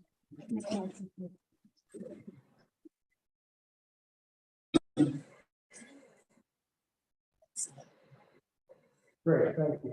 Now here's an MRD, and it really balances out. You can see here that we've got the 56 negative, 19 negative. You just see a slight expression of 113. And then you come down here and these are relatively big for 27 and big for 81. But if you go to the kappa lambda, this is important. If you go to the kappa lambda, anybody looking at kappa lambda will say that's a perfectly normal distribution. You really cannot justify kappa lambda for making a diagnosis. You can use it to confirm that the next slide, please. That is and what we essentially do is to gauge on what we think is abnormal in the population using partner, and then we can come in here and red that we're then confirming that it is light sample restricted. So that's really how we would use the light phase. And this sort of illustrates it. This is clearly one-to-one. This is from Bruno. But as you look down, you get down here, you do that 1 to 1,000. You really can't tell the population is abnormal. But if you look at it in terms of the regular markers, it's distinguishable from the abnormal, it's clearly distinguishable from the normal. So this is having normal plasma cells, as I had mentioned, show a lot of diversity. Where we have no one to fall really almost anywhere. And here you are also and then if you look at they're going to be formed. So these were actually formed. And you've seen this. So I will skip it. Actually, this is really where we got started doing the whole limit of detection, quantification. Really the important one here is to remember that we're getting up to about 5 million events. Our lower limit of quantification is going to be 0.01. And you saw that this actually didn't see different solution study where you look at giving out some more power. So how many events do I count? Well, if you ask the people who work in my lab, it's never enough. But how do we count? We talked about actually creating a created cell line. And this is really looking to include the initial cells in there as well as the plasma cells. Because the plasma cells are E45 negative. Well, the objective is not, which was my life, was that you 45 by 38, and you use this, and this would exclude the replay. But the final consensus was something along that line. The other thing I think from this the other day that's really important in really all of these, but it is a required part of the testing, is to look at how big a gold medal sample was it large? And the way we do that, everybody looks at that. We do the CD117 positive, Jennifer 27. You can also look at T cells and then on that again. And then we do mast cells and one of these other populations. If you have those populations, then it is considered to be an acceptable thing. The advantage but the advantage of doing this is applicable in many cases. You have great sensitivity, which is relatively rapid. The big problem is that the plasma cell is very heterogeneous. It can be in different compartments of the bone marrow, and you may miss that all together. Of course, you need to have a fresh sample. And I think I've got like 2 minutes. I will just show you there's this treatment with daratumumab, which is anti-CD38, and it mediates cytotoxicity by a variety of methods. This was put together by this is a slide that's put together by the company, actually the individual who work on this. It's a humanized antibody, a human antibody. Made up work with the company. But basically, you've got your treatment going on. The problem is that if you add the daratumumab to your sample, and these are all different clones of anti-CD38, it blocks the CD38. So our gating marker that we really rely on is blocked. This one here, the multi-epitope, is really the best that you can see, but that's one of your approach we can use. We look at a lot of different markers for plasma cells, and I want to just get some of them work better than others. We actually know that means and this shows you that. But what you ended up with was this nanobody. Anybody know what a nanobody is? This is from Packers, they're camelid antibodies. And what sets them apart is they're really tiny. So they're able to get into places that a normal antibody can't get into. And so the second culture has developed this camelid antibody. Second culture developed this camelid antibody that allows you to really see them. And if you're doing this in the presence of, well, if you do it in the presence of Darren, it's not blocked. This is the correlation between the antibody and a regular CD38 antibody in both normal and abnormal. The tail, that's really what we ended up going to. So just to summarize, the level of multiple myeloma therapy as measured by the conventional therapy is basically inadequate. It really does not measure.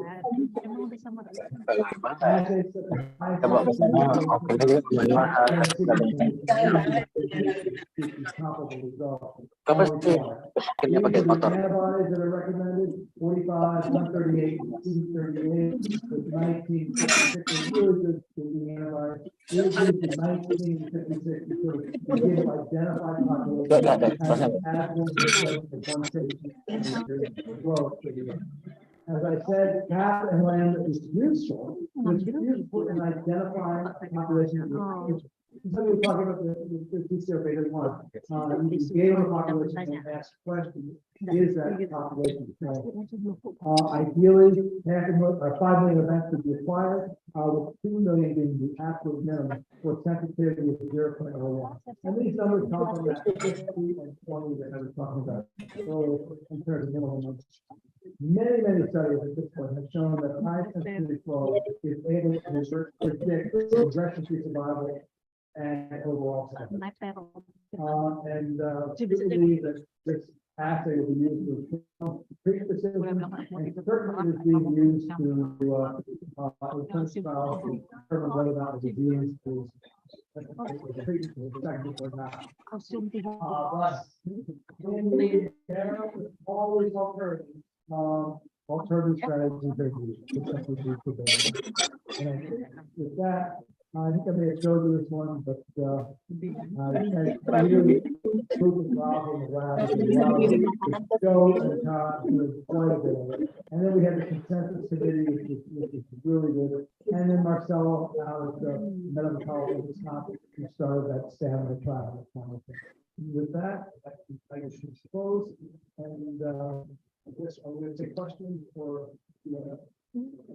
I'll be happy to take any questions. Thank you very much for your attention, and thank you. I'll probably be helping out the lab. This has been a wonderful topic. I really enjoyed it. Enjoyed talking with many of you, and you've got my email. You've got everybody's email. If you ever have a question, I won't know, and I will know who knows first, and I'd be more than happy to put you in touch with them. Thank you to Professor Paul for the clear explanation for all of us. And we'll now begin our session, question and answer. If you want to ask, maybe you can raise your hand and mention your name. Is there any question?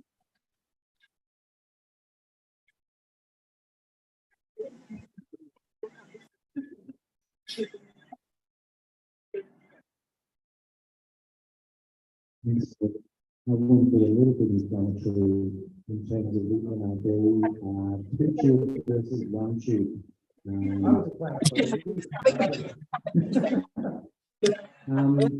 Occasionally we'll have abnormal plasma cells at 19 negative and 56 positive, and we know that phenotype can overlap with normality. And so if you've got a two tube assay where you don't have the coronal markers, it can be sometimes difficult for those populations to tease out whether they're coronal or polycoronal. We have a comment to make.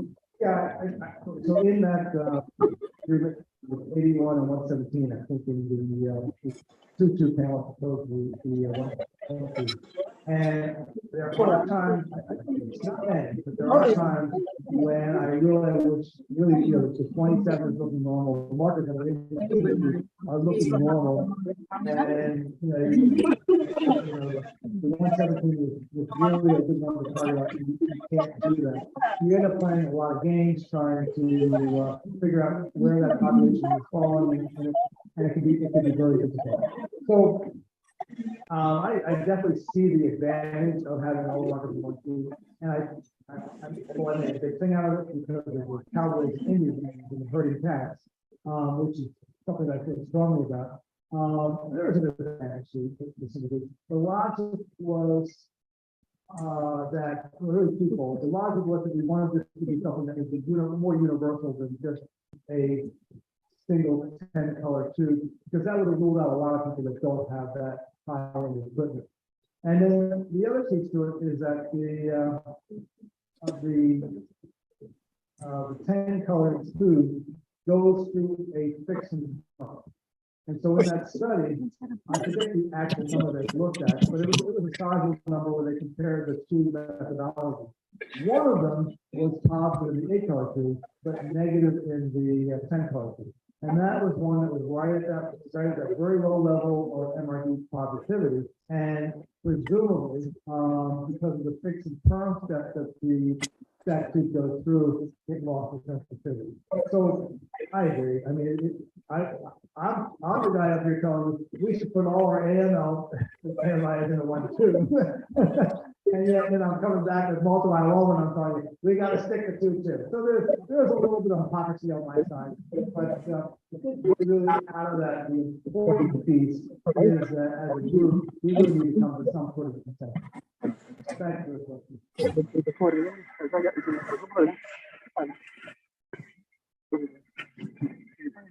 Thank you, Dr. Isac. And is there any other question?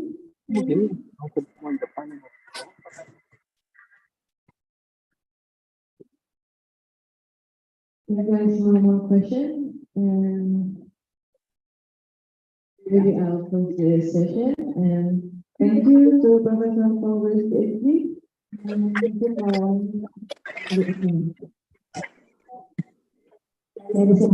my last lecture is about political control in Flowcytometry that will be delivered by Dr. Flowcytometry CBXT. So Dr. Flowcytometry CBXT, you have our good.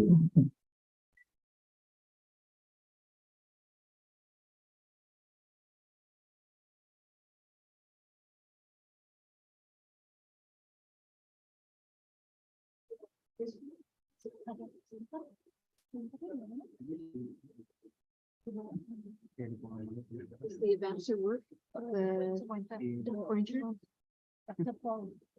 Paul's got it.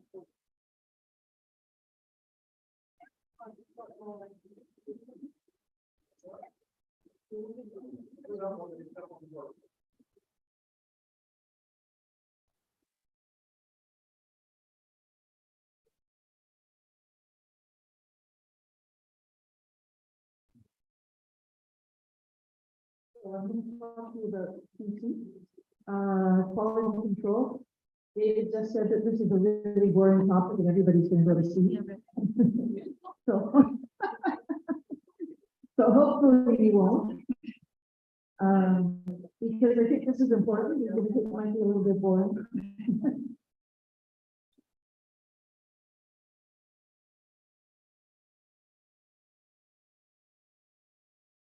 So I'm going to talk about quality control on your instrument. I'm talking about instrument quality control. I'm not talking about reagents and titration or anything like that. I'm just talking about instruments today.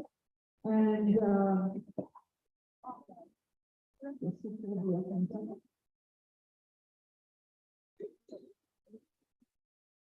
There we go. So basic quality control is really important for standardizing and monitoring the cytometer. It tracks day-to-day sensitivity and reproducibility, and it ensures that you've got consistent and valid data on that cytometer. And so, of course, this is really important.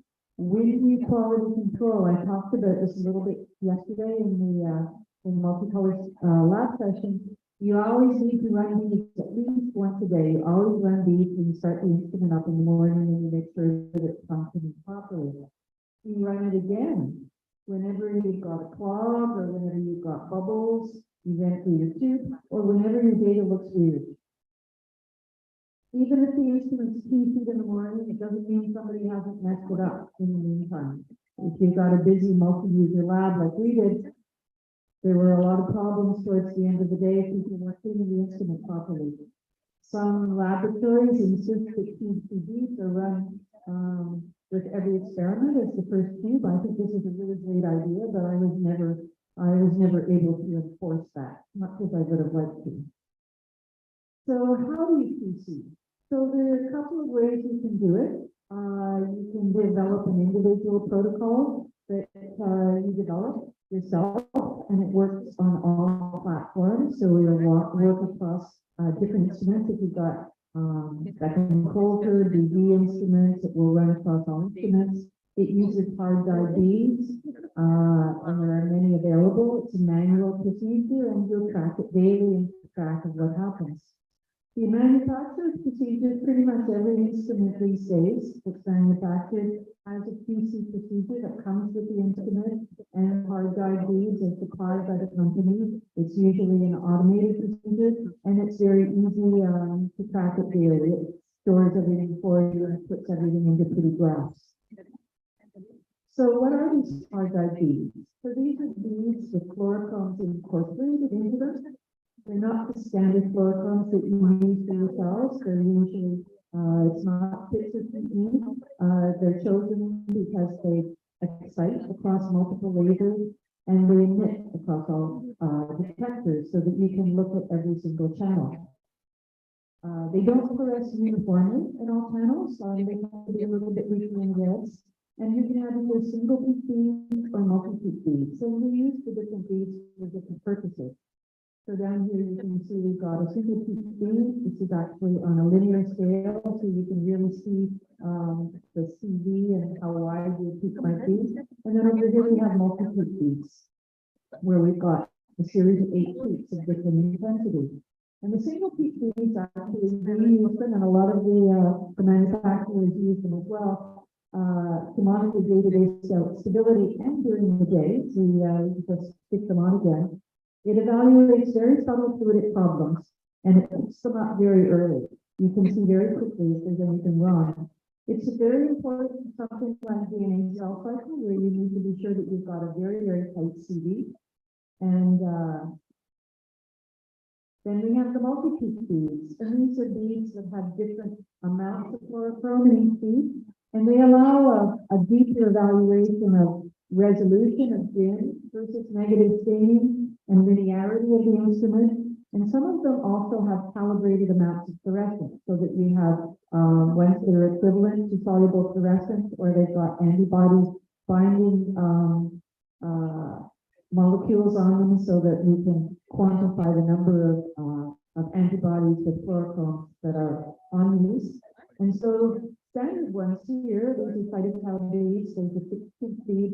Most people know the rainbow beads, 8-peak beads, so people have these in the lab. And the CLP beads on the BD instruments are a 3-peak multi-bead, with the advantages of a multi-bead.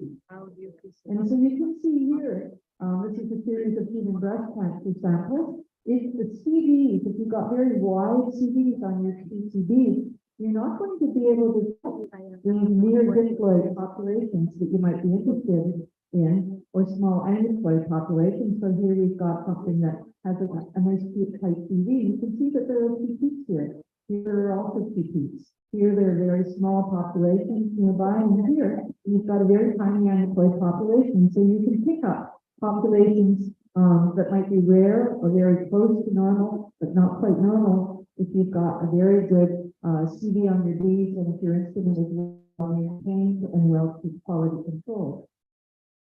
So in an individual lab, when you're developing your own PC, and this is what we have the same beads we use across all our instruments. We did the manufacturer's procedure, but we also have our own PCBs for a very quick check for all of our users during the day. So you just open the template, you prepare a template, and I'll show you what our template looks like. You run the beads, and then you track. Either you can record the peak channel numbers, so the median channel of your peaks, and you save the file, or you can change the PMT voltages so that the beads are in the target channel, and you record the PMT voltage change. And so this way you're tracking the sensitivity of where those peaks fall, and whether or not your instrument is optimized. And then you also record the coefficient of variations, or the width of the peak. So that gives you an indication, as I said earlier, of how well maintained your instrument is. So how do you set this up in the beginning? Well, preferably you do this up with a certain maintenance guide there, so you know that your instrument is functioning well. And you run your single peak beads or your multi-peak beads on the cytometer, and you set your PMT voltages for the beads in the target channel. So we set them right in the middle of the scale. And then you record either the peak channel numbers or the PMT voltages, you record the CVs, and you save it to the template that you can just open easily.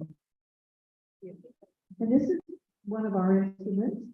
This is the Flowcytometry. And so I like to line up the template so that I've got all of the parameters on the first laser. This is the blue laser. So we've got the 6 CE in Texas red, we've got 55, 57, and then the red laser is next to it. So we've got APC, Alexa 700, APC 57, and then the violet laser is down here. And we use these nice ultra rainbow beads so that you can see that there's one single piece that's usually set at about 100,000 panels, so it's right in the middle. And we can tell immediately, 2 seconds after we put it on the instrument, whether or not the instrument is functioning properly. If it looks like this, you're good. If it looks like this, you're not so good. So you can see here that the CVs are wide, that the peaks out of 100,000, and it's across the first laser and the second laser, somehow the third laser seems to be outside. And so it's generally a cleaning problem. Usually the instrument's clogged, somebody's run something gunk through there and they haven't cleaned it properly, or maybe they run a tube dry and they've got bubbles in there. And so the cells are not going through the middle of the laser. They're going off to the left-hand side, they're not being maximally excited, and they're bouncing back and forth a little bit. So if you run bleach through your instrument or something else to clean it, usually that solves the problem. And if you see something like this, then you put your tube of bleach on, and then you run it, and then you run a little bit of water afterwards, and then you make sure that the QC beads look good again before you run your cells. Because if your beads look bad, your cells are going to look bad.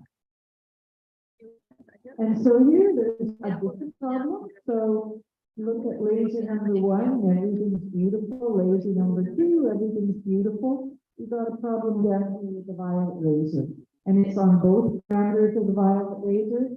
And in this case, our violet laser alignment was drifting, and it wasn't in the right spot on the screen. And so we have to get our violet laser changed in that case. Sometimes, we talked about yesterday, we talked about how you can change the filter on the instrument. Sometimes people would change this filter on the second laser because they had a fluorochrome that didn't fit the first one. And then you run the next bead, the beads the next day, and this was down here because the filter wasn't the right filter. So you can also see if there's a problem on one detector. So it'll tell you the general problem. The general problem, it can tell you whether or not you've got a problem with the laser, whether you've got a problem with a single detector.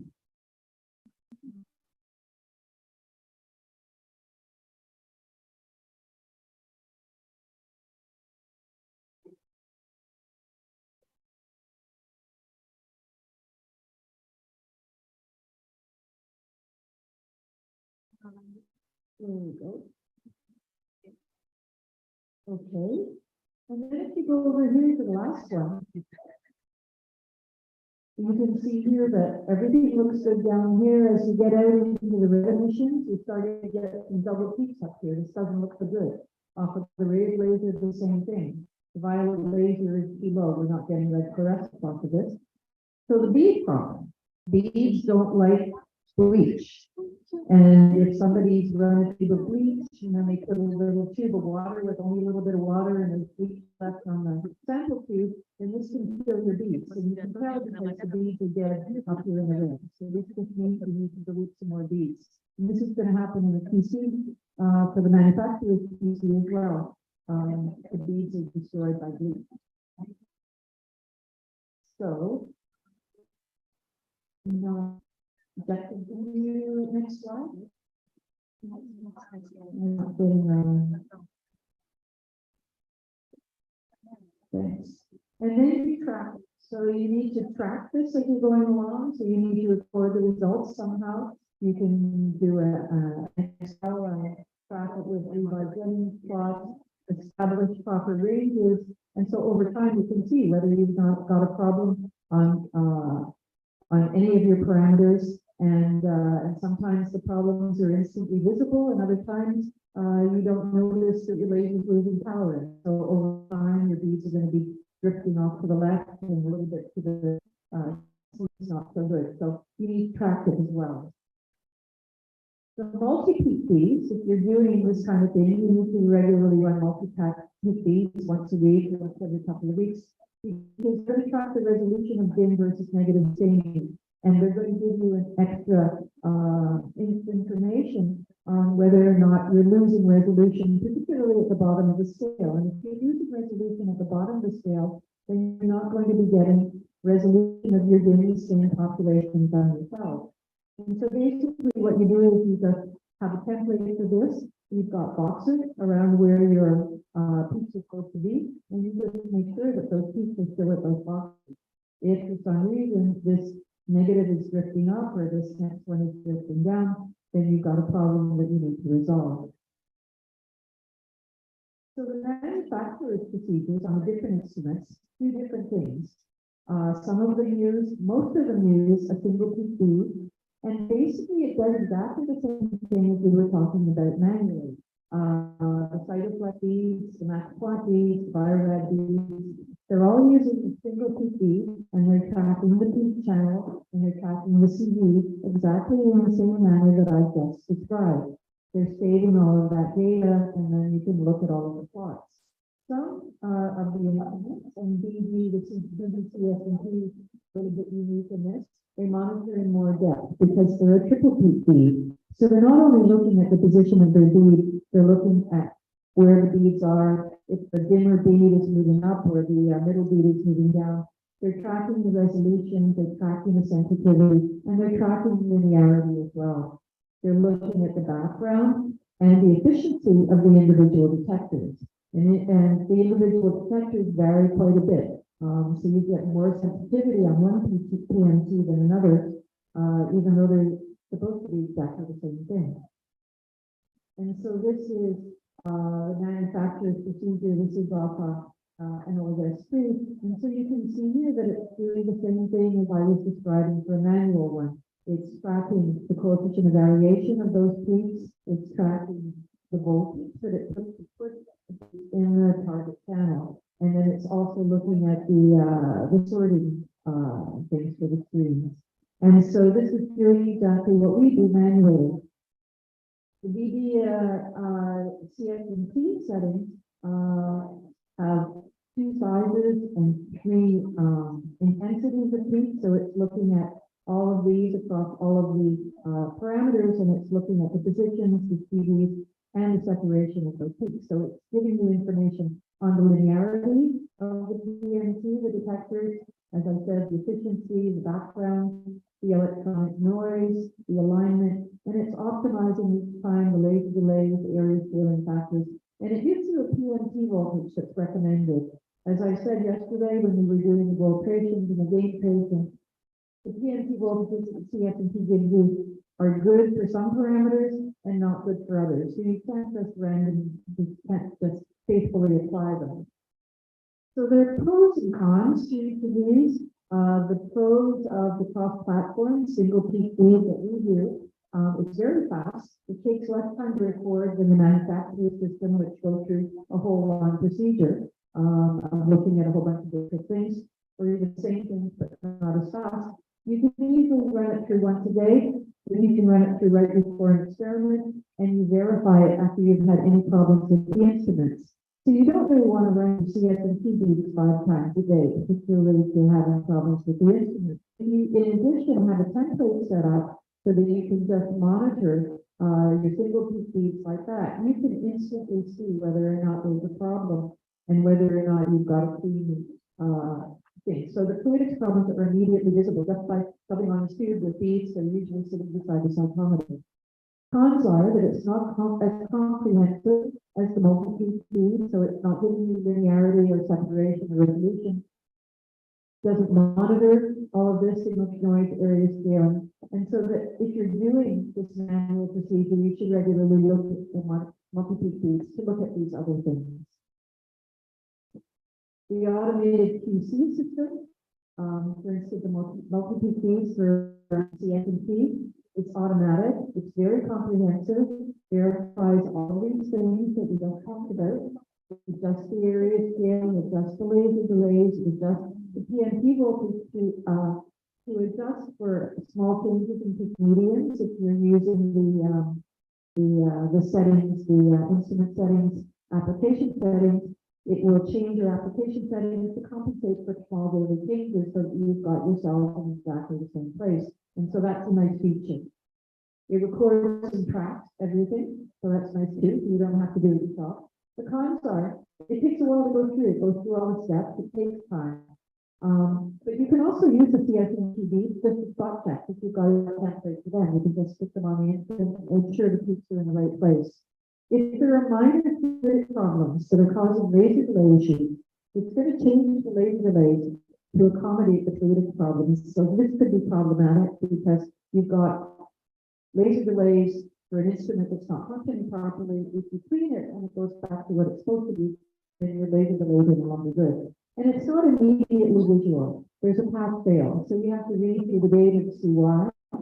And actually, when we looked earlier at what we had, first one where we had the pipes in the middle, you can see that there's a very small difference in PM2 voltages to move this. Whereas the CSMT, the default is 50 volts. And so that's a pretty big difference before it flags a problem. So you may have a problem that's already started in fluidics that isn't flagged because it's not far off enough. We don't know if I don't think I have a slide for that. The other thing you should be doing, and we talked about this yesterday as well, is you should be using a time gate to eliminate artifacts. If you have problems during acquisition, you're going to get artifacts in your data. You're going to have peaks that are appearing that don't really belong there because all of a sudden there was a problem with the fluidics, the cells are not passing through the central laser. The peak is farther to the left on things, so it looks like you might have two peaks, and it's completely artifactual. If you look at this time gate versus one of your fluorescence parameters, preferably one that's on a far laser, and preferably one that's quite bright, you can see where there's an issue, where things weren't at the same place. When you're doing your data analysis, and I think Paul was talking about the controls that are done with the automated data analysis, this is one of the things that the automated data analysis looks at. It looks at the time gate to make sure that there's no variation, and it will gate out the bad data for you. But if you're not doing that kind of thing, you need to look at this yourself as you're analyzing the data and data the bad data yourself. If you have it on the instrument in front of you as you're running yourself, you see this kind of thing is happening, then you should be cleaning your instrument because it's going to get worse and your next piece might be lost because they're no good. So you would gate out the bad data and just analyze the data within the gate. We already went through this, so I'm just going to skip through this. I'm not going to talk too much about standardization. Paul was talking about, and David was talking about standardization across instruments. The Europe will have a system. But if you're running cells over time or between laboratories and you want to be sure that you have similar data, if I have time, I'll come back to this, but I really rather be troubleshooting for now. But you can have this this slide deck if you like, and if you want to, you can read through that more slowly.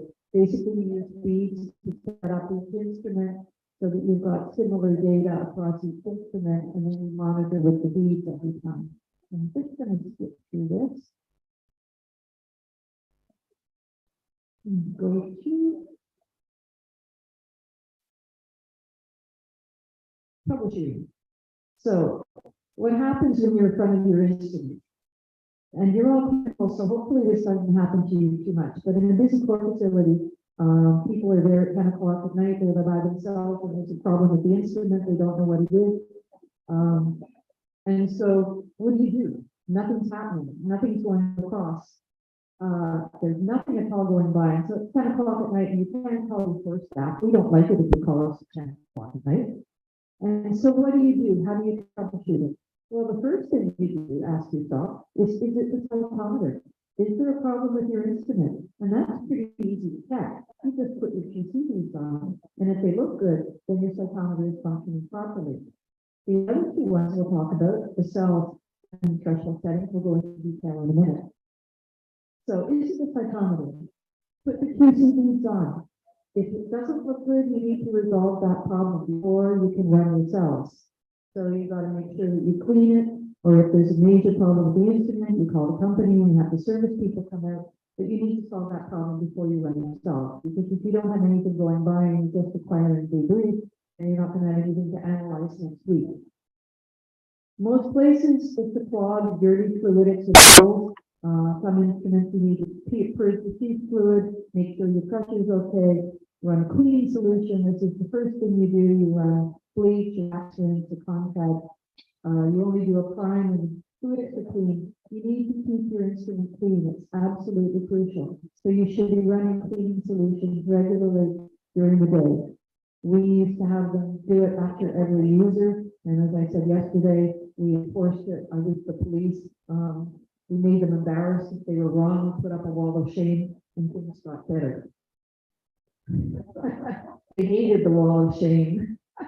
And we could track exactly how long they were cleaning, and they didn't know that until we said, oh, you only cleaned for 3 minutes.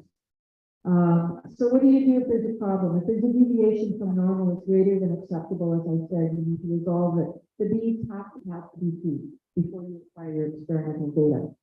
If your data looks aberrant, you know, it doesn't look like you expected to do. Maybe everything's a little bit to the left, or maybe it's going slower, and maybe your forward scatter, your delta at the bottom.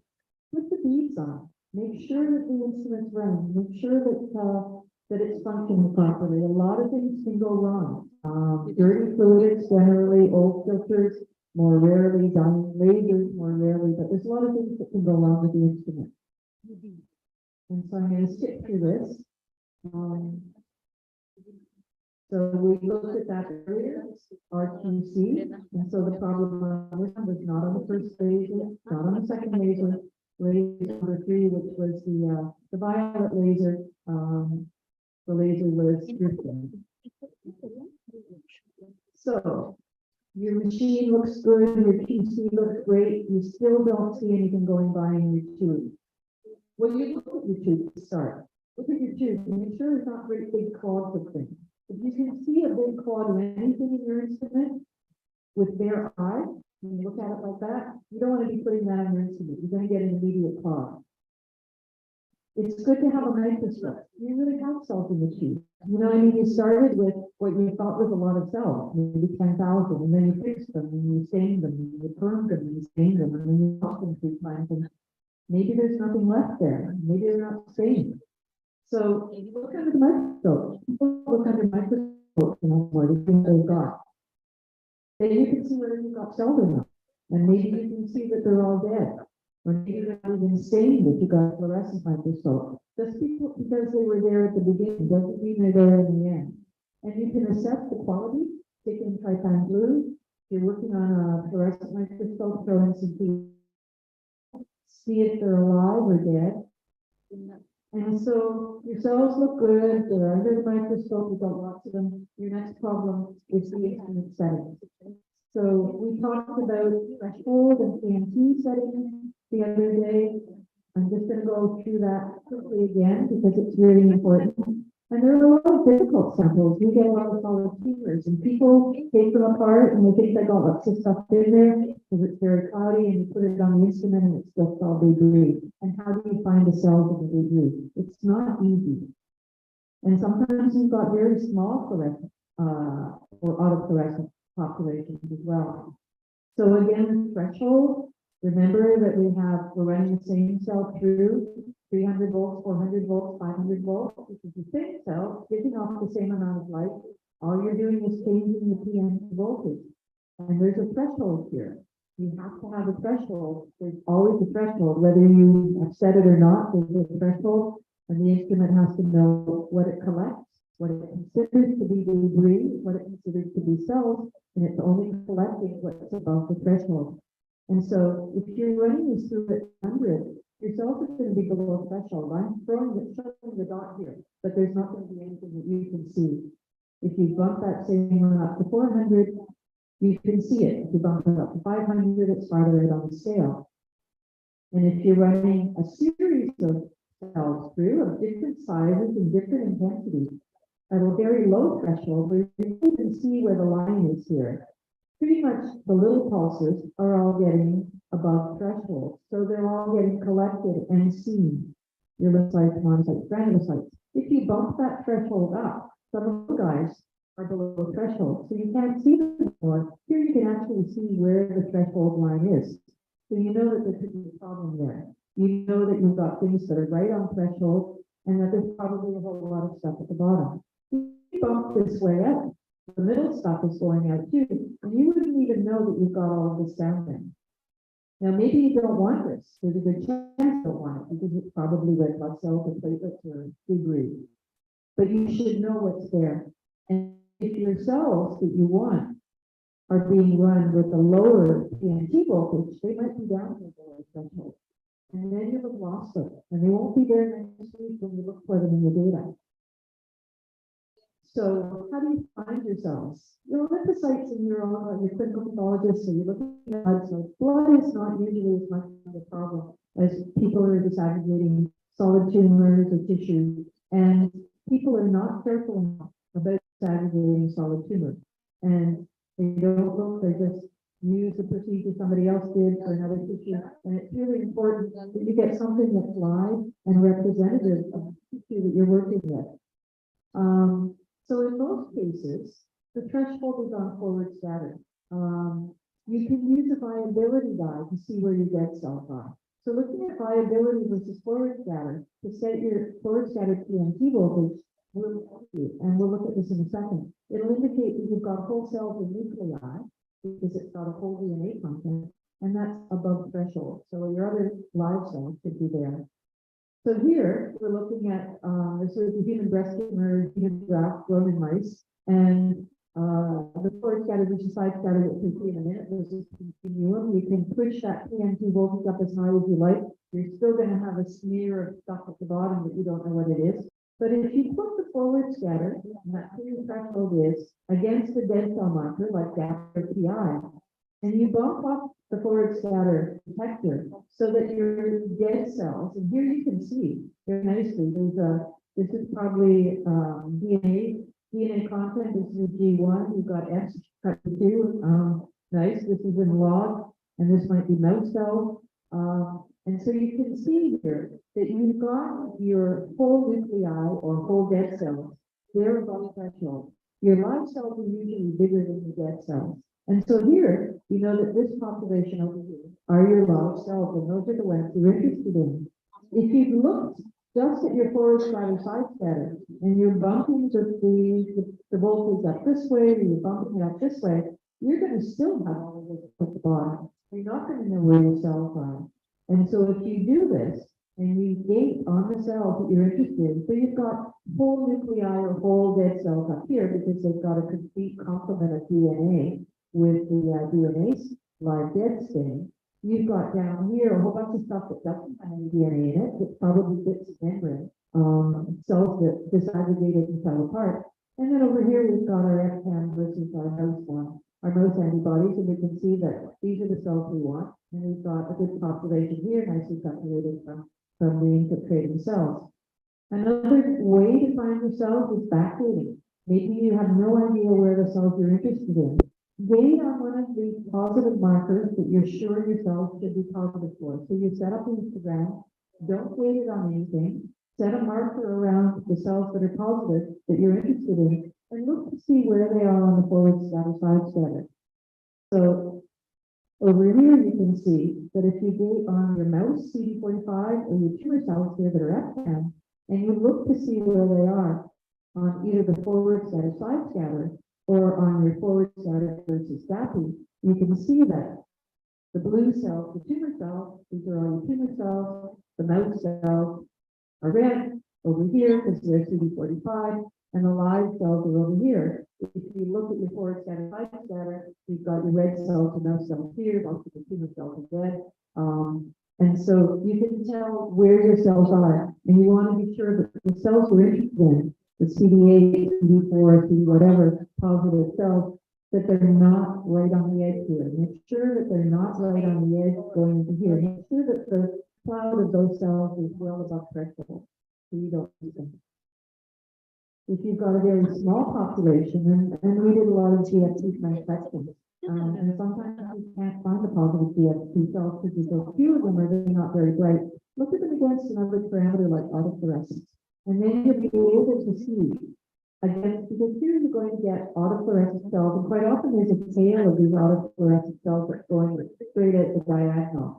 Your GFP positive cells will be more green than autofluorescent, so you can see them nicely here. You can see them. These ones aren't so well saturated, but you can see where they are. And if you've got something that's a worst case scenario where you've got like 0.1% positive transfected cells, if you look at the GFP versus another autofluorescent PE or something like that, you can see that the autofluorescent negative cells are tailing out here on the diagonal, but the real cells that you're interested in are over here to the right. If you try to set a sorted gate on a histogram, and you set the gate, you say, okay, I've got a little bump here, these are my positive cells, you would have half of autofluorescent negative cells, at least, probably 70% autofluorescent negative cells, because you're drawing the line here, and you only have a few true positive cells.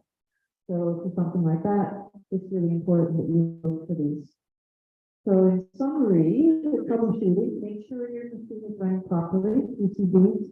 You know, I get people in the lab coming to me all the time, the instrument's not working, what do I do? And I say, did you run the PCBs? No. Run your PCBs. Even though we tell them, this should be your first automatic reaction. Put the PCBs on the instrument. Anytime you see a stick, that might be the least problem. And if you're really obsessive, run the PCBs as your first tube of your experiment, and maybe your last tube of your experiment. Look under the microscope, make sure you've got something, and then make sure that your voltage or your gain settings and your threshold settings are such that your cells are where you want them. You should always include a live dead marker, not just to find out where the cells are separating from the debris, but also because dead cells are going to non-specifically attach antibodies, particularly if you permeabilize them, and so you get false positives with dead cells. So you should really be including the dead cell marker pretty much everything. Look at the cells versus autofluorescence, backdate, and then of course, you guys aren't doing this, but good tissue dissociation techniques are crucial. And I think I might, how much time do I have? No time? About 15 minutes. 15 minutes, yeah. Okay, so let's go back to standardization.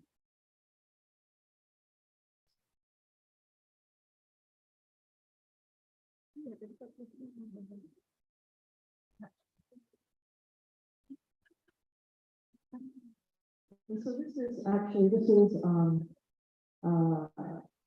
so 8 peak rainbow beads, and so they messed around with the filters. And this is Grace Canostri in Australia that did this. They were looking at the resolution of the dimmest peak, so they would regularly run these beads, and they realized that there was a problem with the lower separation of the peaks. And then they started changing the filters for this, which was the green detector, on the same instrument, and you could see that the filters were getting different results. So they tried different 530 filters. So the resolution is affected by a lot of things on your instrument. The laser power, the wavelength, the alignment, the detector, and it's different across parameters and it's different across instruments. Even though you've got exactly the same instrument as the guy across the hall, you're not going to get the same results from it. And so when you want to be standardizing across cytometers or over time, you can use these QCBs to make sure that you're getting the same similar sort of results. So standardization across cytometers. So the simplest, actually, did I go back here? I did longitudinal. Okay, I did standardization in the time. So you want to be sure that as you're running these cells 1 month, the next month after, the same cytometer over time. How do you do this? So the first time you set up your experiment, you're doing it with beads. So you use PMT gain or gain setting so that you optimize these, as we talked about yesterday in the multicolor lab. You know what your best gain settings are for each of your detectors. And so you use those settings using single stain cells or comp beads after you've done your filtration, and you run QCBs. And so these QCBs are going to stay stable. When you're staining cells, maybe next week it'll be a little brighter, it'll be a little bit dimmer. So you can't really use staining cells to standardize. You have to use something that's not going to change. And these QCBs are going to be stable over time. So you run the QCBs, and then you put a gate around the peak for each detector, and you show the median fluorescence. These are your target channels for the QCBs. And so you save that template. And so the next time you run, And all the future runs, you just open the template, you run the QCDs, the bead peaks should be in the target channel. And if not, you change the PNG voltages to put the beats in the target channel. Now, you shouldn't have to change them too much. If you have to change them too much, you've got a problem with your instrument. You know, but a little bit of change is probably fairly normal. Then you run your experiment using those PNG voltages. So you run your cells at these new PNG voltages, so that they should be in the same channel as you ran them a month ago, or as you run them next month. You should also have control cells, aliquoted frozen cells, to verify that your staining profiles are good, that your staining was good, that your cell prep and all that was good. You should still have control cells, but the first thing you do is verify that your instrument is still running with the same sensitivity over time. And just to show you, I mean, we talked about the stain index, and we talked about the different fluorochrome intensities and sensitivity on different instruments. It's the two of my instruments where I went to the cells, the same tube of cells, and you can see that the stain index on cytometer 1 is best for PE, whereas cytometer 2 is best for APC. That's quite an unusual scenario, but cytometer 1, I probably had the yellow-green laser, and cytometer 2, my red laser was probably pretty strong. So these kind of things happen, and all cytometers, even these lasers to do the instruments, they're not the same. You're not going to get the same results across the cytometers. So you have to standardize as best you can, and it's not always easy, and it's not totally reliable. But the differences in the cytometer are due to the laser configuration, what the wavelength of the laser is. You're going to get much better excitation of PE and PE tangents if you have a yellow-green laser than if you have a blue laser. The laser power, some lasers are 20 milliwatts, some are 50, some are 200. You're going to get better separation if you've got a 200 milliwatt laser. The optical alignment, how well your instrument is, your mirrors and filters, as we just saw, will give you better separation of negative and dim, and the PNT, the detector, it's going to change quite a bit from one to another. So, let me skip that. Here to cross cytometer. So we've looked at how you standardize the time with the PCBs. We're going to do something similar if we're trying to standardize across two cytometers, and maybe two cytometers in different labs. The Euroflow, people have had a number of papers out on this, and they do it a certain way, and they do it very well. I'm going to talk about a couple of different ways you can do this. So the simplest scenario is that you set the cell or bead peak to the same target channel across all of the cytometers. So you're standardizing them. Or you can use the best PNC voltages for each instrument. You're optimized, but you're not standardized. You're not necessarily going to get the same thing, but you're going to get the best separation for that particular instrument. But really, most of what we want to do is we want to standardize. So similarly, we take single color control, cells are being stained with real fluorochromes, so we need cells, cells are copies, and we use the hard dye beads. So either single peak beads, PSP control beads, you can use any of these beads. And so on cytometer number 1, and hopefully cytometer number 1 is probably your worst cytometer, you're going to maximize the settings on this instrument so it's running the very best it can. Then you're going to run your single colors at these optimized settings, and you're going to put a gate around the positive and the negative populations. And so these are your target channels, the positive populations on other cytometers. Then you're going to run your PCBs, and you're going to set a gate around them. And these are the QC target channels for future runs on this cytometer. And you're going to save the template. And so the same day, you're going to take those same copies yourself, not next week, but the same day, so you're using exactly the same ones, and you're going to go to the next cytometer, and you're going to set those PNC voltages so the positive population is at the same target as they were in cytometer A. And then you're going to run the PCBs, and you're going to set a gate around the peak, and these are the target channels for future runs on this one, and you'll save that template. And so then when you rerun these, next time, you will put those positive ones in the If you have to move the PNT a little bit, then you can. If you have to move it too much, then it's a problem. So for future runs on the cytometer, you open the template, you put the QCDs in the QC target panel because the QCDs are always the same. You can't use the old copies from last week because they're not going to be good. And if you do a new set, they might not be the same. And then you're going to run yourself with those settings. So there are problems with trying to do this across even the same kind of cytometer where you've got exactly the same setup.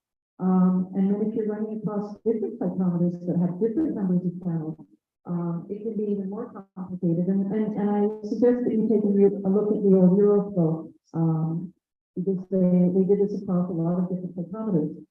So the scale and maximum number of channels might not be the same. DV instruments have got like 52,000 channels.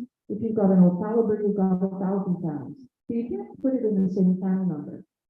It should be the same relative position. That's really the best we can do. So in the fifth channel on cytometer, so it was a BD system. If it was at 176,000, then they're at 70% of maximum scale. And then if the second one was maybe a caliber, then you put it at 70% of maximum scale, so that it's about the same spot on the cytometer. I'm done with the session. The time is about 5 minutes left. 5 minutes. 5 minutes, okay. Good. This is a bonus. I didn't think I was going to get to this. So the drawbacks of this cross standardization, cytometer standardization, are that the PMT are chosen so that the positives are in the same position on the scale for all cytometers. This is the optimal PMT setting for cytometer A, to put it in a certain channel, but it might not be optimum for the other ones. So the other ones may be not resolving those populations as well. It's similar, but it's not possibly optimal. So you can have standardization or you can have optimization, but you're not getting both here. And even if you put the positive peak in the same target channel, the negative peak position in spread is going to differ from cytometer to cytometer because the staining is going to be different. And this is going to impact the discrimination of dim populations. And so you need to be sure that the dim populations that you're interested in can be resolved on all of the cytometers, not just cytometer 1. And I think I'm going to skip this. This is more complicated. This is Maria's virtual cytometer. So she looked at one versus the other. So what next? Currently, there's a lot of variability across instruments to have exactly the same resolution for each cytometer. As I said, even if you put the positive peak in the same channel, your negative peak might be lower or higher or wider or narrower, depending on the instrument. So the instruments, even the same instrument that has the same optical configuration, laser, and power, the filters, the PNT sensitivity, the QMB, the instrument alignment, they're all going to play a role. On the big instruments now, like the symphonies, some of the big labs that have like 5 symphonies, Mario Roder's labs, Johnny lab, what they're doing is they're taking a bucket full of PNTs and they're putting them on, looking at the stain indexes across all of these instruments and making the stain indexes the same for each parameter across all the instruments. There's hardly anybody else in the world that can do that kind of thing.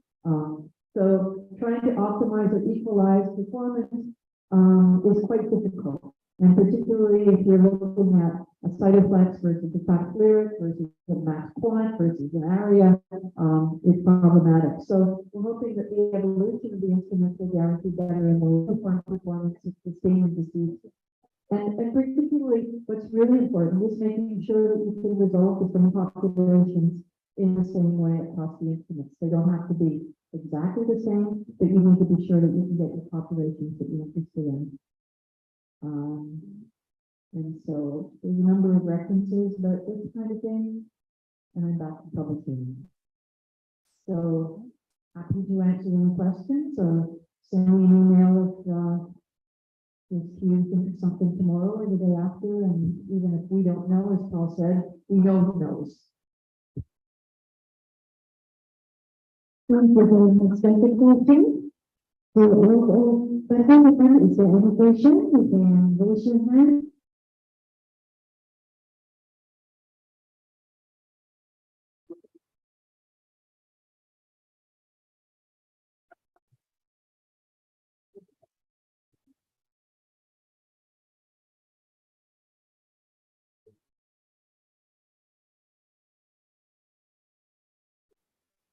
Thank you. My name is Alka.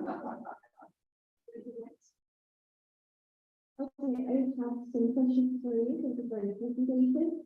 This one is about the procedure, the protocol. So you told earlier that you have individual procedure and the manufacturer's procedure. I'm wondering when we should perform the individual, how often, and when we should perform the manufacturers.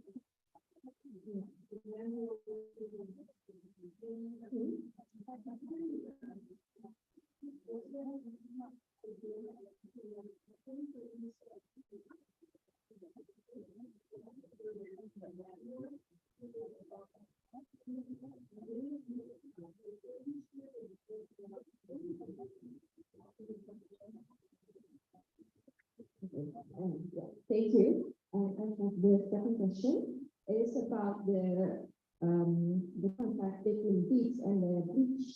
I remember earlier in the workshop, you told us that we have to clean, including using bleach for each after we are done with our experiment. And when we want to start our experiment, maybe next person also need to use the bleach, right? And then, I want to know how long we need to wait after the cleaning process before we can apply the bits. So it's not how long. So we, and each of them is different. So depending on whether or not you want to use bleach or fast clean or detergent or whatever, you need sort of a procedure for a certain amount of time. We may even run bleach for 10 minutes, so we got contact for 10 minutes. But what you want is that if you're running a full tube of bleach, you take it off, there's bleach on the outside, right, of the sample line. Make sure that the tube of water that you put on to rinse is as far as the bleach tube does. And that you can, sometimes when you're rinsing, you can just run a tissue so it wipes off the bleach, and then make sure that you're not running a full tube of bleach and getting to the water like that. That's what you're running together. And then after you just run the bleach right afterwards, you're not likely to bleach the bleach. But keep an eye, if your bleach is like in the red or wrong, that's a sign that it's in the bleach. Somebody else is. Thank you. And I have one more question, if it's okay. Sure. So I have a question about the standardized. As even the same instrument, it would be difficult to standardize it. So I was wondering if we are about to have a multi-center research when we have like different types or even different brands of Flowcytometry, how do we make sure to have like comparable results? So I would say that take a look at the Europol papers from 2012 or something like that. They did it quite a long time ago.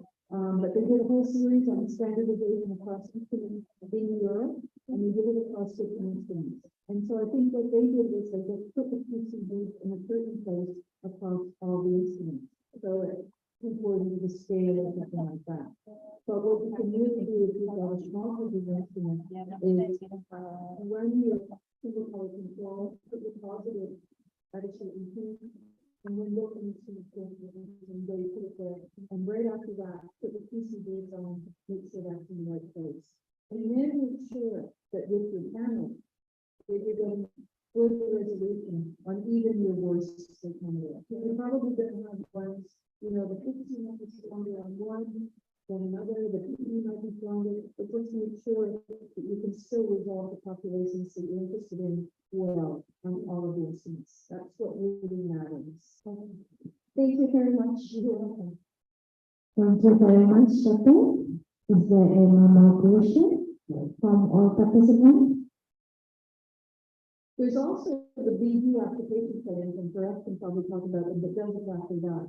So what we do is we run the CIP every day, we set the application settings up, and it will change, as we run those in the future, we just pull up the application settings, and so this will be adjusted, at PTM to work with this, so that everything is in the same place. So that does it automatically. Thank you very much, Sandra. Because of time limitation, beginning to ask the record social.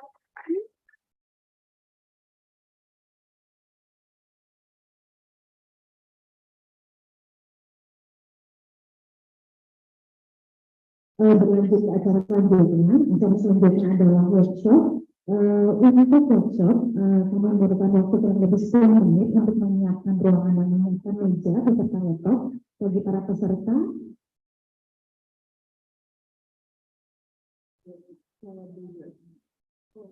Bagi para peserta dengan segala kerendahan hati, bisa bersebentar sambil melihat mungkin ke grup di belakang, sambil membawa barang bawaannya sembari kamu menyiapkan meja untuk workshop.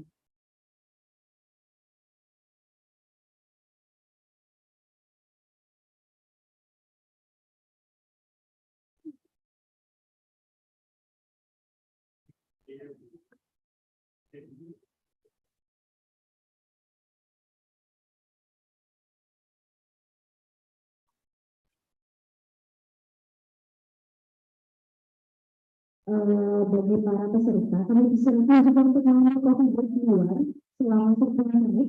Nanti 10 menit lagi kami langsung sudah kembali ke ruangan. Kemudian untuk para peserta yang kebetulan dasarnya untuk simposium, kami disarankan juga untuk kopi break. Nanti untuk proses akan kami posting di grup. Jadi akan bersamaan dilakukan post-tag dengan para peserta yang melakukan workshop di tempat ini. Terima kasih.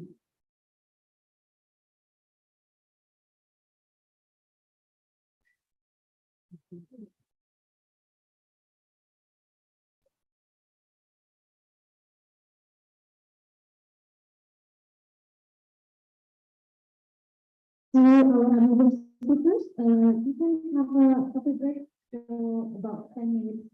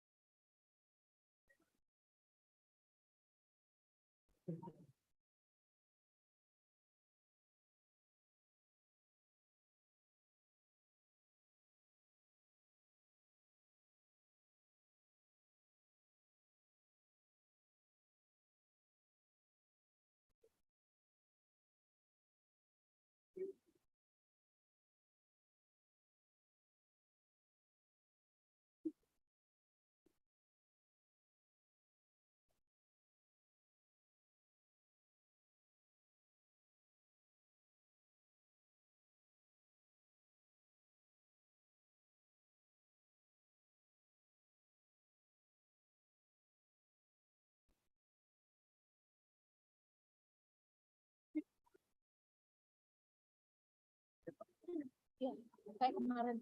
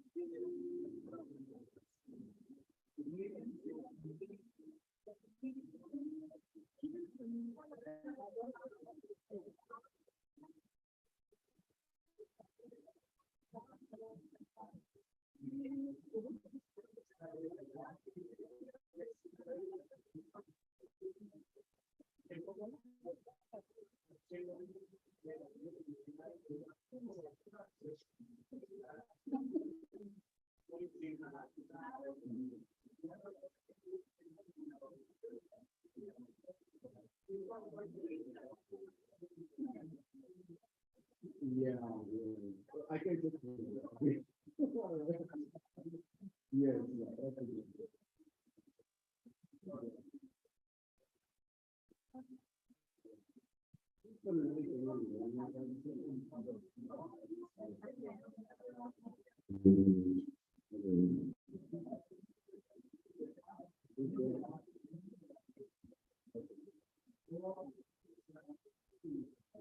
Well, okay, so I just think it goes back and goes side there and thank you.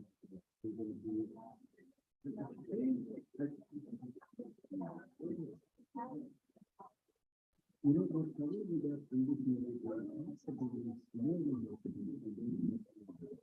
because they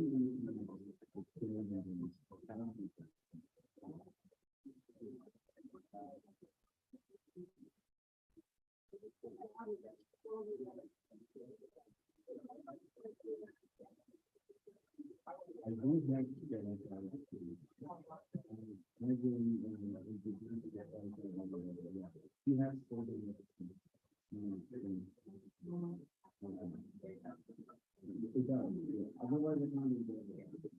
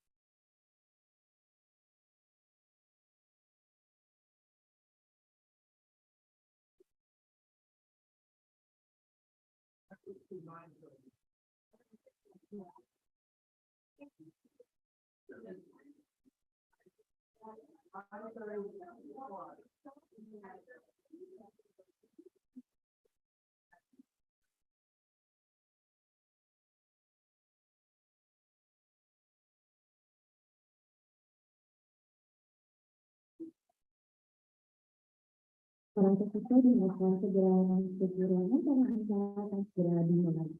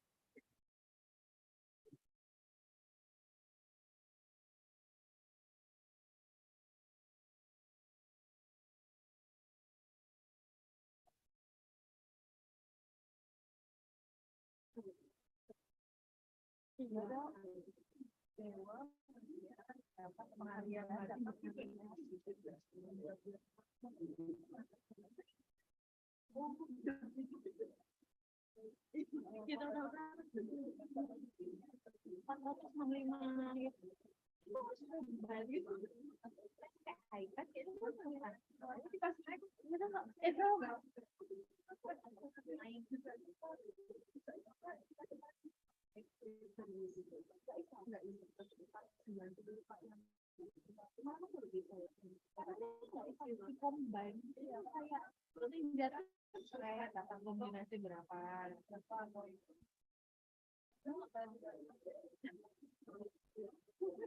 Lihat saja.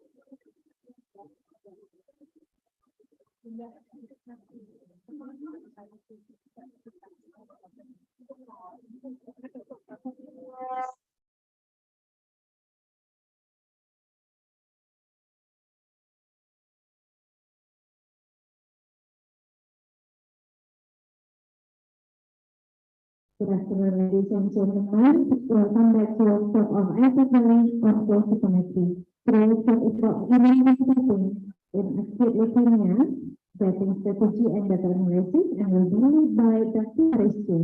Dr. Pariswin, the time is yours.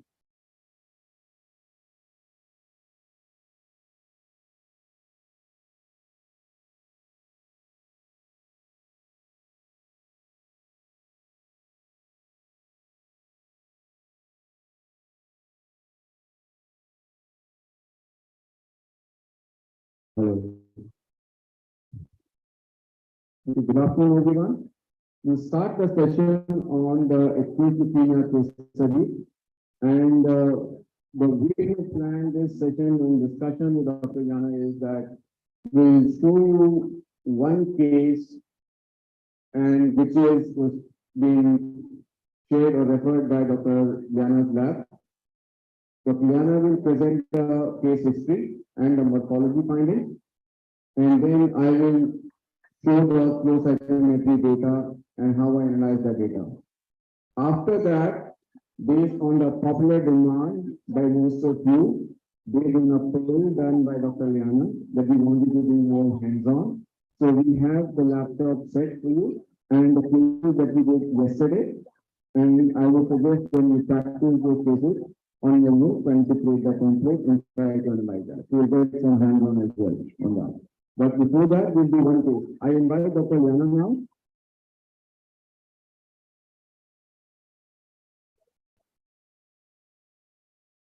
Dr. Lehman?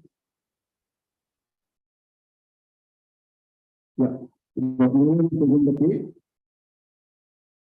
Okay, thank you, Dr. Fares. Okay, maybe I will ask for may I speak in bahasa. Karena laptopnya Dr. Cilmi itu nggak bisa di setup, saya minta tolong ada yang saya titipin untuk yang laptop sendiri. Jadi mungkin Dr. Cilmi dengan Dr. Theo ya bisa bergabung dengan teman-teman yang bawa laptop sendiri tapi masih sendiri-sendiri. Mungkin saya titip ke Dr. Suci ya sama Dr. Tias sudah bertiga ya Dr. Tias. Oh iya.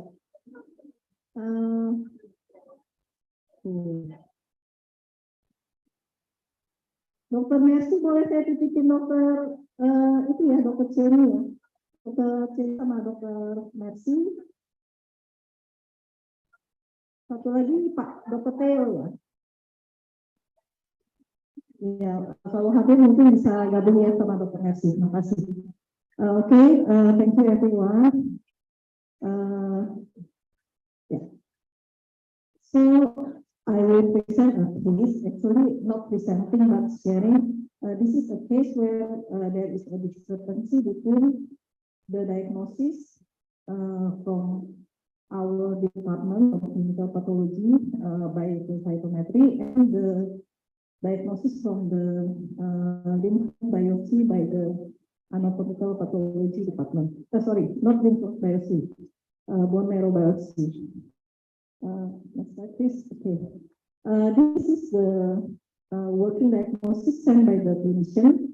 So their diagnosis is other benign neoplasm of connective and abscess of tissue of head, face and neck, which we take as probably there's lymphadenopathy in the head and neck region, and the differential diagnosis is leuphemization of lymphoma with history of lymphocytosis and lymphoma malignant.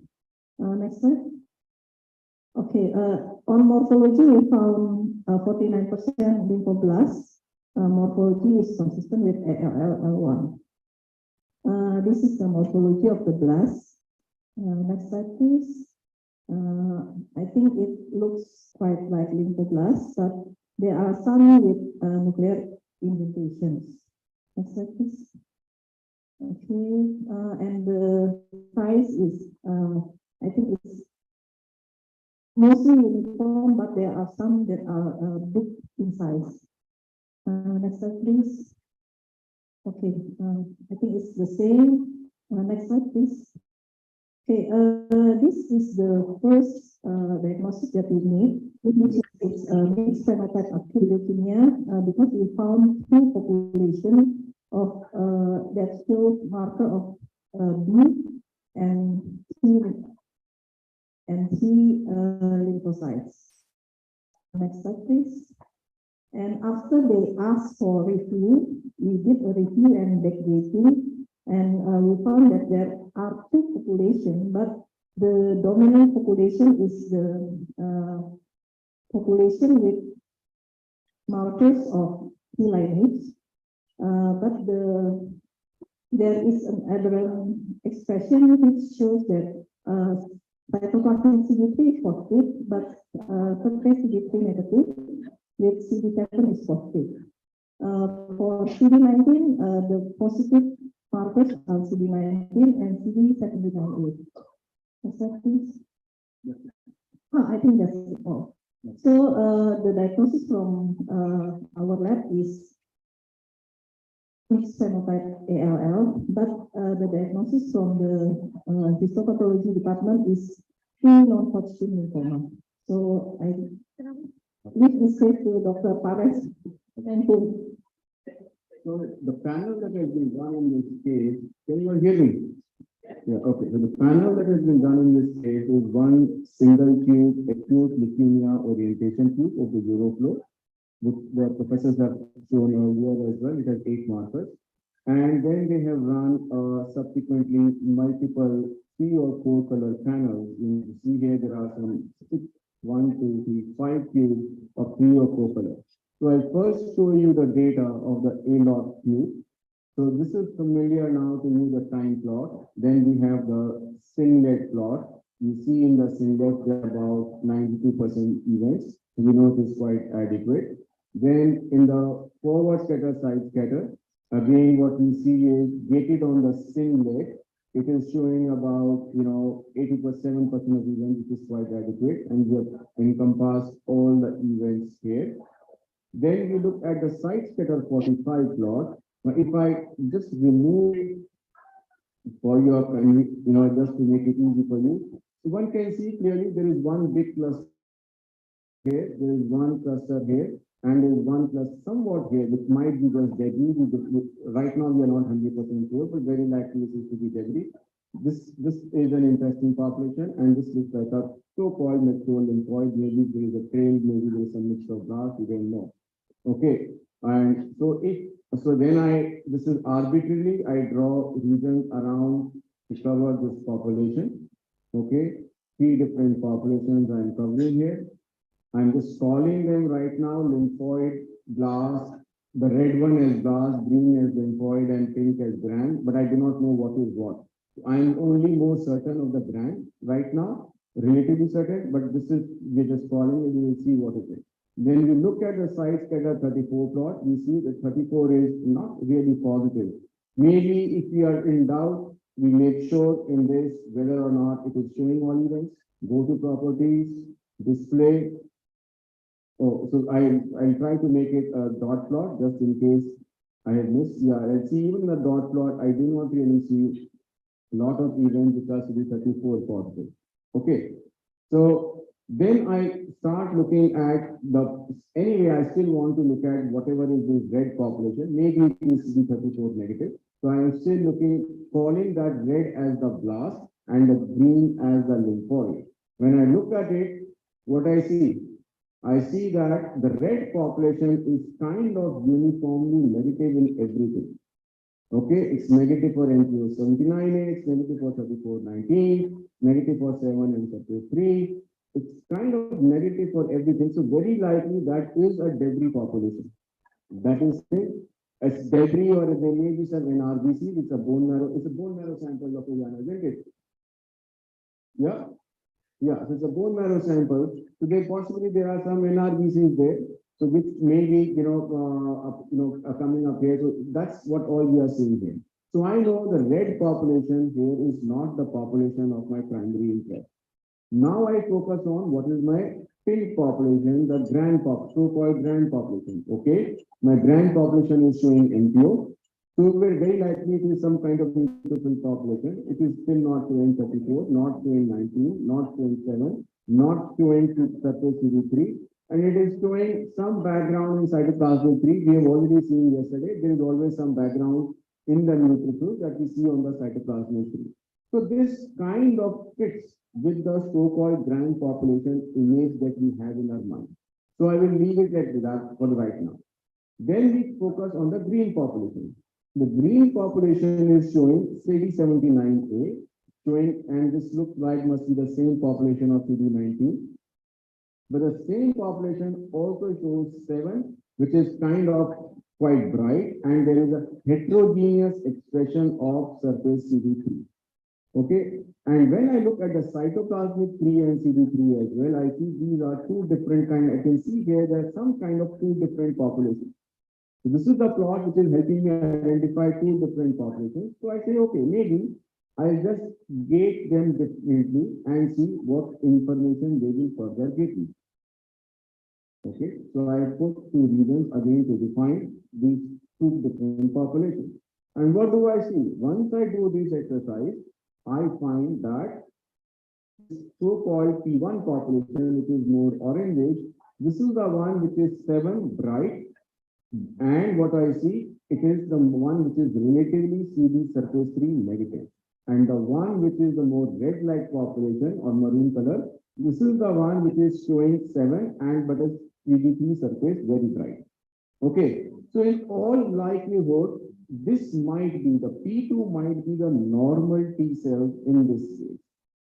Okay, and this is possibly the population of interest, therefore, and this is the population which is, because if this was normal T cells, then all of them should be nicely surface CD3 positive. It is bright CD7, and we discussed yesterday, and that once you see bright CD7, TALL should be high on the chart. And Dr. Liana also mentioned they are thinking of T lineage ALL. The question is now, how do you interpret this B? Now let's just look at this is the cytoplasmic media. So this part is clear now. So I hope if all of you are convinced that within the T population there are two, one is more mature T and one which is the very likely precursor T. Now question is, how do you address this 19 and 79A? Now first of all, let's look at what is the percentage of this population. Now, I can always draw a region and see what is the percentage coming of this population. This is P4 and this is about 14%. Now, in a bone marrow, now what was the age of this patient, Dr. Liana? Age of this patient? 11 years old. 8 years old. 8 years old. It's a child. Yes. In a child, whenever there is a leukemic process, there is always a possibility, even in a case of a BALL, that there are some kind of hematogones there. Can these be hematogones? Well, if there were hematogones, there should be some 34 positivity in these 19 cells. At least some of them should show. Or maybe these are some just normal B cells. The reason I am not inclined to favor a B lineage in this is because these 19 positive cells are completely CD34 negative. We can have a case of B lineage where 34 is negative. So maybe that where we need more markers. We will see what other markers have been put in the subsequent tube. But at this point, looking at this, and now the question is, are these same cells showing CD7? Are these two different clones or are these same lineage? So well, what we can do for that purpose is, any of the plots, let's just say maybe here, we will along with CD7, we look at CD19. And what do we find? That these two populations, the P1 orange population and the 19 population are completely two distinct populations. So it is clearly not by lineage. It's not that in the same clone you are seeing two lineages. At best, it can be two different clones of leukemia. Okay. Yes.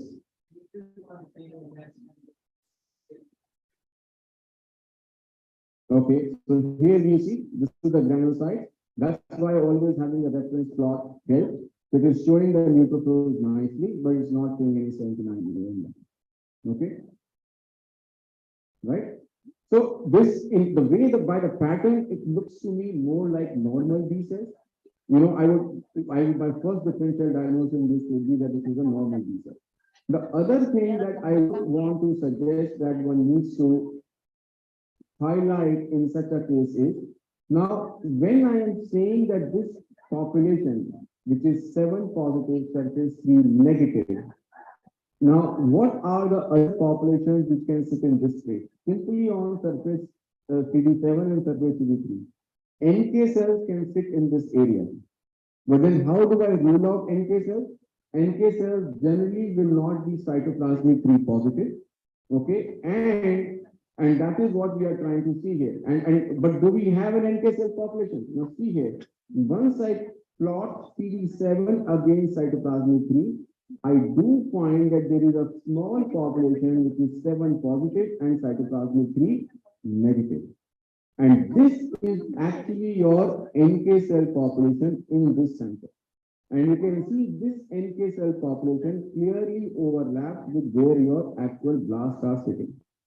So you're using multiple information, you're using information from multiple markers to dissect what is normal T, what is normal NK, possibly what is normal B cell in this case, and what is the population of interest. Now, if we were following the classical Euroflow approach for lineage subclassification, then in this case, we would have gone ahead and put some of the two classification panels where we would have the common gating markers as 7, surface 3, and cytoplasmic 3. In those tubes as well, we would have been able to identify this population of interest and further see what is the expression for markers like, now this is the panel for here. If you would run this tube, then you would be able to see based on that cytoplasmic 3 and surface 3 and here based on 7 and surface 3 cytoplasmic 3. What are that abnormal population? Is it 4 and 8 double positive? Is it negative? Is it 5 positive? Is it 5 negative? And it will become easier to do that. Now, in this case, it's okay, not everyone may have the classification panel. Now, let's see what markers we have. Now, here we have 5 markers, 5 tubes. So the tube number, the row number 1 that you see here is standard plots, time plots, inlet plots, and the forward scatter, side scatter. Because each tube is different, I have shown you here the side scatter 45. Now this is for the tube number 1. But whatever is the tube and the markers, they are shown on the plot level here. So this tube has to be 36, 33, 45, and 34. Now what do I see here? Now in this one as well, if we look at the side scatter 45, now this is in the A-lot tube itself, we have already decided this is very likely not the blast. These are very likely some kind of debris or some kind of NRBC. And the blasts are actually sitting somewhere in this green population, the immature population, because that was the one which was 7 positive and surface 3 negative population was sitting in this. Now, let's try this orange. This orange population, okay, it is showing this CD36. Quite expected because erythroblast will express CD36. So this is compatible with, so it tells me that in this P4 population, there is definitely some bit of erythroblast sitting in the plot, in the sample. The green, the pink population, it is showing 33. Okay, we have already seen in the previous tube in the A-lot that this was NPO positive, and that kind of correlates with the 33 expression in this case, and 34 is negative. In the green population, we do see some P34 now. In the A-lot tube, we saw very little 34 if at all. Here we are seeing some 34. Now, what is the percentage of 34 here? Maybe, okay, what we can do is, we can just say show only the P4, just the P5 population. And within P5 population, we try to see what is the percentage of 34 positive cells that we are getting here. So this is, within that, we are getting about 32%.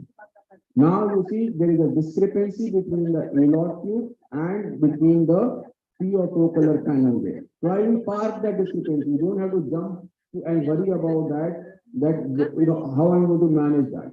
We did acknowledge the fact that even in the A-lot, there was an abnormal population which was likely to lead.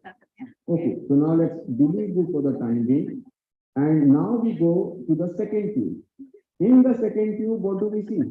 The second tube has HLA-DR 117 and only CD45. So we find that in that green population, there is some bit of HLA-DR. Okay, the pink population is HLA-DR and 117 negative. Neutrophils could be DR and 117 negative. There is something, no marker mentioned in ATC here, but I see some signal in ATC. So either there is a labeling issue here in the tube, or I do not know how to explain why I'm having some, or maybe there was a 34 added, but it was not labeled here. But the pattern looks quite similar between the two tubes. You see the same kind of pattern is there, so maybe 34 was added, but not labeled here. Okay. But clearly, now what is this HLA-DR? Is this HLA-DR likely to be coming from B cells or T cells? You don't know. Because you do not have the appropriate backbone markers, it is difficult to say that whether this HLA-DR is coming from, where it is coming from. Okay, now let me just put here, assuming this was 34, I'm making a lot of inferential reasoning.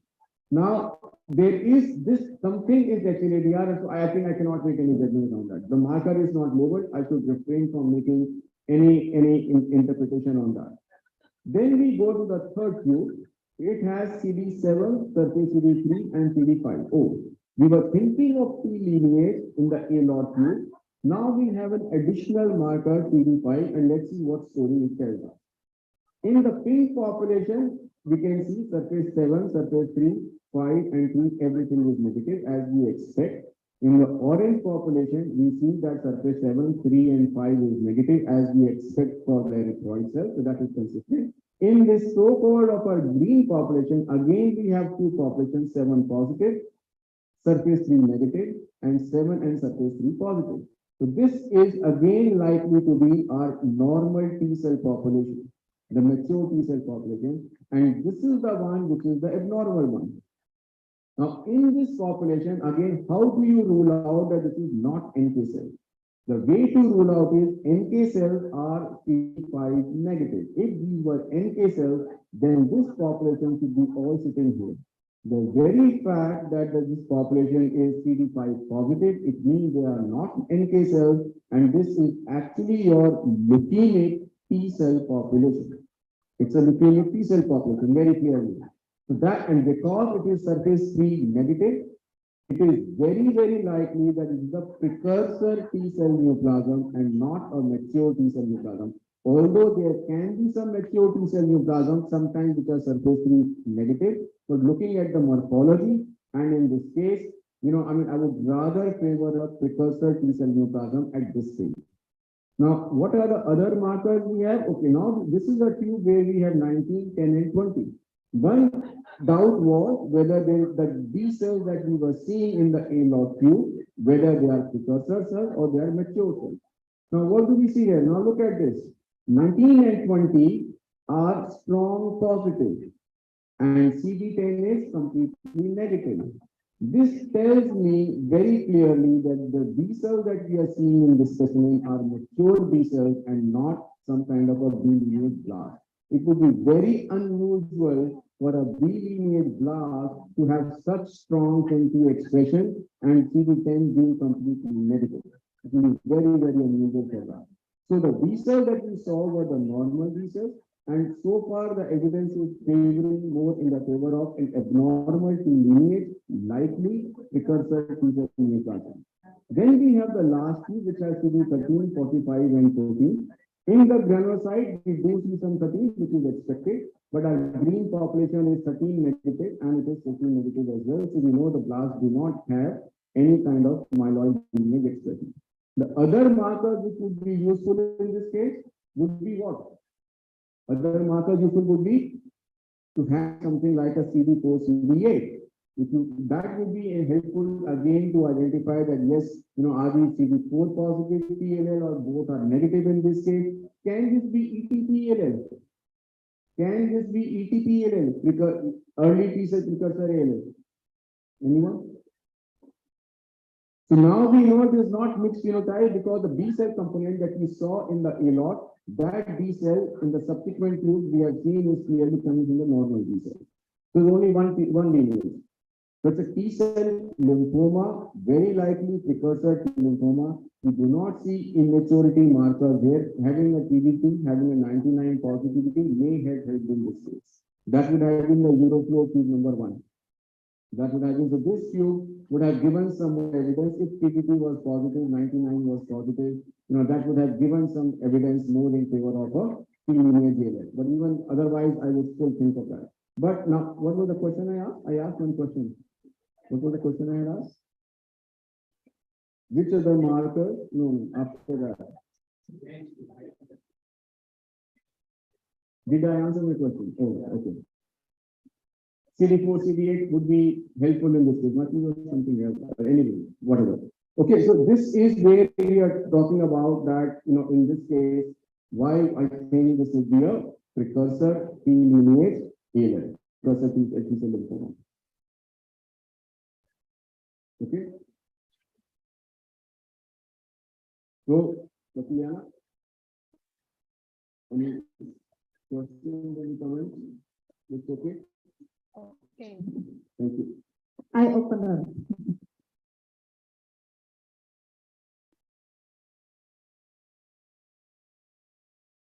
Correct. So I think so that's what they did, and they called it a TNHL based on the defined biopsy.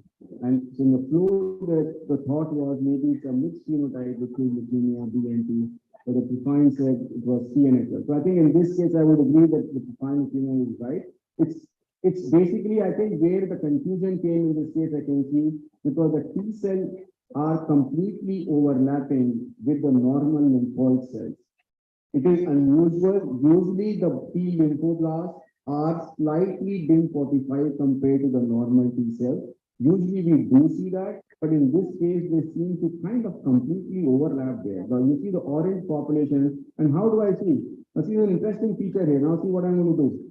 In this plot itself, if I say find events, it is now showing me this abnormal population is appearing where in all other plots. So if I want to see it even in the forward, I'll just undo. Even if I want to see in the forward scatter, side scatter, I will need to change it to a dot plot because this feature is active in the dot plot format. Okay. So now I'll go back and show you if I see this population, I say find events, it shows me where all this population is sitting. I can see it is sitting right in that bright 45 area.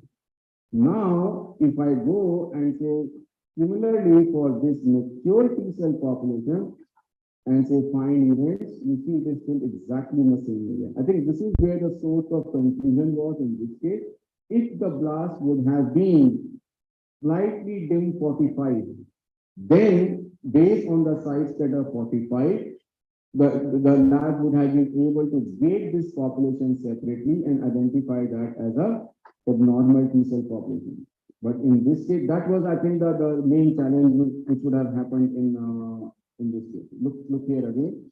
You can see this.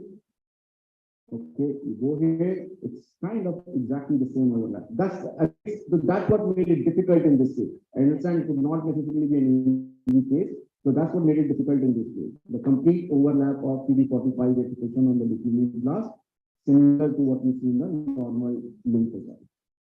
Okay, so this was one case. I just want to also, before I ask you all, you can start working on the cases that you have on and practice on your own. And there is this program we're having later this month. In case you are interested, virtual attendance is possible. This is a clinical education day organized by the Australia team. And you can see there are a good list of topics here, which will be, some of the topics we have covered in this meeting as well.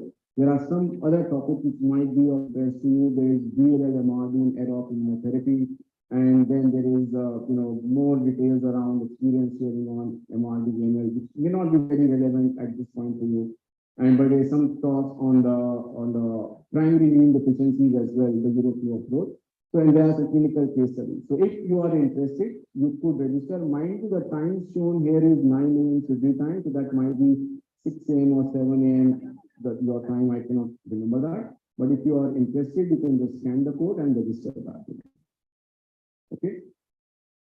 So I think that's the one case I want to discuss. Now over to you to practice your cases on the laptop. If you need any help, we have Hassan here, we have Ajit, we have Amitabh, I am here. You can call one of us and we can help you in doing some case analysis. You can have some hands-on practice in that. Okay. Good.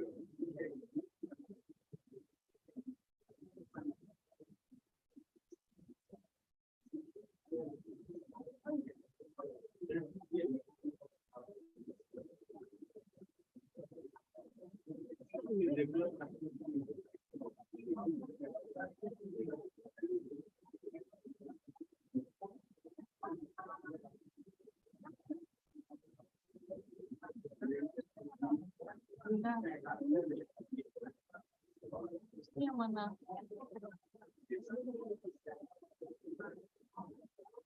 Kan startnya 15.15. Dia ngasih 1 jam 45 menit. Jam nih. Salah. Ya udah punya lagi ya. Yuk. Ya. Ya.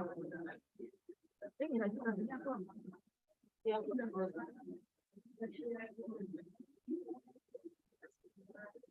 Alasan yang aneh ya tadi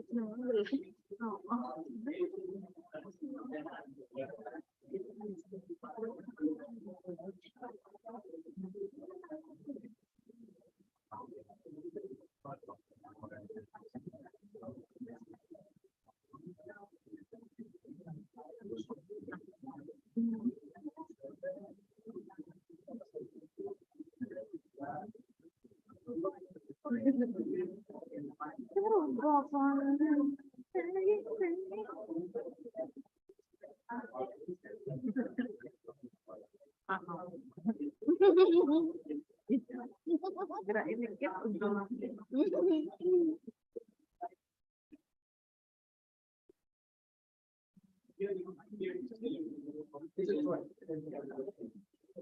berarti ini langsung we will continue to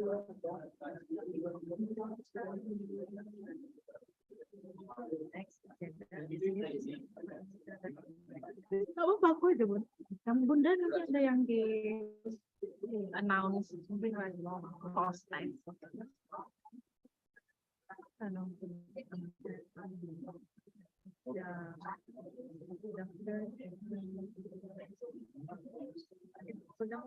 Namanya siapa aja?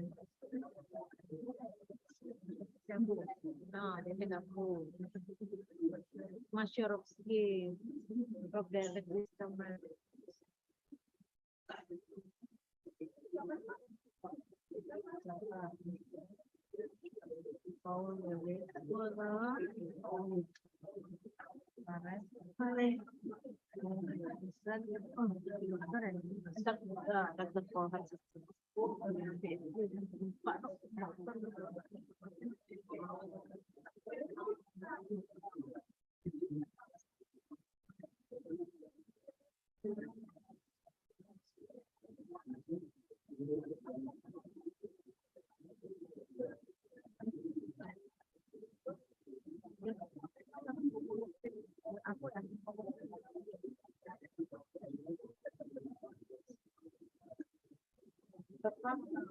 Beneran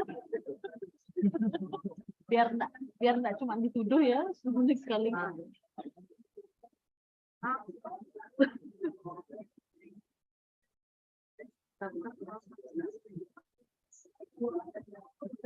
Ya memang dokter pola enggak ada bedanya.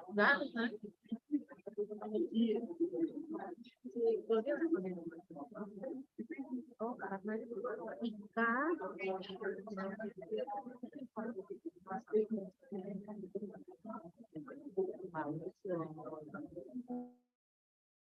Untuk workshop ini waktunya sampai 16.30 ya. Terima kasih. Tadi 40 menit ya Noya jadi. Nah,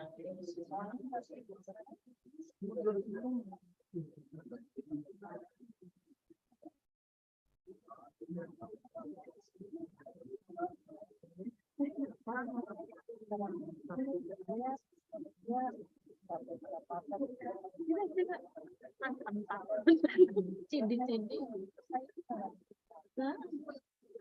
Biar orang bilang apalagi ya dokter.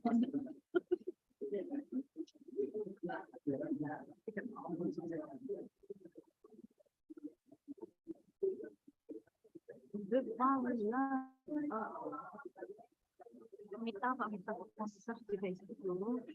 Mana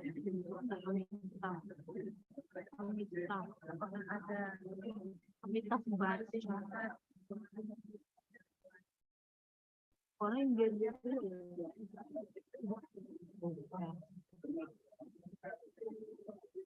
Bidi Amitabh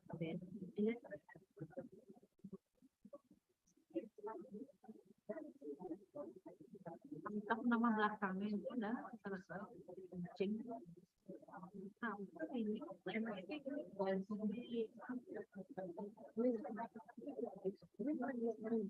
Ini apa sekali?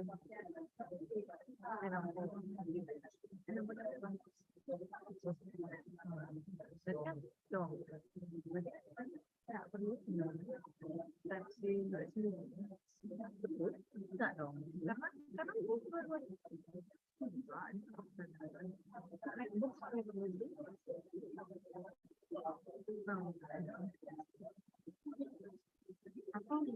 ini main jadi kan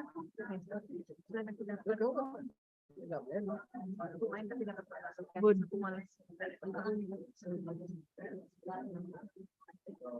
Bidin Singapore. Can I go to Portland? Can I taste you?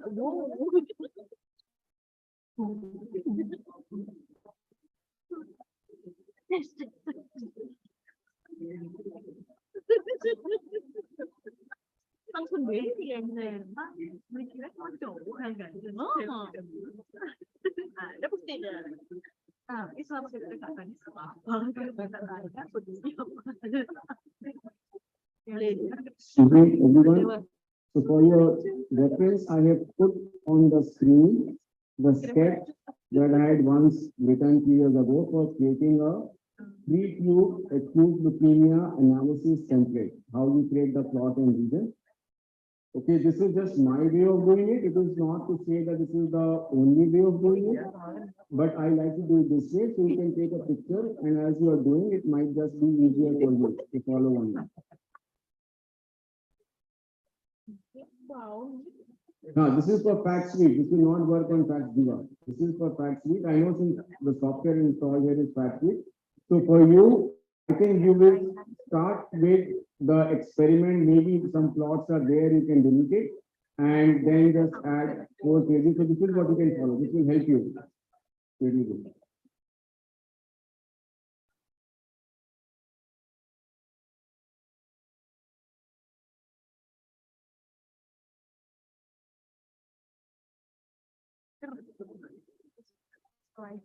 Like a destination.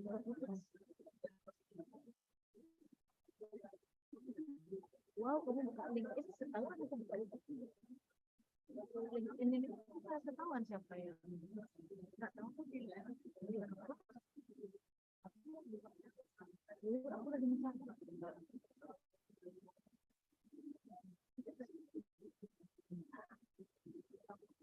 Dia itu namanya bisnis.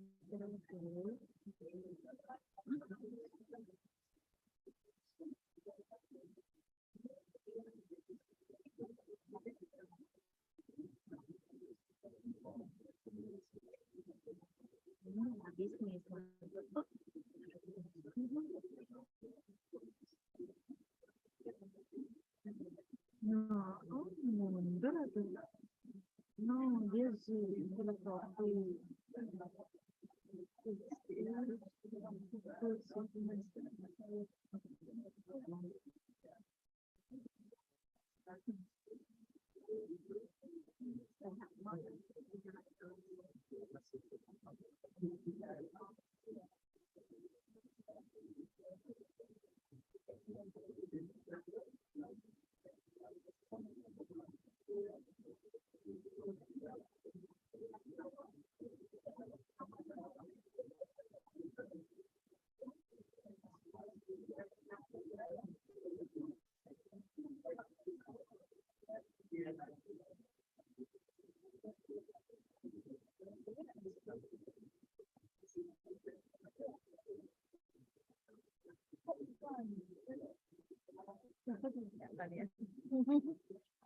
Soalnya saya bilang gini,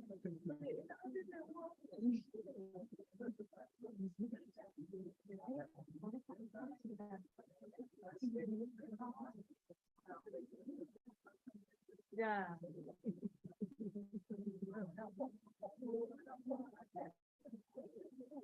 Panjang. Gimana?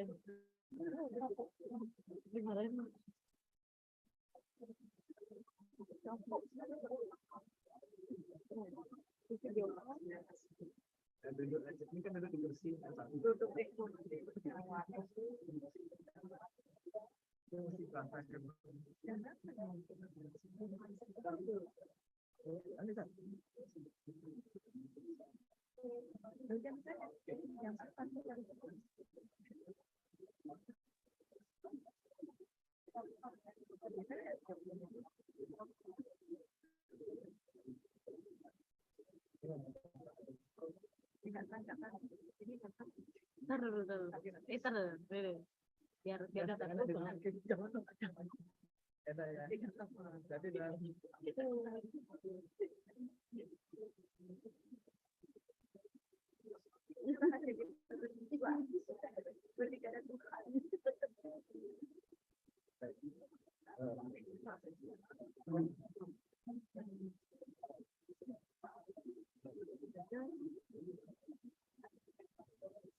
oh iya.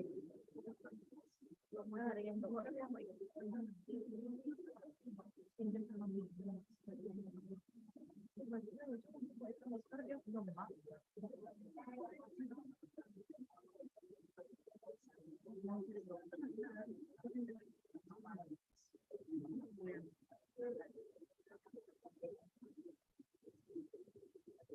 Sekarang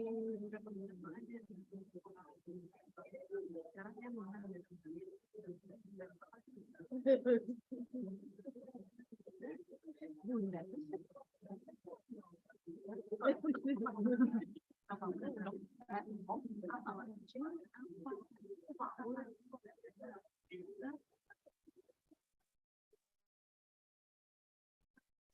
Bunda.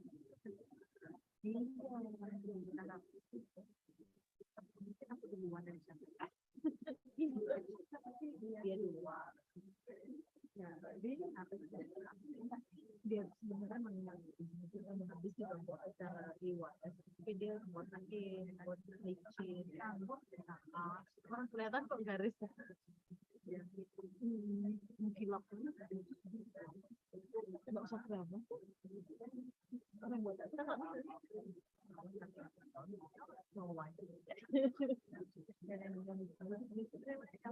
yang paling ya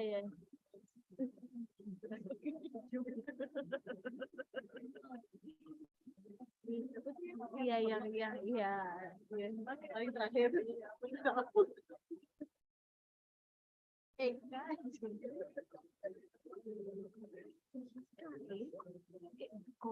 ya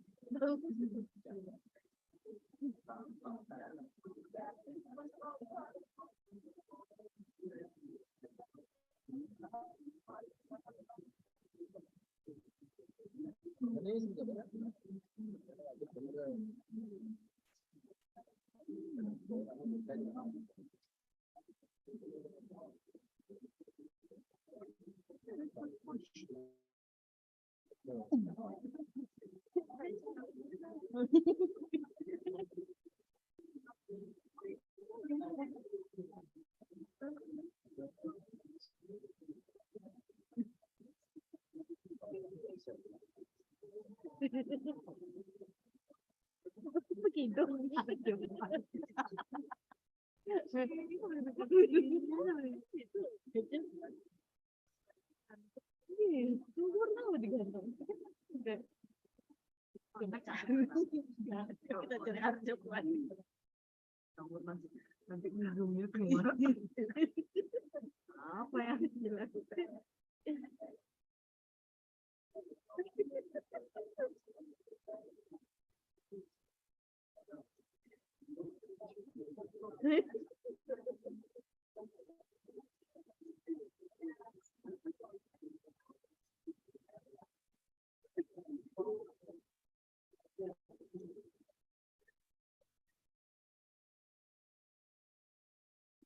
emang ada partisipan itu dulu aduh sendiri ya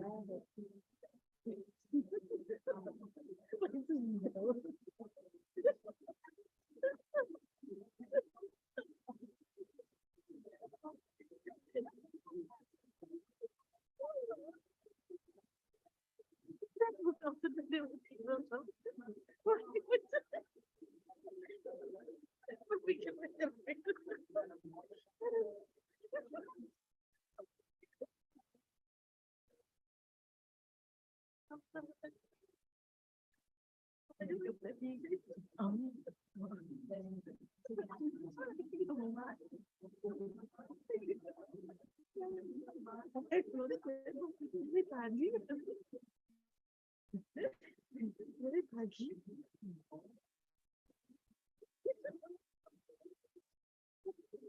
sampai dari pagi kalian luar ya itu masuk ke private YouTube pada saat keren Teo kolegium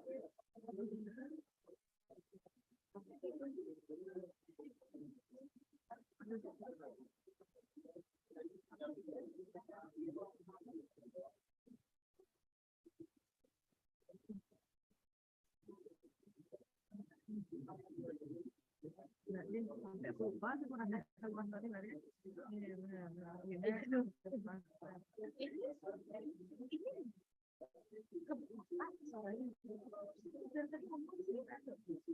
lo harus bagian ini ya.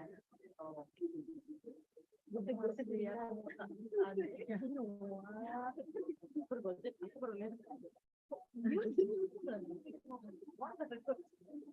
langsung terlihat pasti aku potong ngomong begitu ternyata salah udah emang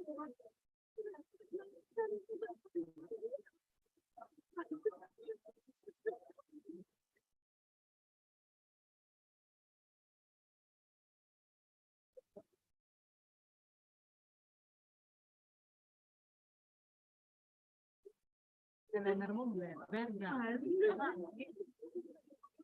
Beda ya.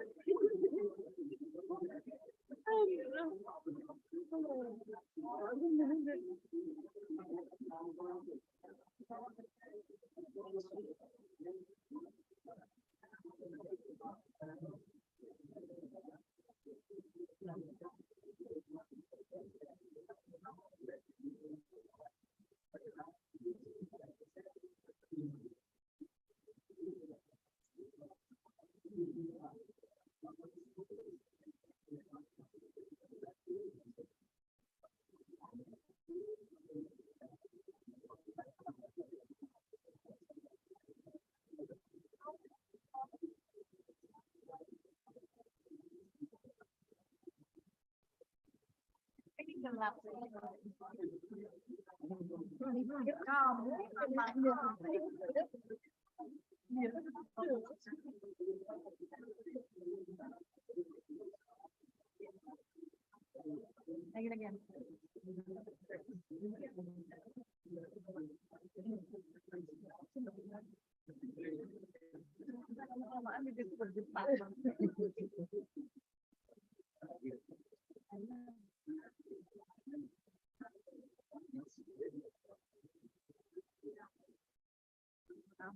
Lagi. Dari memang aku dari rumah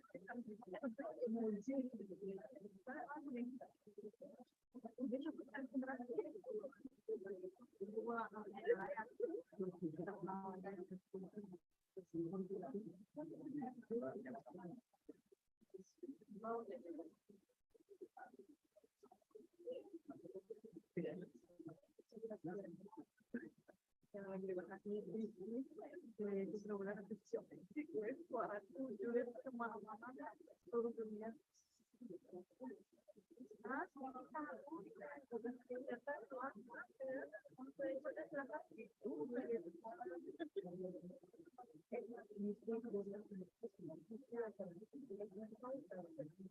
Oh, bukan boneka.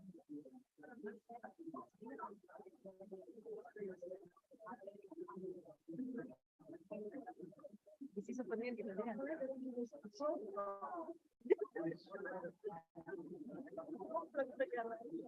Dimainin misalnya tak nyampe akhirnya telat. Aduh, isi sebenarnya.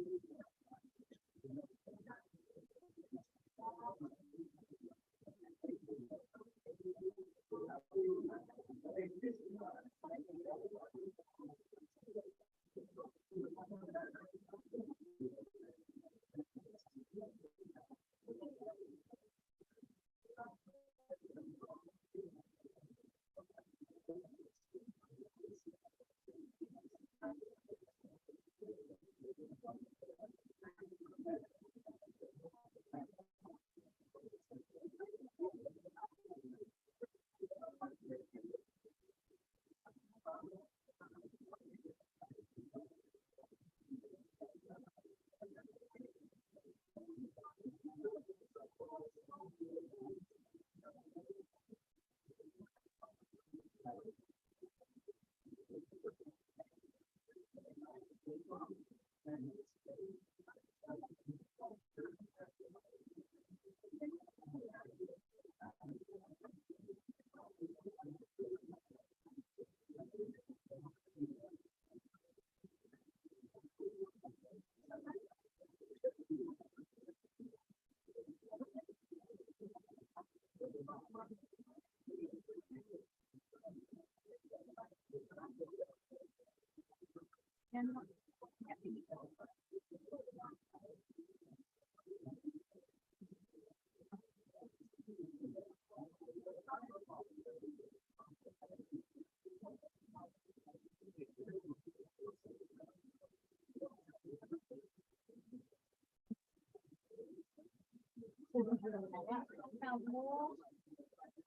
foto-foto tahu juga dia batuk.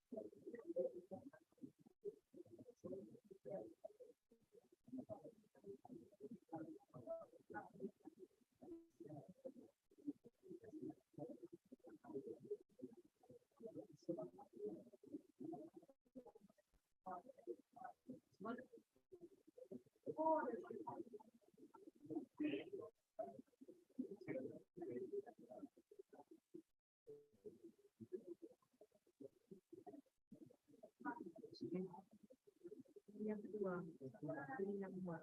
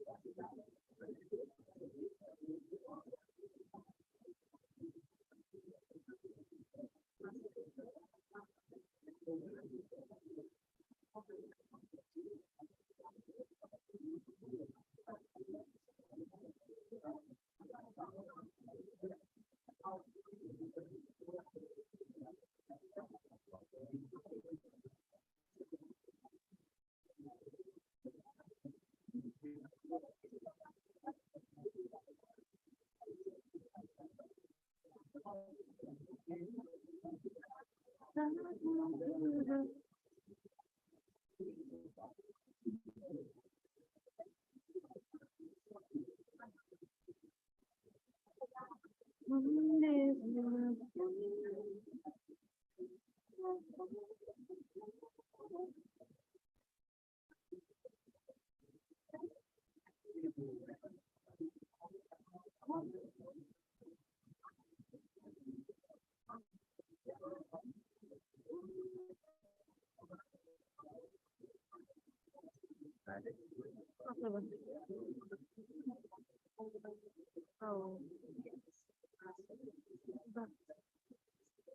belakang ada.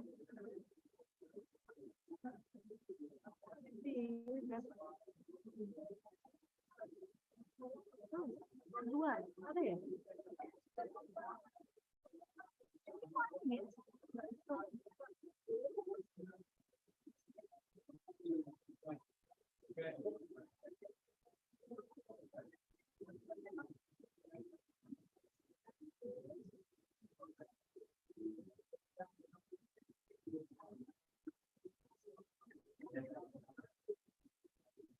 Gimana cara masuk dulu?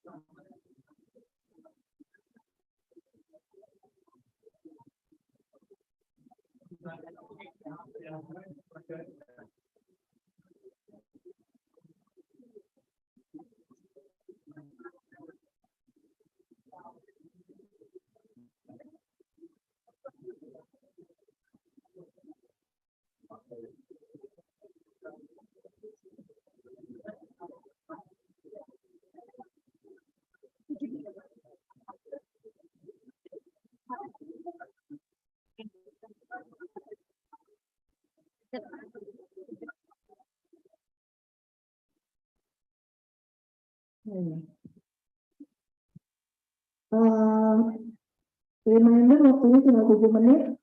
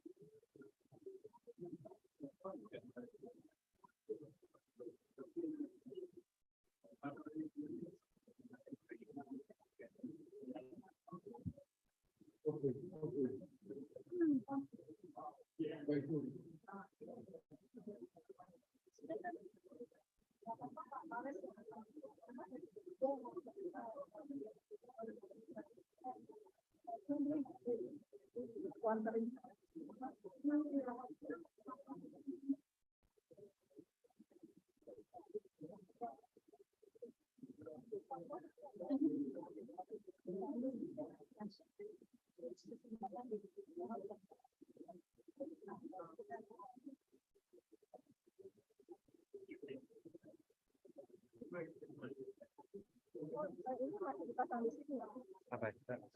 Enggak masih di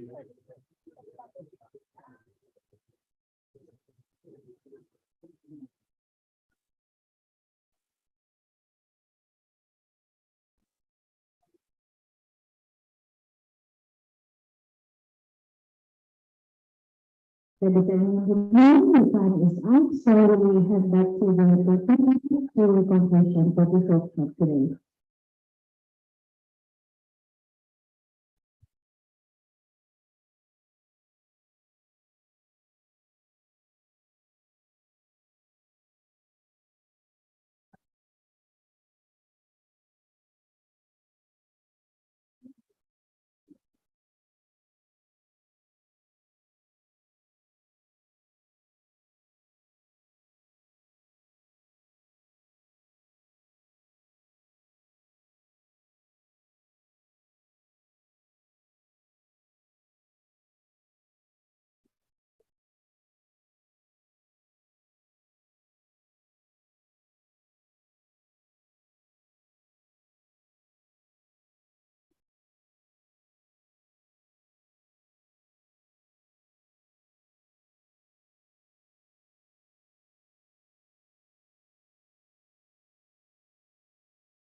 Hello.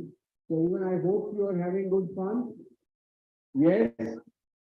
Okay. And so what we'll do is in the rest of time, we will conclude this session of practice and we'll have some more case studies by Dr. Paul Wallace or David. David is doing that. Okay. So we'll have some more case studies on CIPD now. And to continue to practice, and I think you have good team here in Hassan and Hassan in Dubai. You can even learn more from them in the software. Okay. Thank you so much.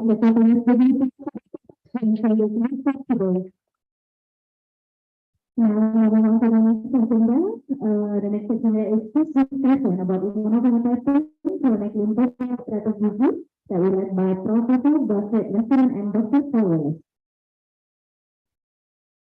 So Professor Resident and Dr. Powell, the time is yours.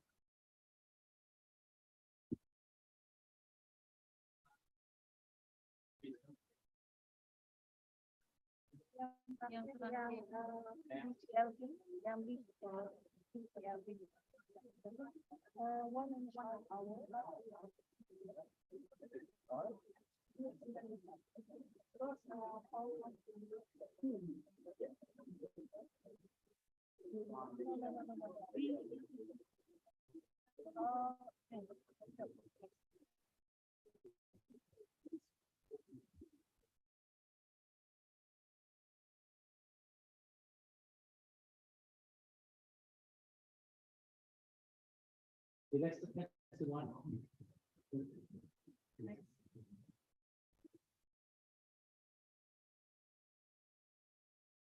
Okay, so hopefully you've still got a little bit of energy to do some B-cell lymphoproliferative disorders. So, next slide.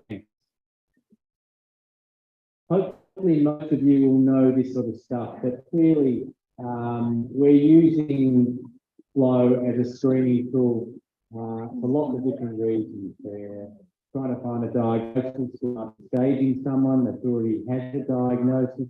We might be looking for therapeutic targets. There's obviously prognostic reasons. Sometimes measurable residual disease is used in the B-cell lymphoproliferative disorders, especially in CLL, chronic lymphocytic leukemia. And there's other reasons why you might be undertaking B-cell cytometry as listed here. Next slide, please. I talked about this morning, but clearly panel design and what we do relates to what sort of case mix we have in our laboratories. And laboratories that service general practitioners might have different panels mixing T and B cell flow versus a cancer center like mine, where often patients will have a diagnosis, and so we can just go cut to the chase and go directly to a B cell panel. So I think that's important in terms of your design of panels. And as I said this morning, also focus on what you're trying to do for the patient. I think everything in the laboratory, we always are trying to achieve good practice to patient care. We need to consider what sort of tissues we have. Clearly in a cancer center, we'll have a myriad of different tissues, liquid tissues in the main, but they're not all liquid. So with blood and marrow are basics, but we'll have CSF, bronchoalveolar lavage samples. We might have skin biopsies. We're interested in cutaneous T-cell lymphomas. And any other body cavity that can be reached that's got fluid. We might be analysing, acidic fluid or pleural fluid. And they have some nuances in terms of sometimes expression of different antigens. We need to think about some of these samples if they're paucicellular, and then the way that which tubes we target and utilise in those clinical settings. And so this really goes down to whether we have a screening tube or whether we just go back to a diagnostic tube. And part of it relates really to all these things we've just covered, and also the efficiency of workflows. I know my scientists often say to me, David, it's easier to do 2 tubes up front than it is to do 1 tube and repeat a tube. So, and labour is time and money. So sometimes that's more expensive than it is to run 2 tubes and look at T and B, for instance, rather than just a B. So I think screening or not depends on where you work and what you're trying to achieve. I think we need to think about sensitivity of our tests and what we're trying to achieve. And most of the time in a diagnostic setting, we'll try and achieve about 50,000 events. I'd be interested to see what my other colleagues would do. But I think that's what the British guidelines recommended some years ago now. I think the other thing to think about in your screening tube is, and there's variances of practice. Again, I think it depends where you work, and that's whether you just look at mature markers or whether look at immature markers in your screening tubes or your B-cell tubes. And you'll see here we just use mature and we separate mature and immature in our panels. Next slide, please. So this is the Euroflow tube called the LST, and there's different versions of this particular tube. I like this concept, and because it covers B's and P's, but if you look at it, there are some flaws in it. And that's not to be rude to our Euroflow colleagues, but you just can't get every single antibody that you want in every panel, and we always know that. And I think it's just again understanding the deficiencies and of the tubes that we're trying to do. So in this particular panel, we've got stacking of CD20 and 4, and this concept of stacking is very efficient. But can provide some difficulties in analysis, and it gets a little bit dirty at times. But we've got some more stacking over here with CD19, TCR gamma delta, and 8 and light chains and 56 and light chains. But this concept is quite interesting, and I think well worth considering for paucicellular samples because of the fact we can look at B-cell clonality and then T-cell markers as well. Next slide, please. This is our LST tube, and it is pretty similar to the Euroflow tube. I think the flaws that we have in this particular tube, we don't have CD2 and we don't have CD7. And so both are useful markers for picking up aberrancy in T-cell malignancies. But we use this when there's sort of paucicellular samples, CSFs, and we don't know the diagnosis, and other paucicellular tissues especially. Next slide, please. This is busy, isn't it? They love there's 2 slides for this. 2 B-cell malignancies. We're not going to go through it all. Most of them haven't changed, thankfully. Next slide. And this will give us all our large cell lymphomas on the next slide, of which they're becoming more and more subtypes. Just the next slide, there we go. All right, so we're not going to go through all that, but it's just creating a platform for us. Next slide, please. Okay, so these are old slides, but again, I think they help us think about the types of diseases that we might see, and then the antibodies that might be quite useful. So you can, if you're setting up panels, you can sort of have a look at the types of disorders that you are common at your institution or in your laboratory, and then think about the sorts of markers that might be useful. And this is a list down the bottom of the acronyms, the shortcuts, and the diseases that hopefully you're aware of. Next slide, please. This is Euroflow again. It's busy. There's lots of tubes. Not many of us run all these tubes, but I think they're worth thinking about. And they threw in some markers that really didn't have a lot of literature supporting their utilisation. And interestingly, they really haven't published a lot about things like LAIR1 and a few other markers since that time, which I find a bit disappointing. And they have very reasonable rationale to use some of these markers, but it hasn't been substantiated in literature since that time to a great extent. Next slide, please. And so this is our two-tube panel. We call it B1 and B2. I don't know if anyone here knows about Bananas in Pyjamas. It's a classic Australian kid show. All these, so it's a little bit of a play on words in our laboratory for Bananas in Pyjamas. And me and my scientist a few years ago dressed up one on April Fool's Day in Bananas in Pyjama outfits. So when we were B1 and B2, and that was with Paul. All right, so the B1 tube, I think, is a fantastic screening tube. These are 8-colour panels, as you'll see. And really what we have is a couple of B-cell recognition antigens, so 19, 20, and 22. So going back to that theme of having more than one population identification marker, and then we've got 5 and 10. And I think this really does the trick for many B-cell malignancies. So one tube, and we can get the job done for lots of patients. The second tube, B2, helps us differentiate, as you'll probably be aware, with 223, especially patients with CLL and mantle cell lymphoma. And so we don't run those tubes routinely, but if we have a CD5 positive population or the clinical notes or there's a tissue histological diagnosis that suggests either of those two disorders, then we'll run a B2 tube as well, and then we'll probably run a CLL tube as well. And the CLL tube is based on the European Consortium's tube, with Andy Wilstrom as the lead author on a number of different publications through that consortium. And this has evolved over the last sort of 15 years, really.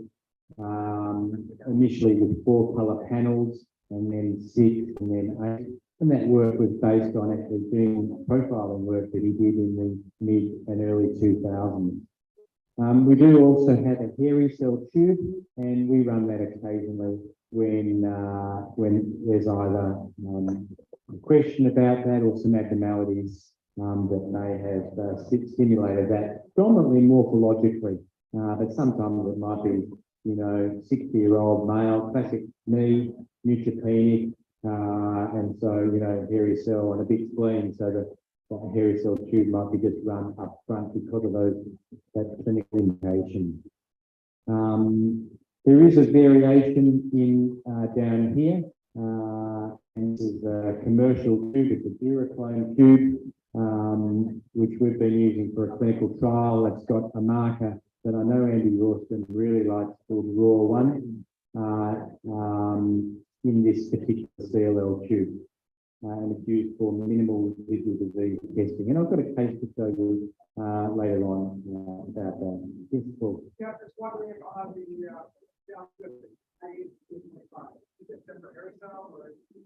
yeah, look, that was put in sort of in 2008, and I was interested to see whether the interleukin-2 alpha receptor was going to be useful. There was an anti-CD25 antibody at the time, so that was me experimenting, to be honest, and it really failed to achieve anything, and I found it very ineffective.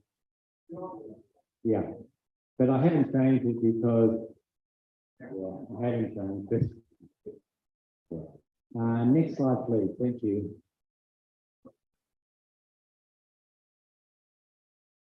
All right, so we've talked about age identification, and there's some other B-cell markers that can be considered and should be considered depending on the types of patients you have and if immunotherapies are being used, and CD79B or CD79A, and ALLs can be useful. CD24, I think I mentioned very briefly earlier this morning. CD40 is another B-cell marker that can be quite useful depending on the type of patients that you need and the number of B-cell antigens. The stage of maturation can be defined by different antigens. Paul talked about CD10 and CD38 to help us with hematogame differentiation and lineation.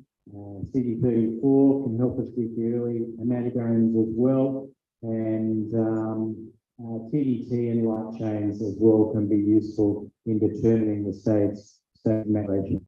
Abnormal light scatter properties, I think, are very important, and I showed you an example of T-cell malignancies that are spread over into the monocyte gate, and we know that mature B-cell disorders can also have increased side scatter and can be in funny places as well. So we have to be wary of our CD45 scatter lymphoid gate, and sometimes think a little bit outside the square with regards to that as well. Clonality is important. It's not always seen. And again, as per the T-cell disorders, not everything that is clonal is malignant. And although they're uncommon, we do see them every now and then, and I've got an example of that to show you as well. Hopefully convince you. Aberrancy is something that's common in our B-cell disorders, but plenty of times we won't have a hell of a lot of aberrancy in our B1 tube. There's not many antigens in it, and they might just be clonal without any aberrancy. But it's certainly something that we look for and try and marry clonality, and I think it adds weight to it being a malignant process.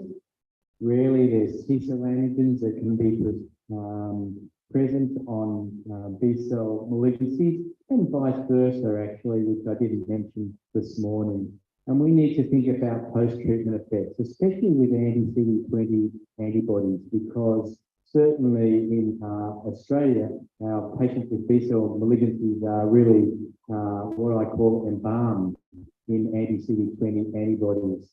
So rituximab or the equivalent more novel antibodies. And so this will knock out one particular antigen, and probably many of you will have seen that in your day-to-day work. Next slide, please. False negatives, and again, this is not really just targeting B-cell malignancies. I just put it in this talk because I had a little bit more time in this talk. But sampling bias is important, and if we're getting slices of lymph nodes, sometimes the histopathologist, the anatomical pathologist will find a lymphoma, a B-cell lymphoma, and our sample will be negative. And it's really probably due just to sampling bias and the tech was cutting off a bit of tissue. It might have been outside rim, it might have been just something that was not representative of what the anatomical pathologists are actually reporting. Poor cellular samples can obviously lead to false negatives as well. Low tumour burden is something that we need to always think about, and our populations aren't always dominant populations, and sometimes they're hidden amongst the polyclonal background. So that's something that we need to think about. Technical issues in processing loss, and I think this just really reinforces some of the issues I've talked about before. Slide, please. So this is not an all-inclusive summary, but it's a little bit of an easy to read kind of guide. So we'll go through some of these things with some of our case studies. But for instance, clearly with CD5 positive disorders, we dominantly think about CLL, SLL, and mantle cell lymphoma. they're not the only things we should think about, because marginal zone lymphoma is present in about 15% of their cases and can also be present in some other disorders as well, hairy cell leukemia and lymphocytic lymphomas as well. In CD19 is a really good pointer for follicular lymphoma though, and they're typically CD10 positive as well. DIN CD20 and 22 is very typical with CLL, but in mantle cell we'll often have DIN 22 as well, so a little bit of overlap with those. And there's some bright antigen expression in hairy cell leukemia, bright 20, often bright 22, sometimes bright 19 as well. So it's not all DIN expression, but sometimes it's bright expression too. And I'm not going to go through every marker here. Let's go to the next slide, please. So finality. I think this is an important topic. This is again our friend Petra Fauna from about 10 years ago. And this is a nice study. A lot of patients, over 400 patients. It was a retrospective study. And what they were trying to do was actually look and see if there was a discrepancy in light chain expression when they used polyclonal antibodies versus monoclonal antibodies. And what they found was that there was a discordance between utilizing the two types of antibodies. And probably most people, if you had an inordinate of time or money, you might recommend using both types of antibodies. But most of us, if we're wanting to be thorough, might do a sequential sort of fashion, just knowing that there can be discrepancies. And so we might start off with a polyclonal assessment of light chains. And if that's negative, and we're concerned about a malignancy, then we might then go on and use monoclonal antibodies, and we might actually also use them in a cytoplasmic setting. So that's the other thing to think about. Sometimes light expression can be demonstrated cytoplasmically, but absent on the surface.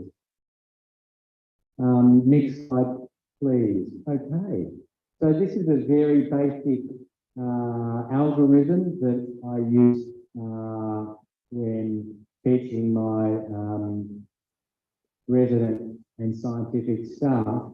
And in red here with the CD5 positive lymphomas, there are three dominant diseases that we should think about. And these are the other diseases that can be CD5 positive. And then our CD5 negative cohort are dominantly marginal cell, marginal zone lymphoma, as it's called now, hairy cell, lymphocytic lymphomas, and large lymphoma. And there are rare nodal mantle cell lymphomas that can be CD5 negative as well. So that's something just to consider. And they're usually an indolent type of mantle cell lymphoma, unlike typical CD5 positive mantle cell lymphoma, which is an aggressive disorder.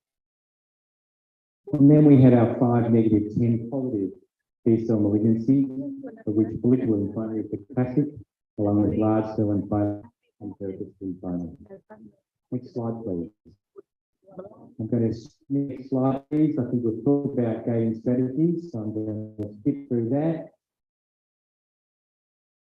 Next slide, the same pro forma, the same that we've seen a number of us today and yesterday. Next slide, please.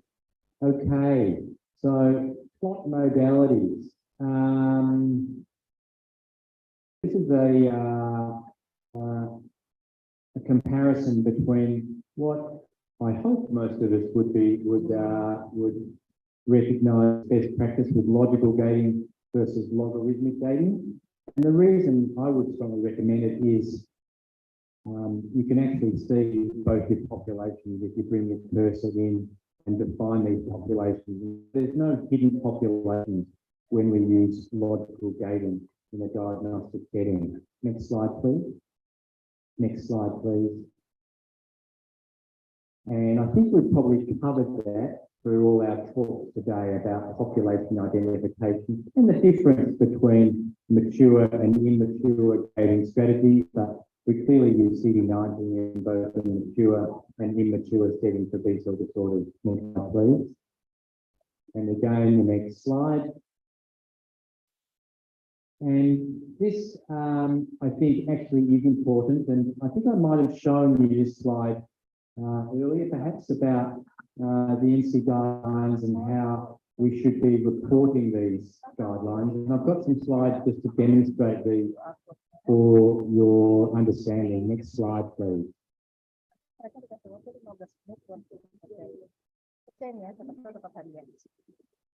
But before that, Suresh shows, I think it was yesterday, a really nice example of moving the quadrant dates. And I really dislike quadrant dates as a generalization. It does have its role. It can be useful in light chain restriction. It can be useful in T-cell subset analysis. But in routine analysis, we have no quadrant dates. And this is an example of why we have no quadrant dates and why I feel strongly about the way we should report our cases. And so you'll see here we've got 19 and 23 and 19 and 23 again. And we have a quadrant gate just above 2 and just below 2. And our percentage of positivity is 38% and 52%. So if we pull out all of us in this room, our coefficient of variation would probably be about 50%, something like that. It's atrocious. We really want a test where we've got a CV on a diagnostic case that has that sort of extent. The answer is no. We want to be more precise than that. We should be more precise than that. So, for me, the reporting of a percentage is really no. I can tell you in Australia, I teach my registrars. I know there's laboratories that still do this. I try and say go back to your teams and suggest some improvements and getting on board, but it's still done. But I really think it's antiquated and it's incorrect in 2023. Next slide, please. And so this just relates now to the nomenclature of positivity and negativity for cases. And ideally, you want to use internal controls for comparison. Internal positive and negative controls are fantastic for all our analyses. And I know everyone, all our experts do that as a routine. So clearly have CD19 in blue and the T cells in red. This is my football colours here, my football team. So everything's in red and blue in my lab. Next slide, please. And here we have a nice example of the B cell population in blue, and it's really showing you over 2 logs, it's virtually 3 logs of expression, and we call that heterogeneous expression of CD23. It's definitely positive. I haven't given you where the median is. I haven't given you a heat map, and I haven't given you an MFI, but it's definitely a heterogeneous population. Next slide, please. And here is a comparison of what hopefully my bone marrow or peripheral blood looks like with regards to expression of CD22 and 81. And here's a population of B cells with CD22 and CD81. Next slide, please. And here's a population of partially expressed CD7, probably an AML case. Next slide, please. And here's an atrocious report. This is something that is intolerable. And if you have a team of scientists, do they really have the time to put all these in? Most of us don't have really Schmidt transference from our machines into our laboratory information system. So you really think that 74% P19 positivity and then 77% DR positivity is useful, and 75 CD34 positivity is useful? It's just rubbish, absolute rubbish. Let's move on to how, and I've said confusing and outdated, and think about all the theoretical errors that all of us will make, all of us, entering this sort of data. Think about the time data you can have for your staff with your lab students. Next slide, please. I'm a little bit dogmatic on this one, but I think there's time for us all to get into the 21st century. And so this is an MRD report, and I've got the antibodies listed and the number of events and the sensitivity of the assay and the amount of MRD. And then what we've got here is a description of the population. It doesn't matter whether it's a diagnostic report or an MRD report, but especially in your diagnostic reports, I feel that this is the way we should be doing it as per the guidelines. And so I don't have that there's 77% CD117 and 73% BR expression, because that's rubbish. But this does paint a picture for us about the expression and aberrancies in our population, our abnormal population. Next slide, please. Physical properties, we do harp on this, but again, they're important in lymphomas, and this is showing you normal small lymphocytes, and these are a little bit more thick set, aren't they? A little bit bigger. Next slide, please. Okay, so some cases, and I might ask the audience if they want to help me with some of these. So in black, we've got the abnormal population, CD19 and 5. And so we've got our T cells and our NK cells to compare with. There's internal controls on lymphocytes. And so we've got 519 positive population.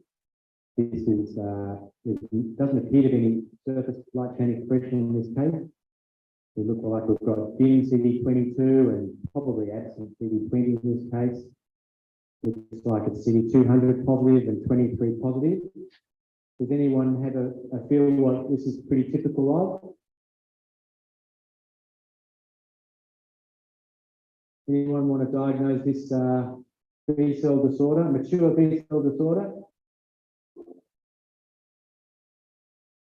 No one? Okay, we'll move on to the next slide then. Pity I don't know any names to pick people out. Okay, so this is another tube that we did. This is actually our CLL tube. And so we've got some more markers that help differentiate the full phenotype of this particular patient. And so there's a gating strategy with this particular tube, and we base this on what Andy Rawstrom has commended, that essentially P1 is basically CD19 positive lymphocyte. And so we get to a sequential approach to get to this point in the analysis. And then what we've got now is a Boolean approach. And so what we've got is we've got 3 bivariate plots, 1, 2, and 3. And these bivariate plots are interrogating P1. And so we've got 43 and 81, and 5 and 79B, and 22 and 20. And they're all interrogating P1, CD19 positive B cells, and this is the answer, that we've got a population here of CLL cells that co-express these antigens. We know that 43 is typically positive in CLL, and it's got dim or absent CD79B expression, and this is a bright fluorochrome. We've got dim 20 and 22 expression, and I didn't say, but we've got dim 81 expression. And the really nice thing about this plot is I've also got a population of normal mature B cells for comparison. And so when you're describing this particular phenotype, you know this is normal B cells. And so we know that 81 is, and we know that 43 is positive. And the same here, we've got just a few minutes ago, that maturation of normal B cells with normal expression of CD79. And up here, we know that 20 and 22 are well expressed in mature normal B cells. So we've got a great comparator in this particular case. Next slide. And this will give us our phenotype of CLL. And clearly in a diagnostic setting, if you're going to treat the patient, then other ancillary tests will ideally be performed to help decision-making with regards to treatment. So we'll look for the classic fish abnormalities with the leaky 17P, 11q, 13q, and trisomy 12. We'll look especially at T53 mutations and potentially if you've shown a biallelic abnormality with NGS or a supposed biallelic abnormality, and IgV8 will be useful as well to look at whether the patients have mutated or unmutation IgV8 status. Next slide, please. Hopefully you know about monoclonal B-cell lymphocytosis. This was described maybe about 15 years ago. There's three particular forms of this, but basically there's a CLL form with a low count or a very similar expression to chronic lymphocytic leukemia. And there's a high monoclonal B-cell count as well, and these are the figures of low and high. And these are important to differentiate because this has very low progression rates, and this has a progression rate of 1 to 4%, depending on the. But importantly, also, these patients will have a degree of immunosuppression, like with CLL. And then there's a CD5 negative monoclonal B-cell lymphocytosis population as well that can be defined. Next slide, please. The last thing just to say about NBL is the more events that you run on a diagnostic panel, the more likely you are to pick things up. And if you're running a couple of million events at a diagnostic level, you'll probably find an NBL population. There's one Chinese study that was up to 10%. So of the normal population. So I'm not sure that's been reproduced, but clearly if we're just running 50,000 events, the sensitivity is not going to be as high as if we're running 5 million events by 2 log files. So case 2, we've got a CD5 positive, 19 positive B-cell population. We've got DIM, subtly DIM CD22. You might say, how do I know that? I know that because on our plates, we've got actually where normal mature B-cells fit. This population has rather strong lambda light chain restriction, CD200 negative, and it's CD23 negative. I'm sure one of you might know this particular patient's diagnosis. Do I have do I have any takers? No takers? Okay, next slide. What was that? BLL. Well, I haven't shown you CD10. I suppose it could be BALL, but I'm not sure we see too many BLLs that are CD5 positive, but that'll be against it being that. And maybe 20% can be 20 positive. They can have service light chain if they're Burkitt's, but typically they'll be CD10 positive as well. So I haven't shown you that, but this patient was CD10 negative. Next slide, please. That's the phenotype. Next slide. This is a patient with mantle cell lymphoma, and ideally it would be good to demonstrate either a molecular method for showing either a 1116 or it can be done by PCR, which isn't that sensitive, or we might use cyclin D1 expression with immunohistochemistry on either a trephined tissue or obviously an other piece of tissue attained with histology. And P53 is the one thing that might be useful ideally to perform from a prognostic point of view for patient care because they certainly have a worse prognosis, like most hematological malignancies. Next slide, please. Okay, so this is a patient with large cell staging. I've got a, oh, sorry, that was me, wasn't it? Looks like I've got control here. So we've got a lymphoid here, I-45 versus scatter. We've got 19 positive gate. And we can see here that we've got two B-cell populations. We've got a population that's 10 positive, sitting where intermediate hematogones might sit. And then we've got a more mature population. Let's interrogate the light blue population. We can see here that this population is CD10 positive. We can see here that there's no light chain restriction on kappa. I'm sorry, I've popped off. Sorry, kappa here and lambda here. There's no land restriction. So we think these probably are hematogones, and this is showing us a little bit of a maturation of worm with the acquisition of CD20 as these B cells mature at the intermediate phase. The other thing is it's probably smaller, or they've got reduced, not smaller, but reduced in size scatter on this spot as well compared to the mature cells. So these fit beautifully with being hematogones. Next slide. And now what I've done is I've actually expanded the lymphoid gate. Just go back to the first slide. Whoops. We could just go back to.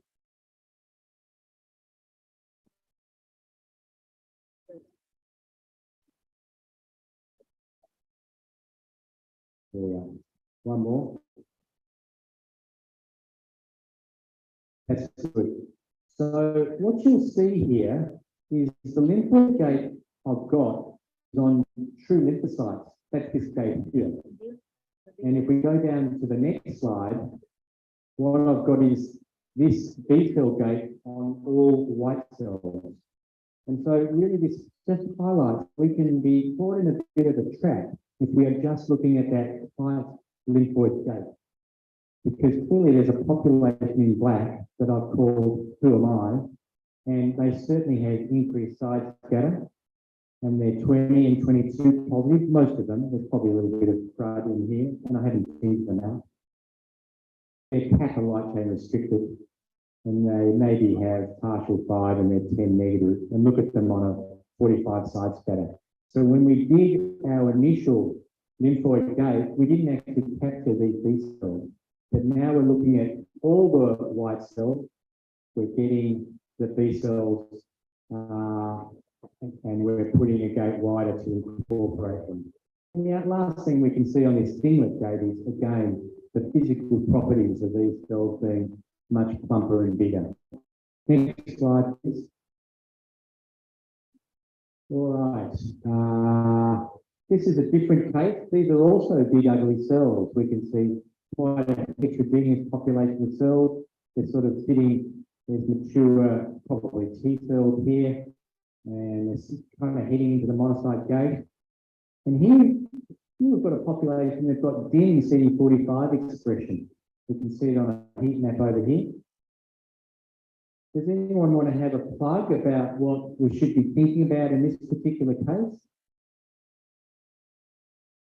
It's a B cell disorder.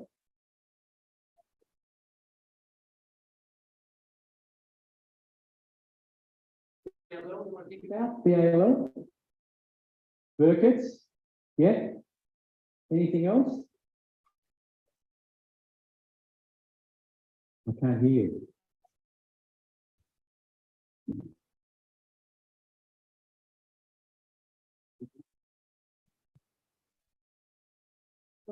Oh, follicular lymphoma. All right.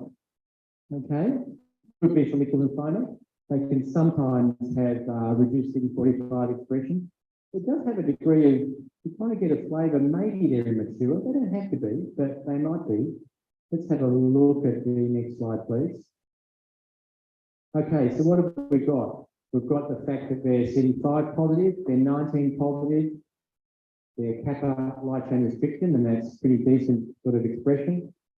They're 20 positive, 22 subtly dim, and they're 10 negative. So I think that rules out Burkitt's, and it rules out follicular lymphoma with 10 negative. It doesn't quite rule it out because you can get 10 negative follicular lymphomas. Does anyone want to? Anything else to think about? Next slide, please. Oh. It looks like I haven't actually. Oh, it looks like I haven't actually got the answer. So I've missed the answer slide. But the answer slide would be, I suppose the other things we would be blastic mantle cell lymphoma and large cell lymphoma. And so I think in this particular case, it was a case of blastic mantle cell lymphoma. So A little tricky, and we have to think naturally for these sort of cases. Okay, this is really complex, this case, but I suppose I incorporated it because I suppose the take-home message, even if I confuse it with the case, is that we need to dissect out all the populations. I think Paresh mentioned that earlier today, and I can't agree more that dissecting out each population is really important. So it looks like we've got some potentially hematogones and then mature lymphoid precursors. We've got a 19 gate. It's bone marrow, so that fits. So it's just a young 58-year-old. And here we can see the differentiation on CD10, quite a decent intermediate hematogone population. And then we've got this light chain plot on all B cells. So all B cells, all comers. And we've got a population not expressing B cells. We've got a very dominant lambda restricted population, 48%, and not a lot of kappa positive cells. So this is a bit of a quagmire. So we'll go to the next slide, and it is a quagmire. So what we've got here is we've got a CD19 10 positive gating strategy. Now we will all use different strategies to tease out our populations. I don't think there's a right or wrong way, but I think the only thing that I'd recommend is you just need to be structured and look at all populations. So in this particular case, what I've done is I have laid things, the population that I might look at is what I've done, or I've predicted that they're probably hematogones. And so they're 10 positive, and they've got slightly brighter 19, and there's actually two populations here. And this we actually often see with hematogones. They're in black. And here they are in kind of our maturational worm. And this is the hematogone population here in black of kappa and lambda. And this is basically showing you a normal pattern of expression of hematogones.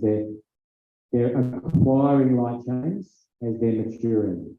So most of them don't have light chains, and these guys, it should be the other way around actually, but will acquire light chains. Okay. We're going to go back to blue population now. So these probably just have very thin CD10 expression. And the reason they were segmented initially is because if you stand back with an eye of faith, this might be separate. With an eye of faith. So let's concentrate on the blue population.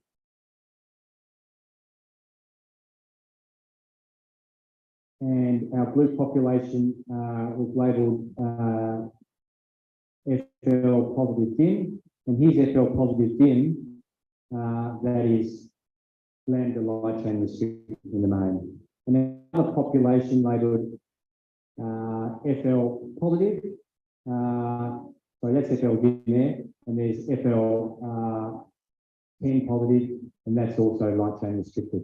So what we have here is we have normal hematogones, and then we have a population with similar expression of CD, slight variation of 10, but otherwise they're light chain restricted.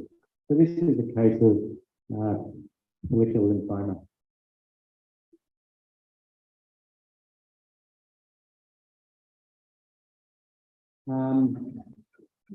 I talked about CD5 negative 10 positive disorders before, and this is just a quick and dirty case, just showing you that CD19 gating sometimes, even though I've said to you that CD19 gating is our typical way that we identify our B cell population, but you can see here it actually overlaps expression with CD5. So it's overlapping with our T cells. So we're actually not getting true delineation between our B cells and our T cells. So sometimes we need to use alternative gating strategies. In this particular case, because CD19 is so thin, review CD10 positive fatigue our abnormal population. And you can see here that they're light chain restricted with kappa light chain. So this is a classic follicular case with CD19 dim expression as well as 10 expression. So just be aware that sometimes that delineation of 19 from T cells can be problematic. I've touched on that before. I'm going to keep going. Just next slide, please.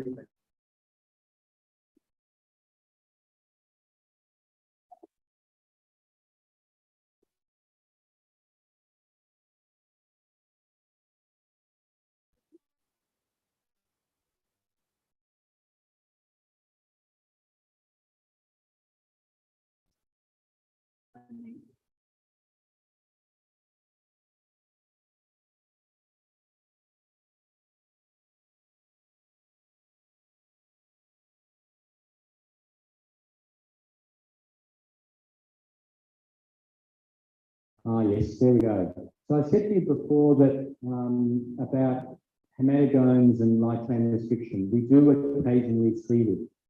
And so what we've got here is CD45 versus side scatter. We have type 1, 2, and 3 hematogones in black, and then we've got normal even mixed in up here. So we've got a number of different populations. And we've teased out the colours of the hematogones in sort of this olive colour with CD10.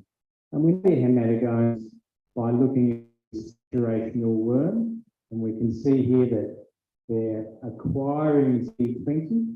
And but interestingly, if we look at these hematogones, some of them have absent light chains, but some of them are actually acquiring kappa. And so these are clonal hematogones. Not common, but something to be aware of. This is particularly interesting. The mature B cells actually are both in here and in here. So I'm postulating that what we've got is we've got hematogone maturation across and then up and then across. But the mature, if you gate these mature B cells, here they are here, showing you some lambda light chain expression as well. It is actually also showing you, I should say, a kappa restricted population. Now, So there, I'm maybe a little confused about this. You thought the hematogones, were they normal or were they? no, the hematogones are kappa restricted, They were kappa. the intermediate stage hematogones. I know a lot of our samples, we would see kappa, some kappa expression on the hematogones in the absence of lambda. And I always attribute it more to the same fact, just like the way the antibody was working on it. Really frequent. But just thinking here that these are like the B cells that are becoming the more mature of the population. Yeah, I think there's this maturation of pattern across and then around. And so what you actually call these cells, Paul, I think is up for conjecture. We do know that sometimes B cells can express both light chains. I don't really know biologically why that happens, but it's described, and it's not really a concept I understand. But maybe one of you guys do. Smart people might know. Okay. One of these smart people to my right. Yeah, maybe Paresh might tell us in a minute. All right. Cytoplasmic predictions. We love seeing these down the microscope. There has been just a slight change in the WHO classification, and what they've done is they've taken out hairy cell leukemia variant and called it now splenic B cell lymphocytosis from nucleoli. So just to confuse us, just as we've learnt about hairy cell variant being sort of reasonable size, immature cells with hairy protection, they've changed the classification, but it's a minor change.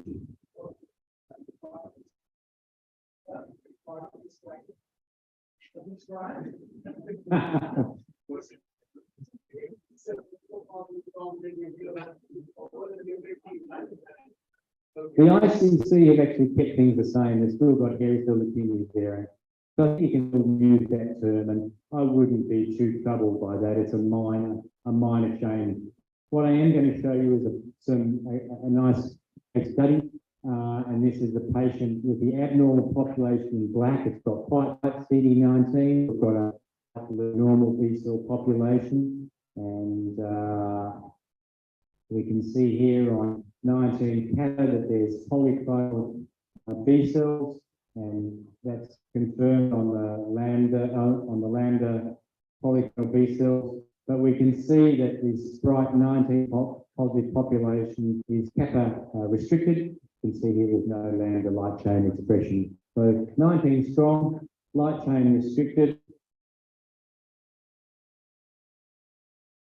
Probably subtly it's probably dim CD10, CD5 positive, 10 negative.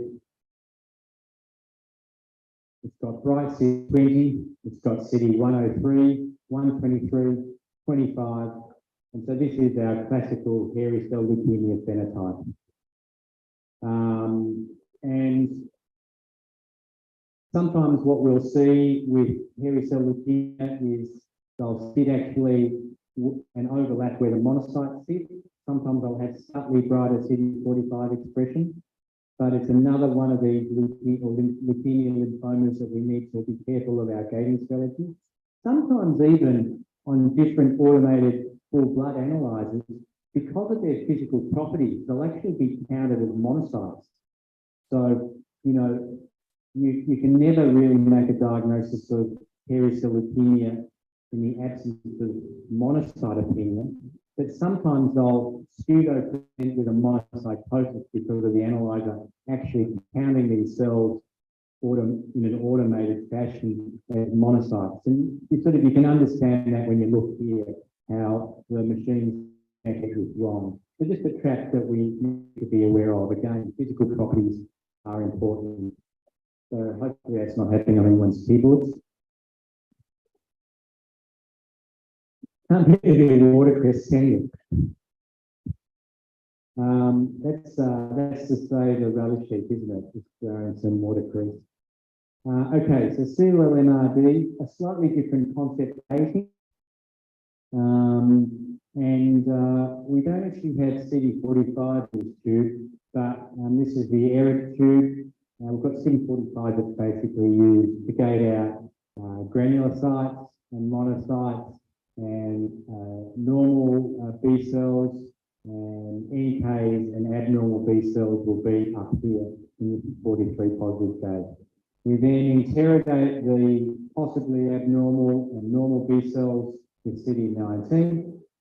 I've shown you before a case of diagnostic case, but we end up with a B lymphoid gate called P1, and then we've got these three bivariate pots, which we then use a Boolean algorithm interrogating the B lymphoid cells, and we come up with an abnormal population. And sometimes we need to expand this up, and ideally it's good to look at the diagnostic phenotype. We know that about 8 to 10% of CLL cases will have atypical antigen expression, so that's definitely something to be aware of. And here we've got 700 events out of 850,000, and so we get a delineation of an MRD, I can't quite read, 0.069, 0.07% MRD in this particular case.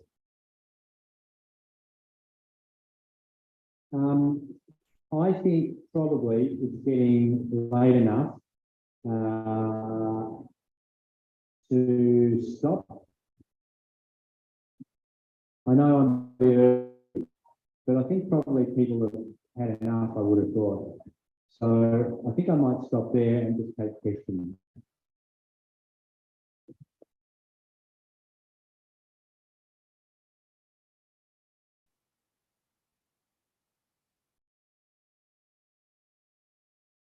Professor Mann, I want to ask if you often see phenotype of CLL with CD23 negative but CD200 positive.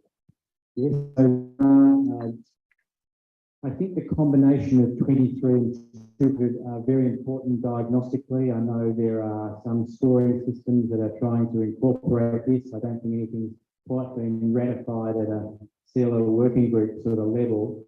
But yes, there are always variations in expression, and you'll find occasionally there's 23 negativity, but 200 positivity. You can find 23 positive mantle cell lymphoma cases. But I think if they're both 23 and 200 are positive, it's nearly certainly not going to be mantle cell lymphoma. Thank you.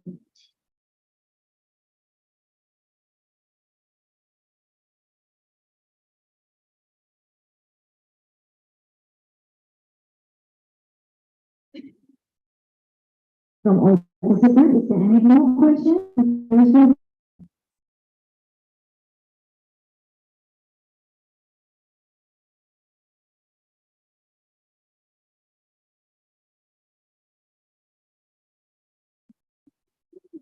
Yeah, I'll start off by just asking, how much you, in your practice, rely on the flow cytometry for making a diagnosis, or is it the flow, the procedure goes really short, what is going to be expressed, and it's more based on morphology or something else?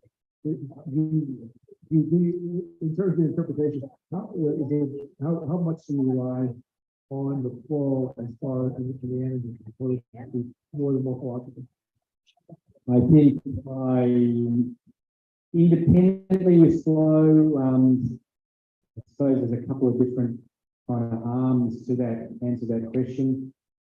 When there's external samples from ancillary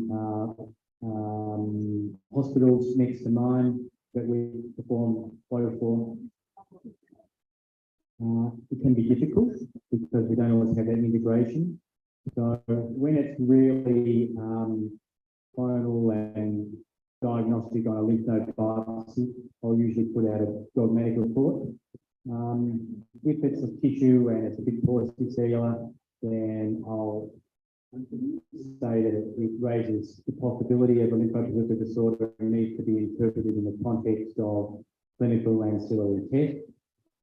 So I think there's a bit of a waiting. Sometimes I'll actually hold back my report and wait for the histology.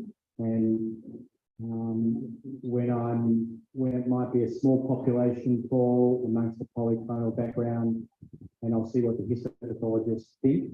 It's easy in my department, I'll just walk out and talk to them. If they're at a different institution, then if there's discrepancies, then I'll actually email them and say, I just want to make you aware that this is discordant with the histopathology that we've reported. And so some of them will go and have a look again and some of them won't.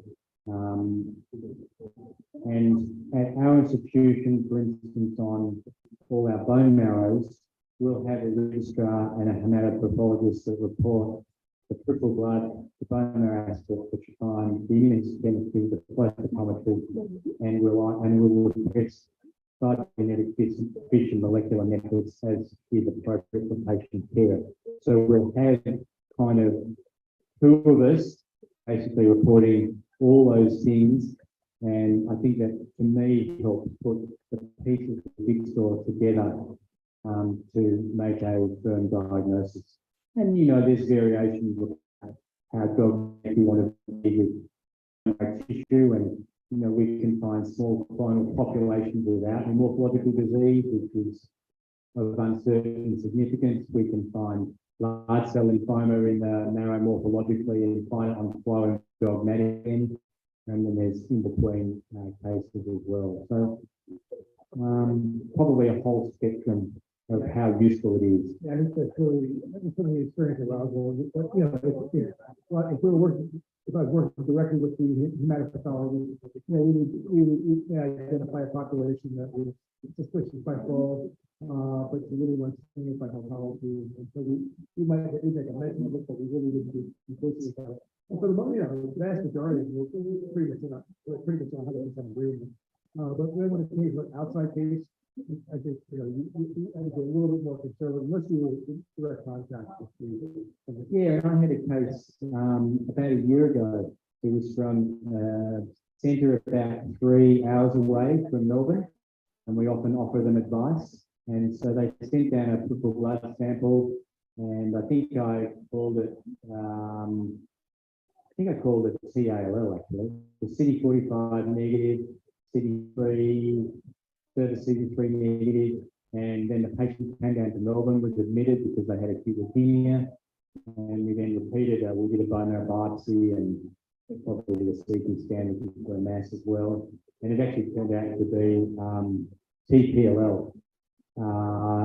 But when I look back, I didn't feel too bad because on my original report I said this is most consistent with TALL, but should be interpreted in the clinical context, and we're going to set the test. So I was sort of trying to cover myself because I only had one bit of information, and whether people read that or not, I don't know, but I still think it's important to try and communicate that.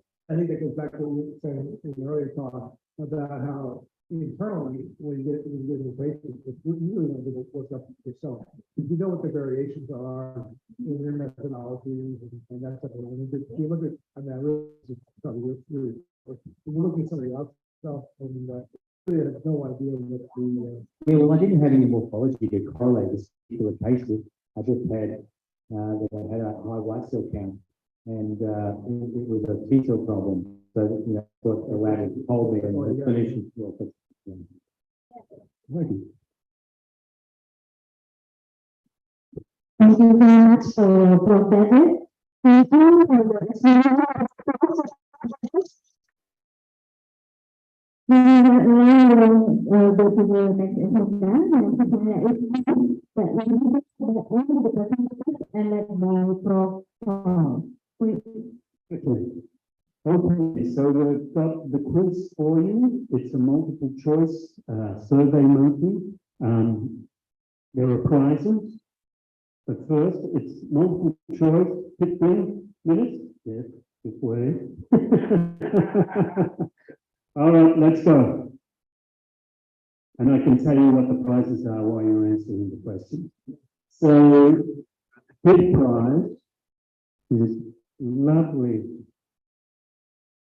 mouse and a few other goodies, timers, etc. from Beckman. Third and fourth, we have an electronic cash prize of 500,000 rupees. Second prize is the backstreet dongle from BB. And first prize is the gold membership for 1 year of the International Society for the Advancement of Psychometry, which is worth around $300. 200. So get at it. I'm starting the timing now. We've got 15 minutes to do the quiz.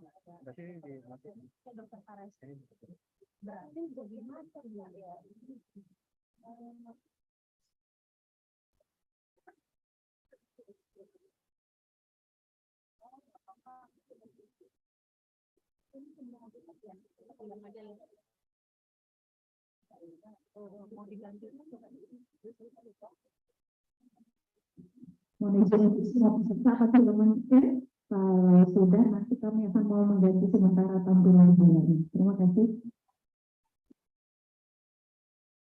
Atau untuk ini sudah ada di dalam grup peserta workshop hari ini. Terima kasih.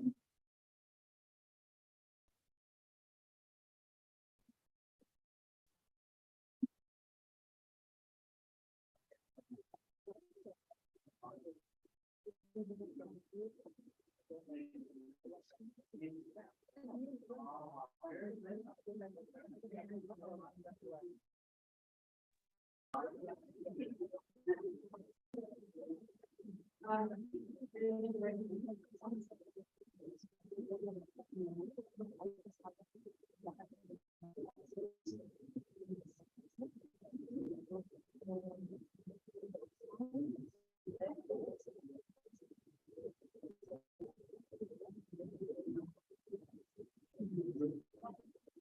will go through the answers at the end of the 15 minutes so we can all learn what the questions answers are.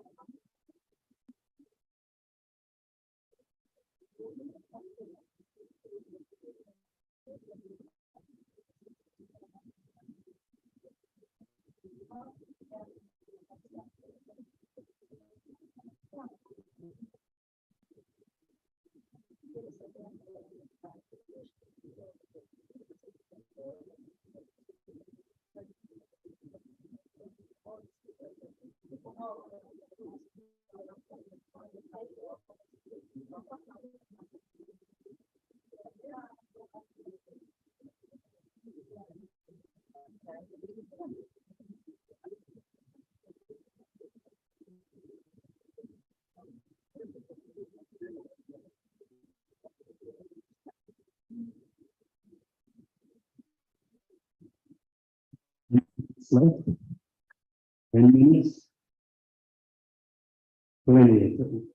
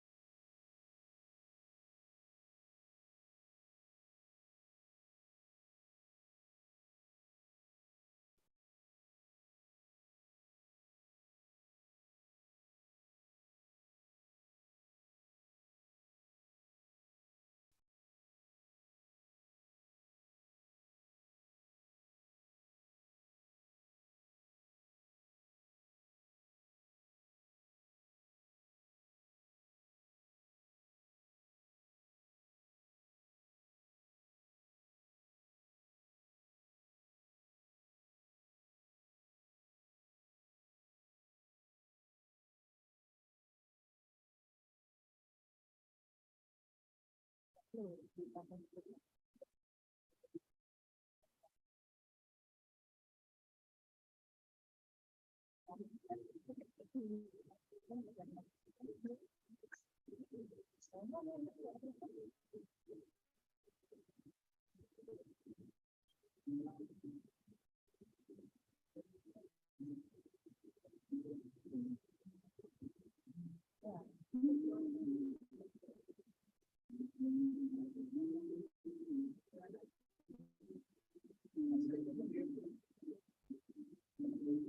belum. Belum. Di mana? Di mana?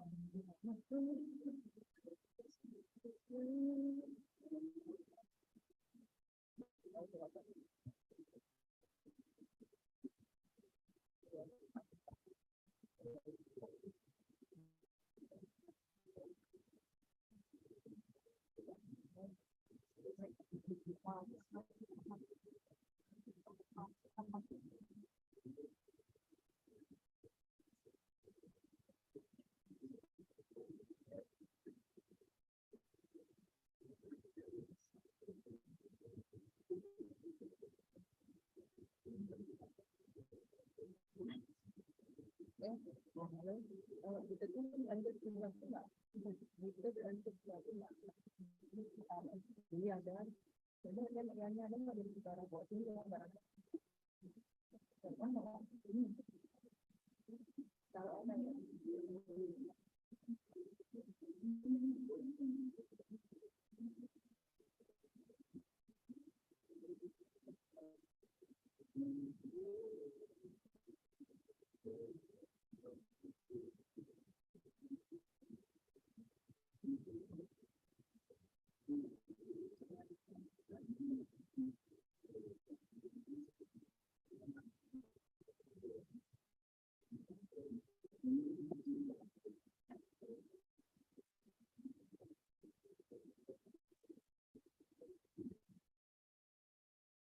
Five minutes. 5 minutes.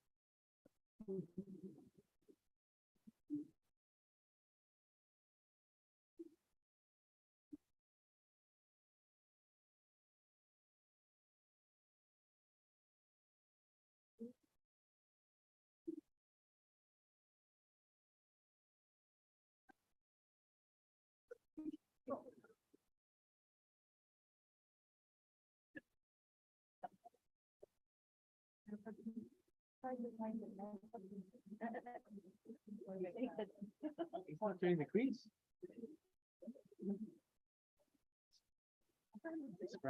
Sprang there, no quiz.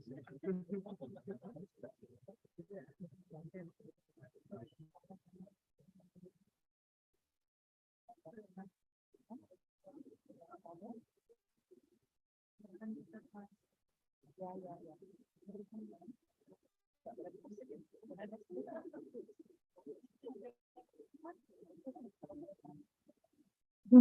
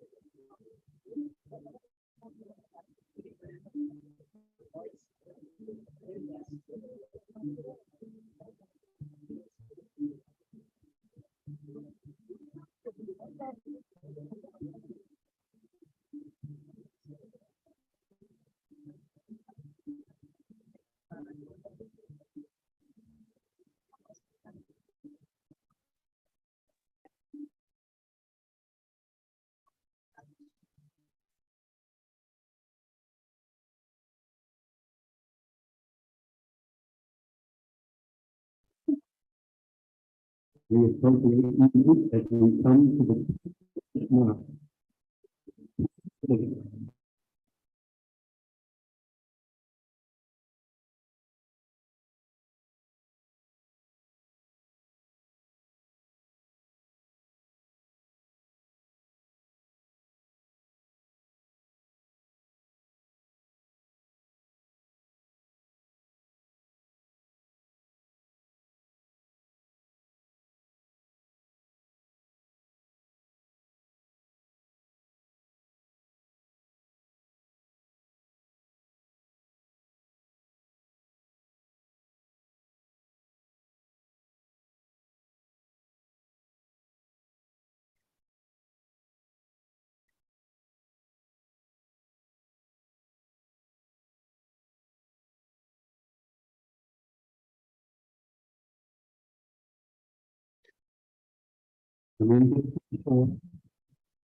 One, one,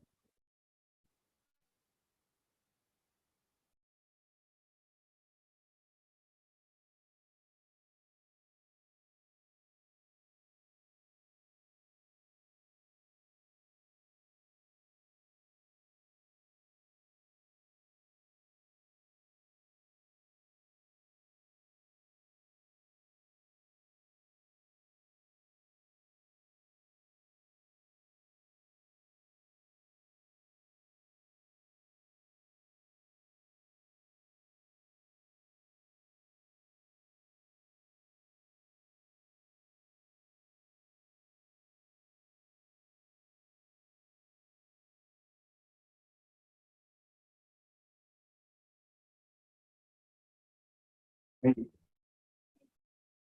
six, five, four, three, two, one. It is closed.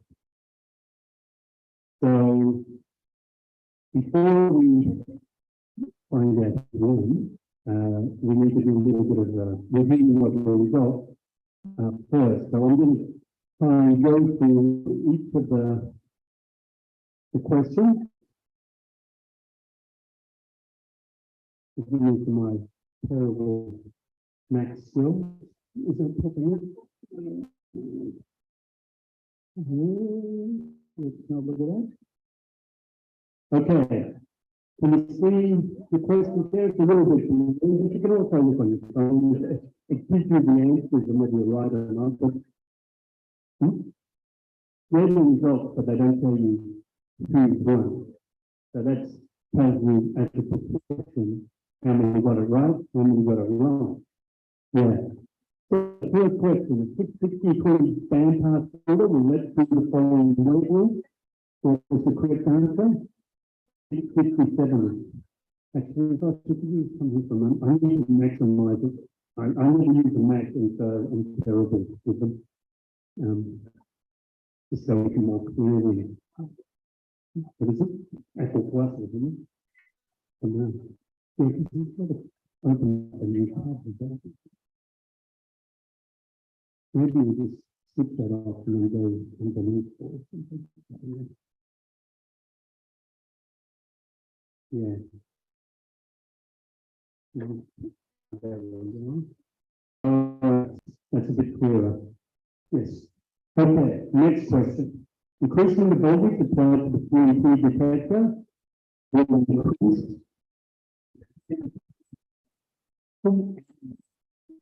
population.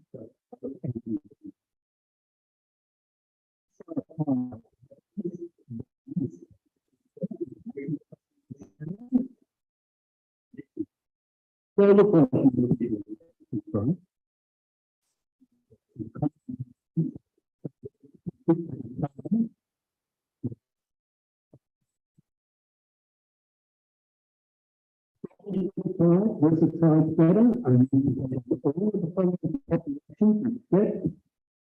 Maybe you have the side. Yeah, then we'll do that. First population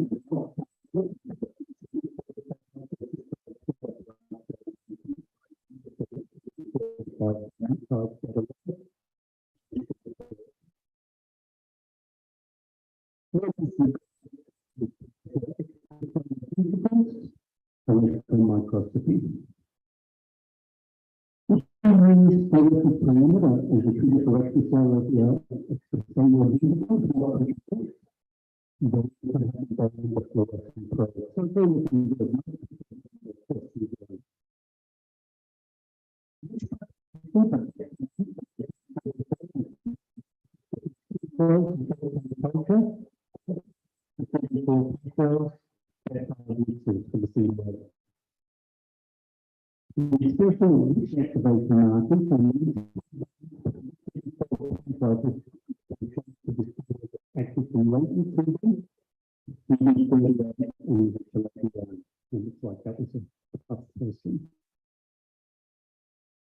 I should have asked. Compensation is down to spectral overlap. Filtration or filtration is by calculating the sample index. Using the phone statements regarding filtration / filtration or credit or what the statement. The height of the area by vertical dot plot is used for gauge fingers. All the information by the plots except the histogram plot. The achievement on the section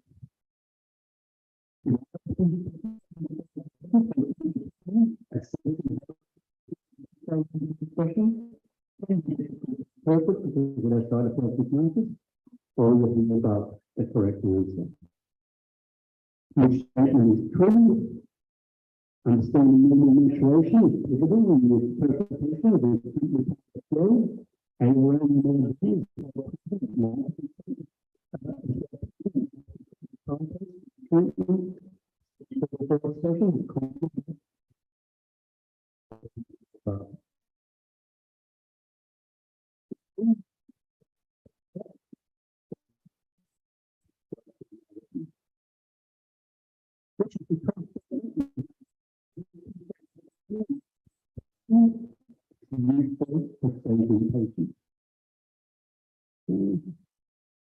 First, the following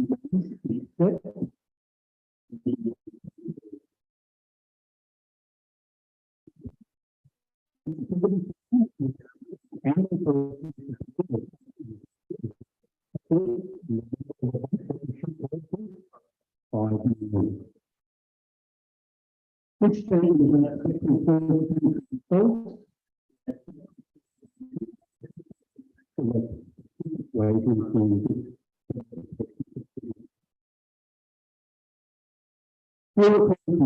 similar identical spectrum, such as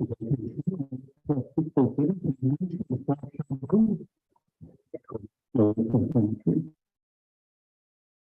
How to choose the time everyone plus the problems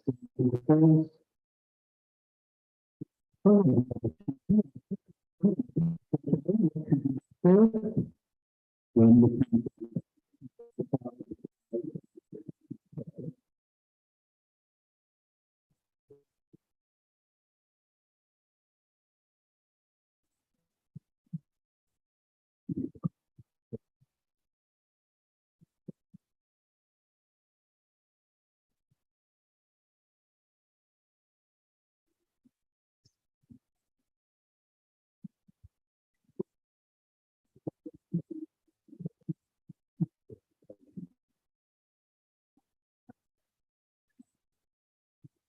Congratulations.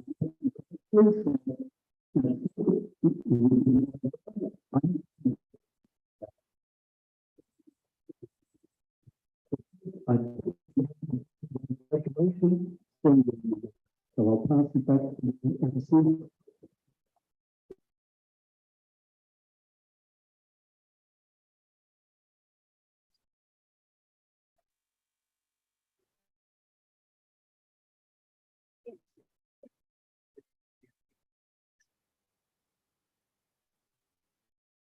We pass all of the participants and conclude with the Q&A.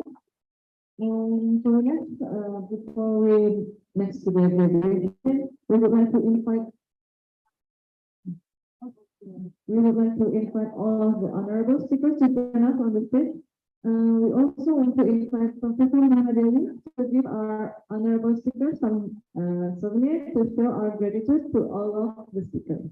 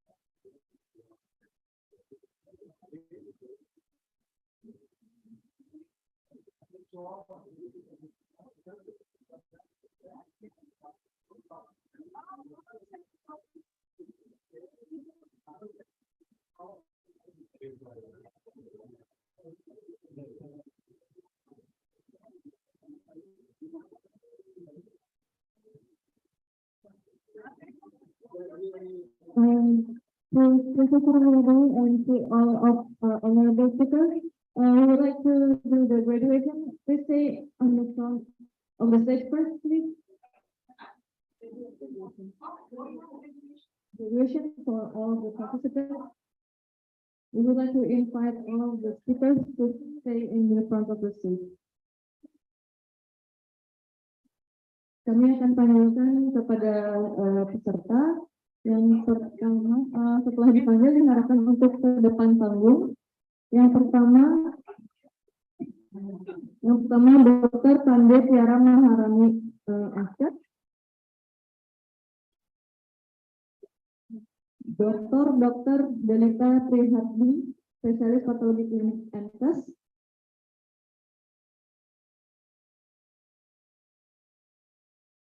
Dr. Krisi Ekawati Darmawan Putri, Dr. Mabruratusania Maherdika, spesialis patologi klinik,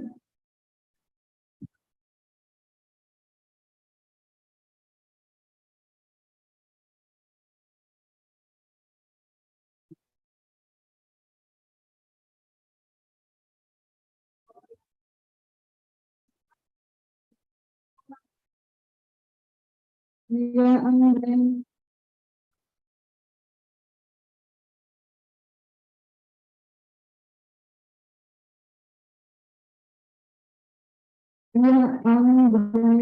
SSI,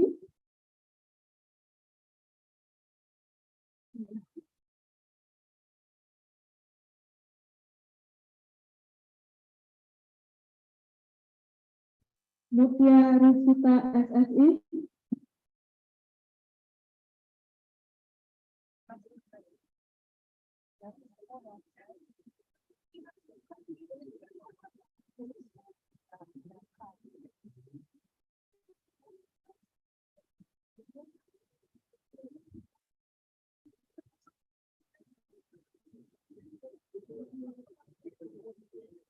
Dr. Yunika Puspadewi MSc, spesialis patologi klinik,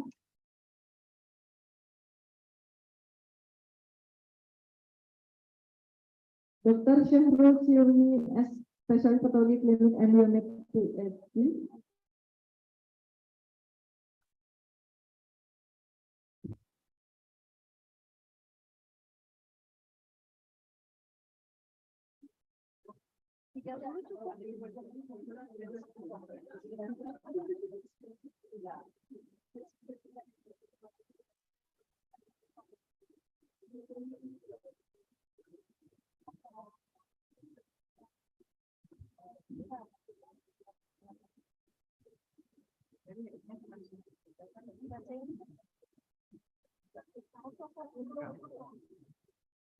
Dr. Anggreni Iriani, spesialis patologi klinik,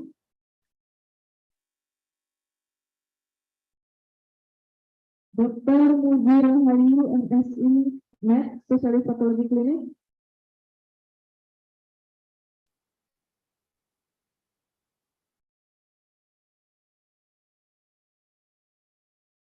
Ika Nurwana MHSP PhD,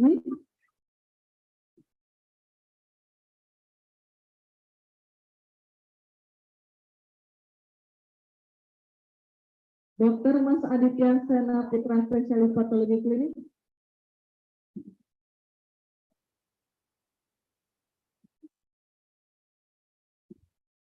Dr. Renata Nita Hadamian Nain Golan MTech Klinik spesialis patologi klinik,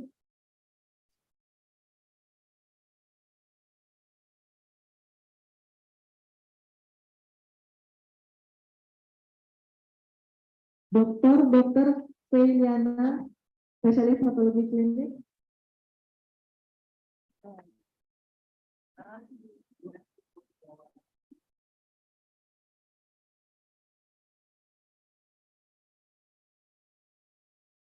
Lailan Sari SSIT,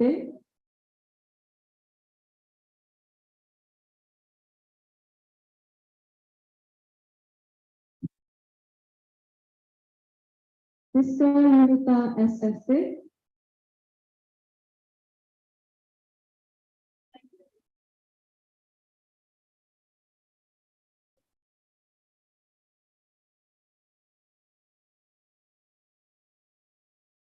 Dr. Dwi Yulia, spesialis patologi klinik.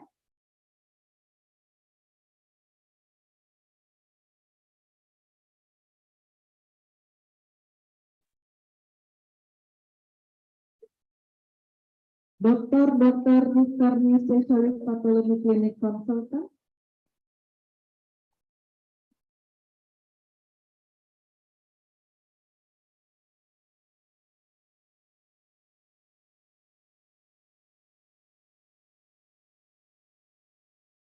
Dr. Eka Desianti Edward, MSc Pediatri SPAK.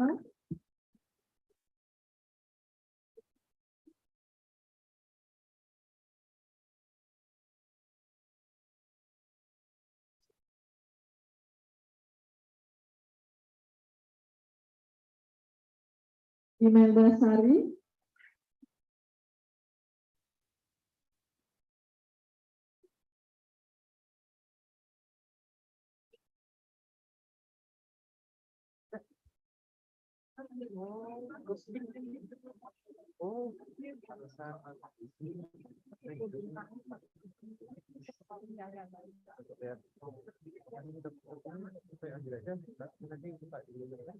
Dr. Ambata MZ Simpak, spesialis patologi klinik.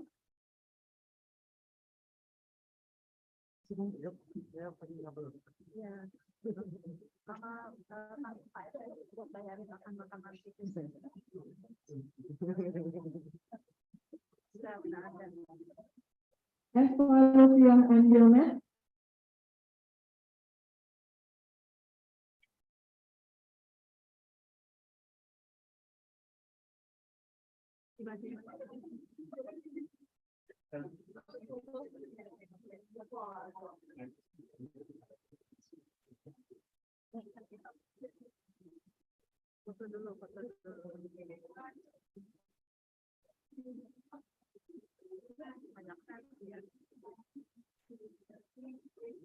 Dr. Vivi Kurmala Mutiawati, spesialis patologi klinik MKes.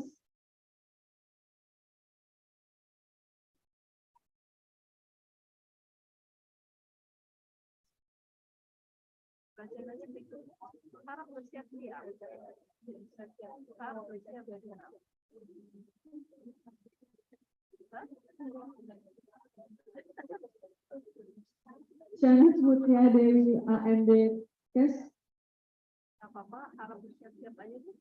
Dr. Selvin Nafisa Syahab, SPMK.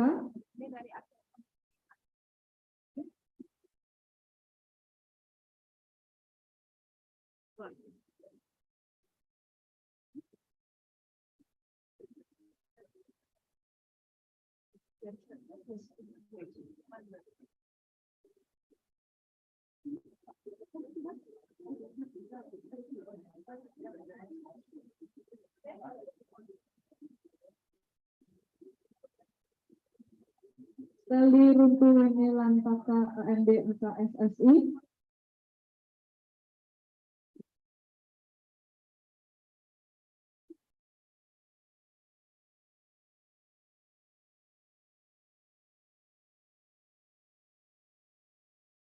Dia Pratini.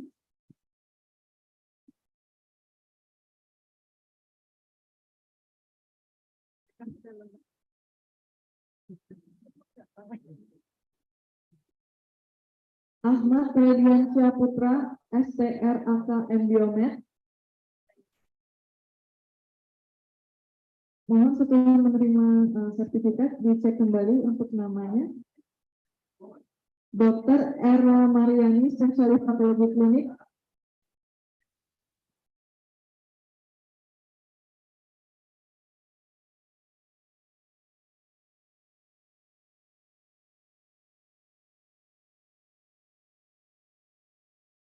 Dr. Herbanu Haryo Pramono, spesialis patologi klinik.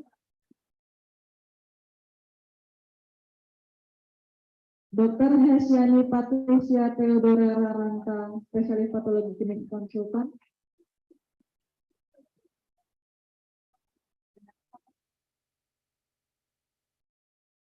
Saya Febrianto, SSI.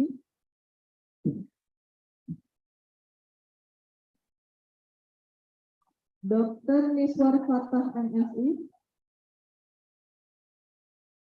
Nusidah Hidayatin AMD AK,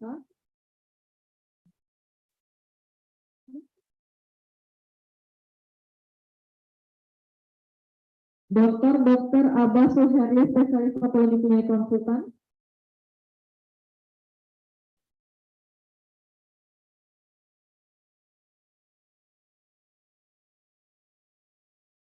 Dr. Mercy Tiar Mauli Panjaitan, spesialis patologi klinik konsultan,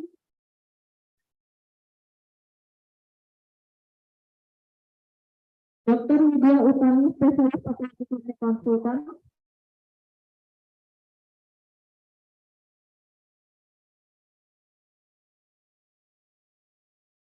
Dr. Lucia Singsu Gunawan MKes,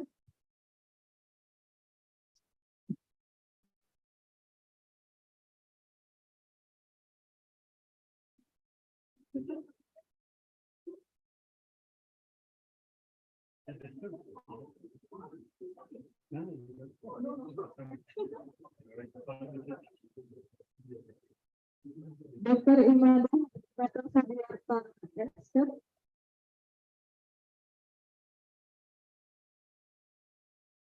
Hida Widayati Jajadi Sastra, spesialis patologi klinik,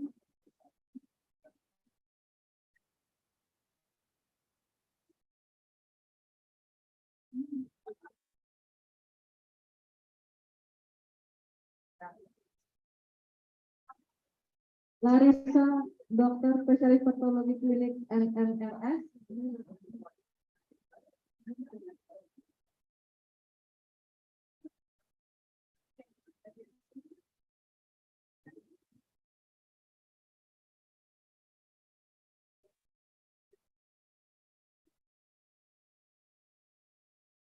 Dr. Yesi Amelia,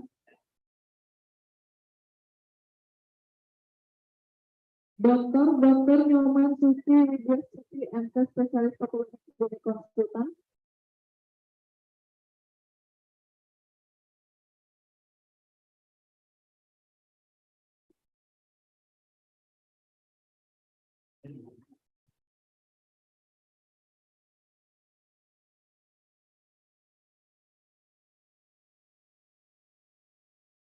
Susana Maria Susiana, spesialis patologi klinik,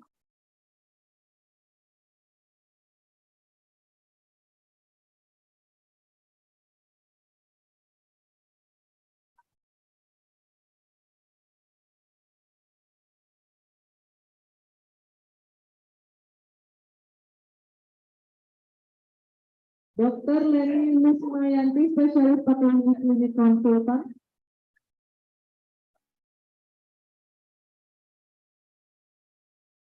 Dr. Ibnu Agus Arianto MDiomed,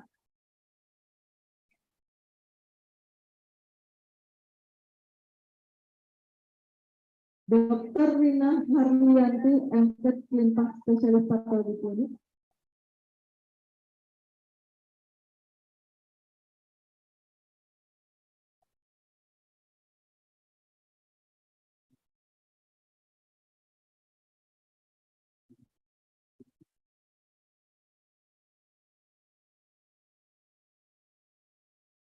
Dr. Desiana MK Klimpas, spesialis patologi klinik,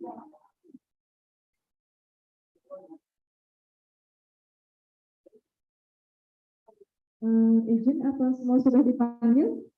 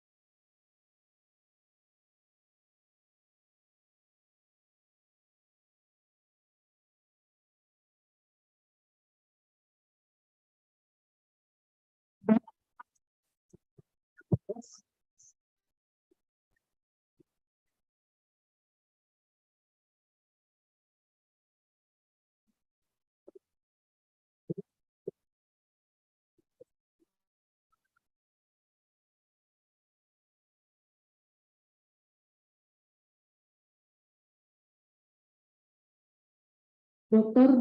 Umi Solekah Intan Sari MK, spesialis patologi klinik konsultan.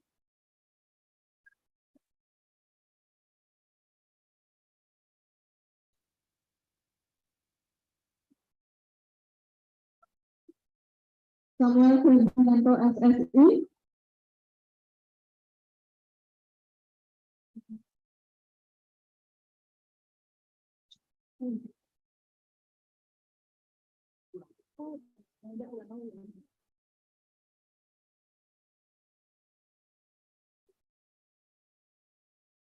Dr. Miswar Fatah MSI.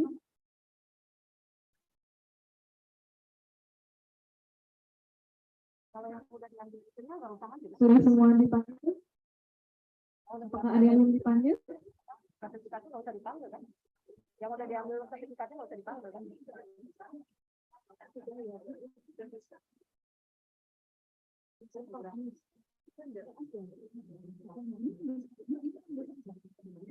Ada beberapa yang udah diambil kok.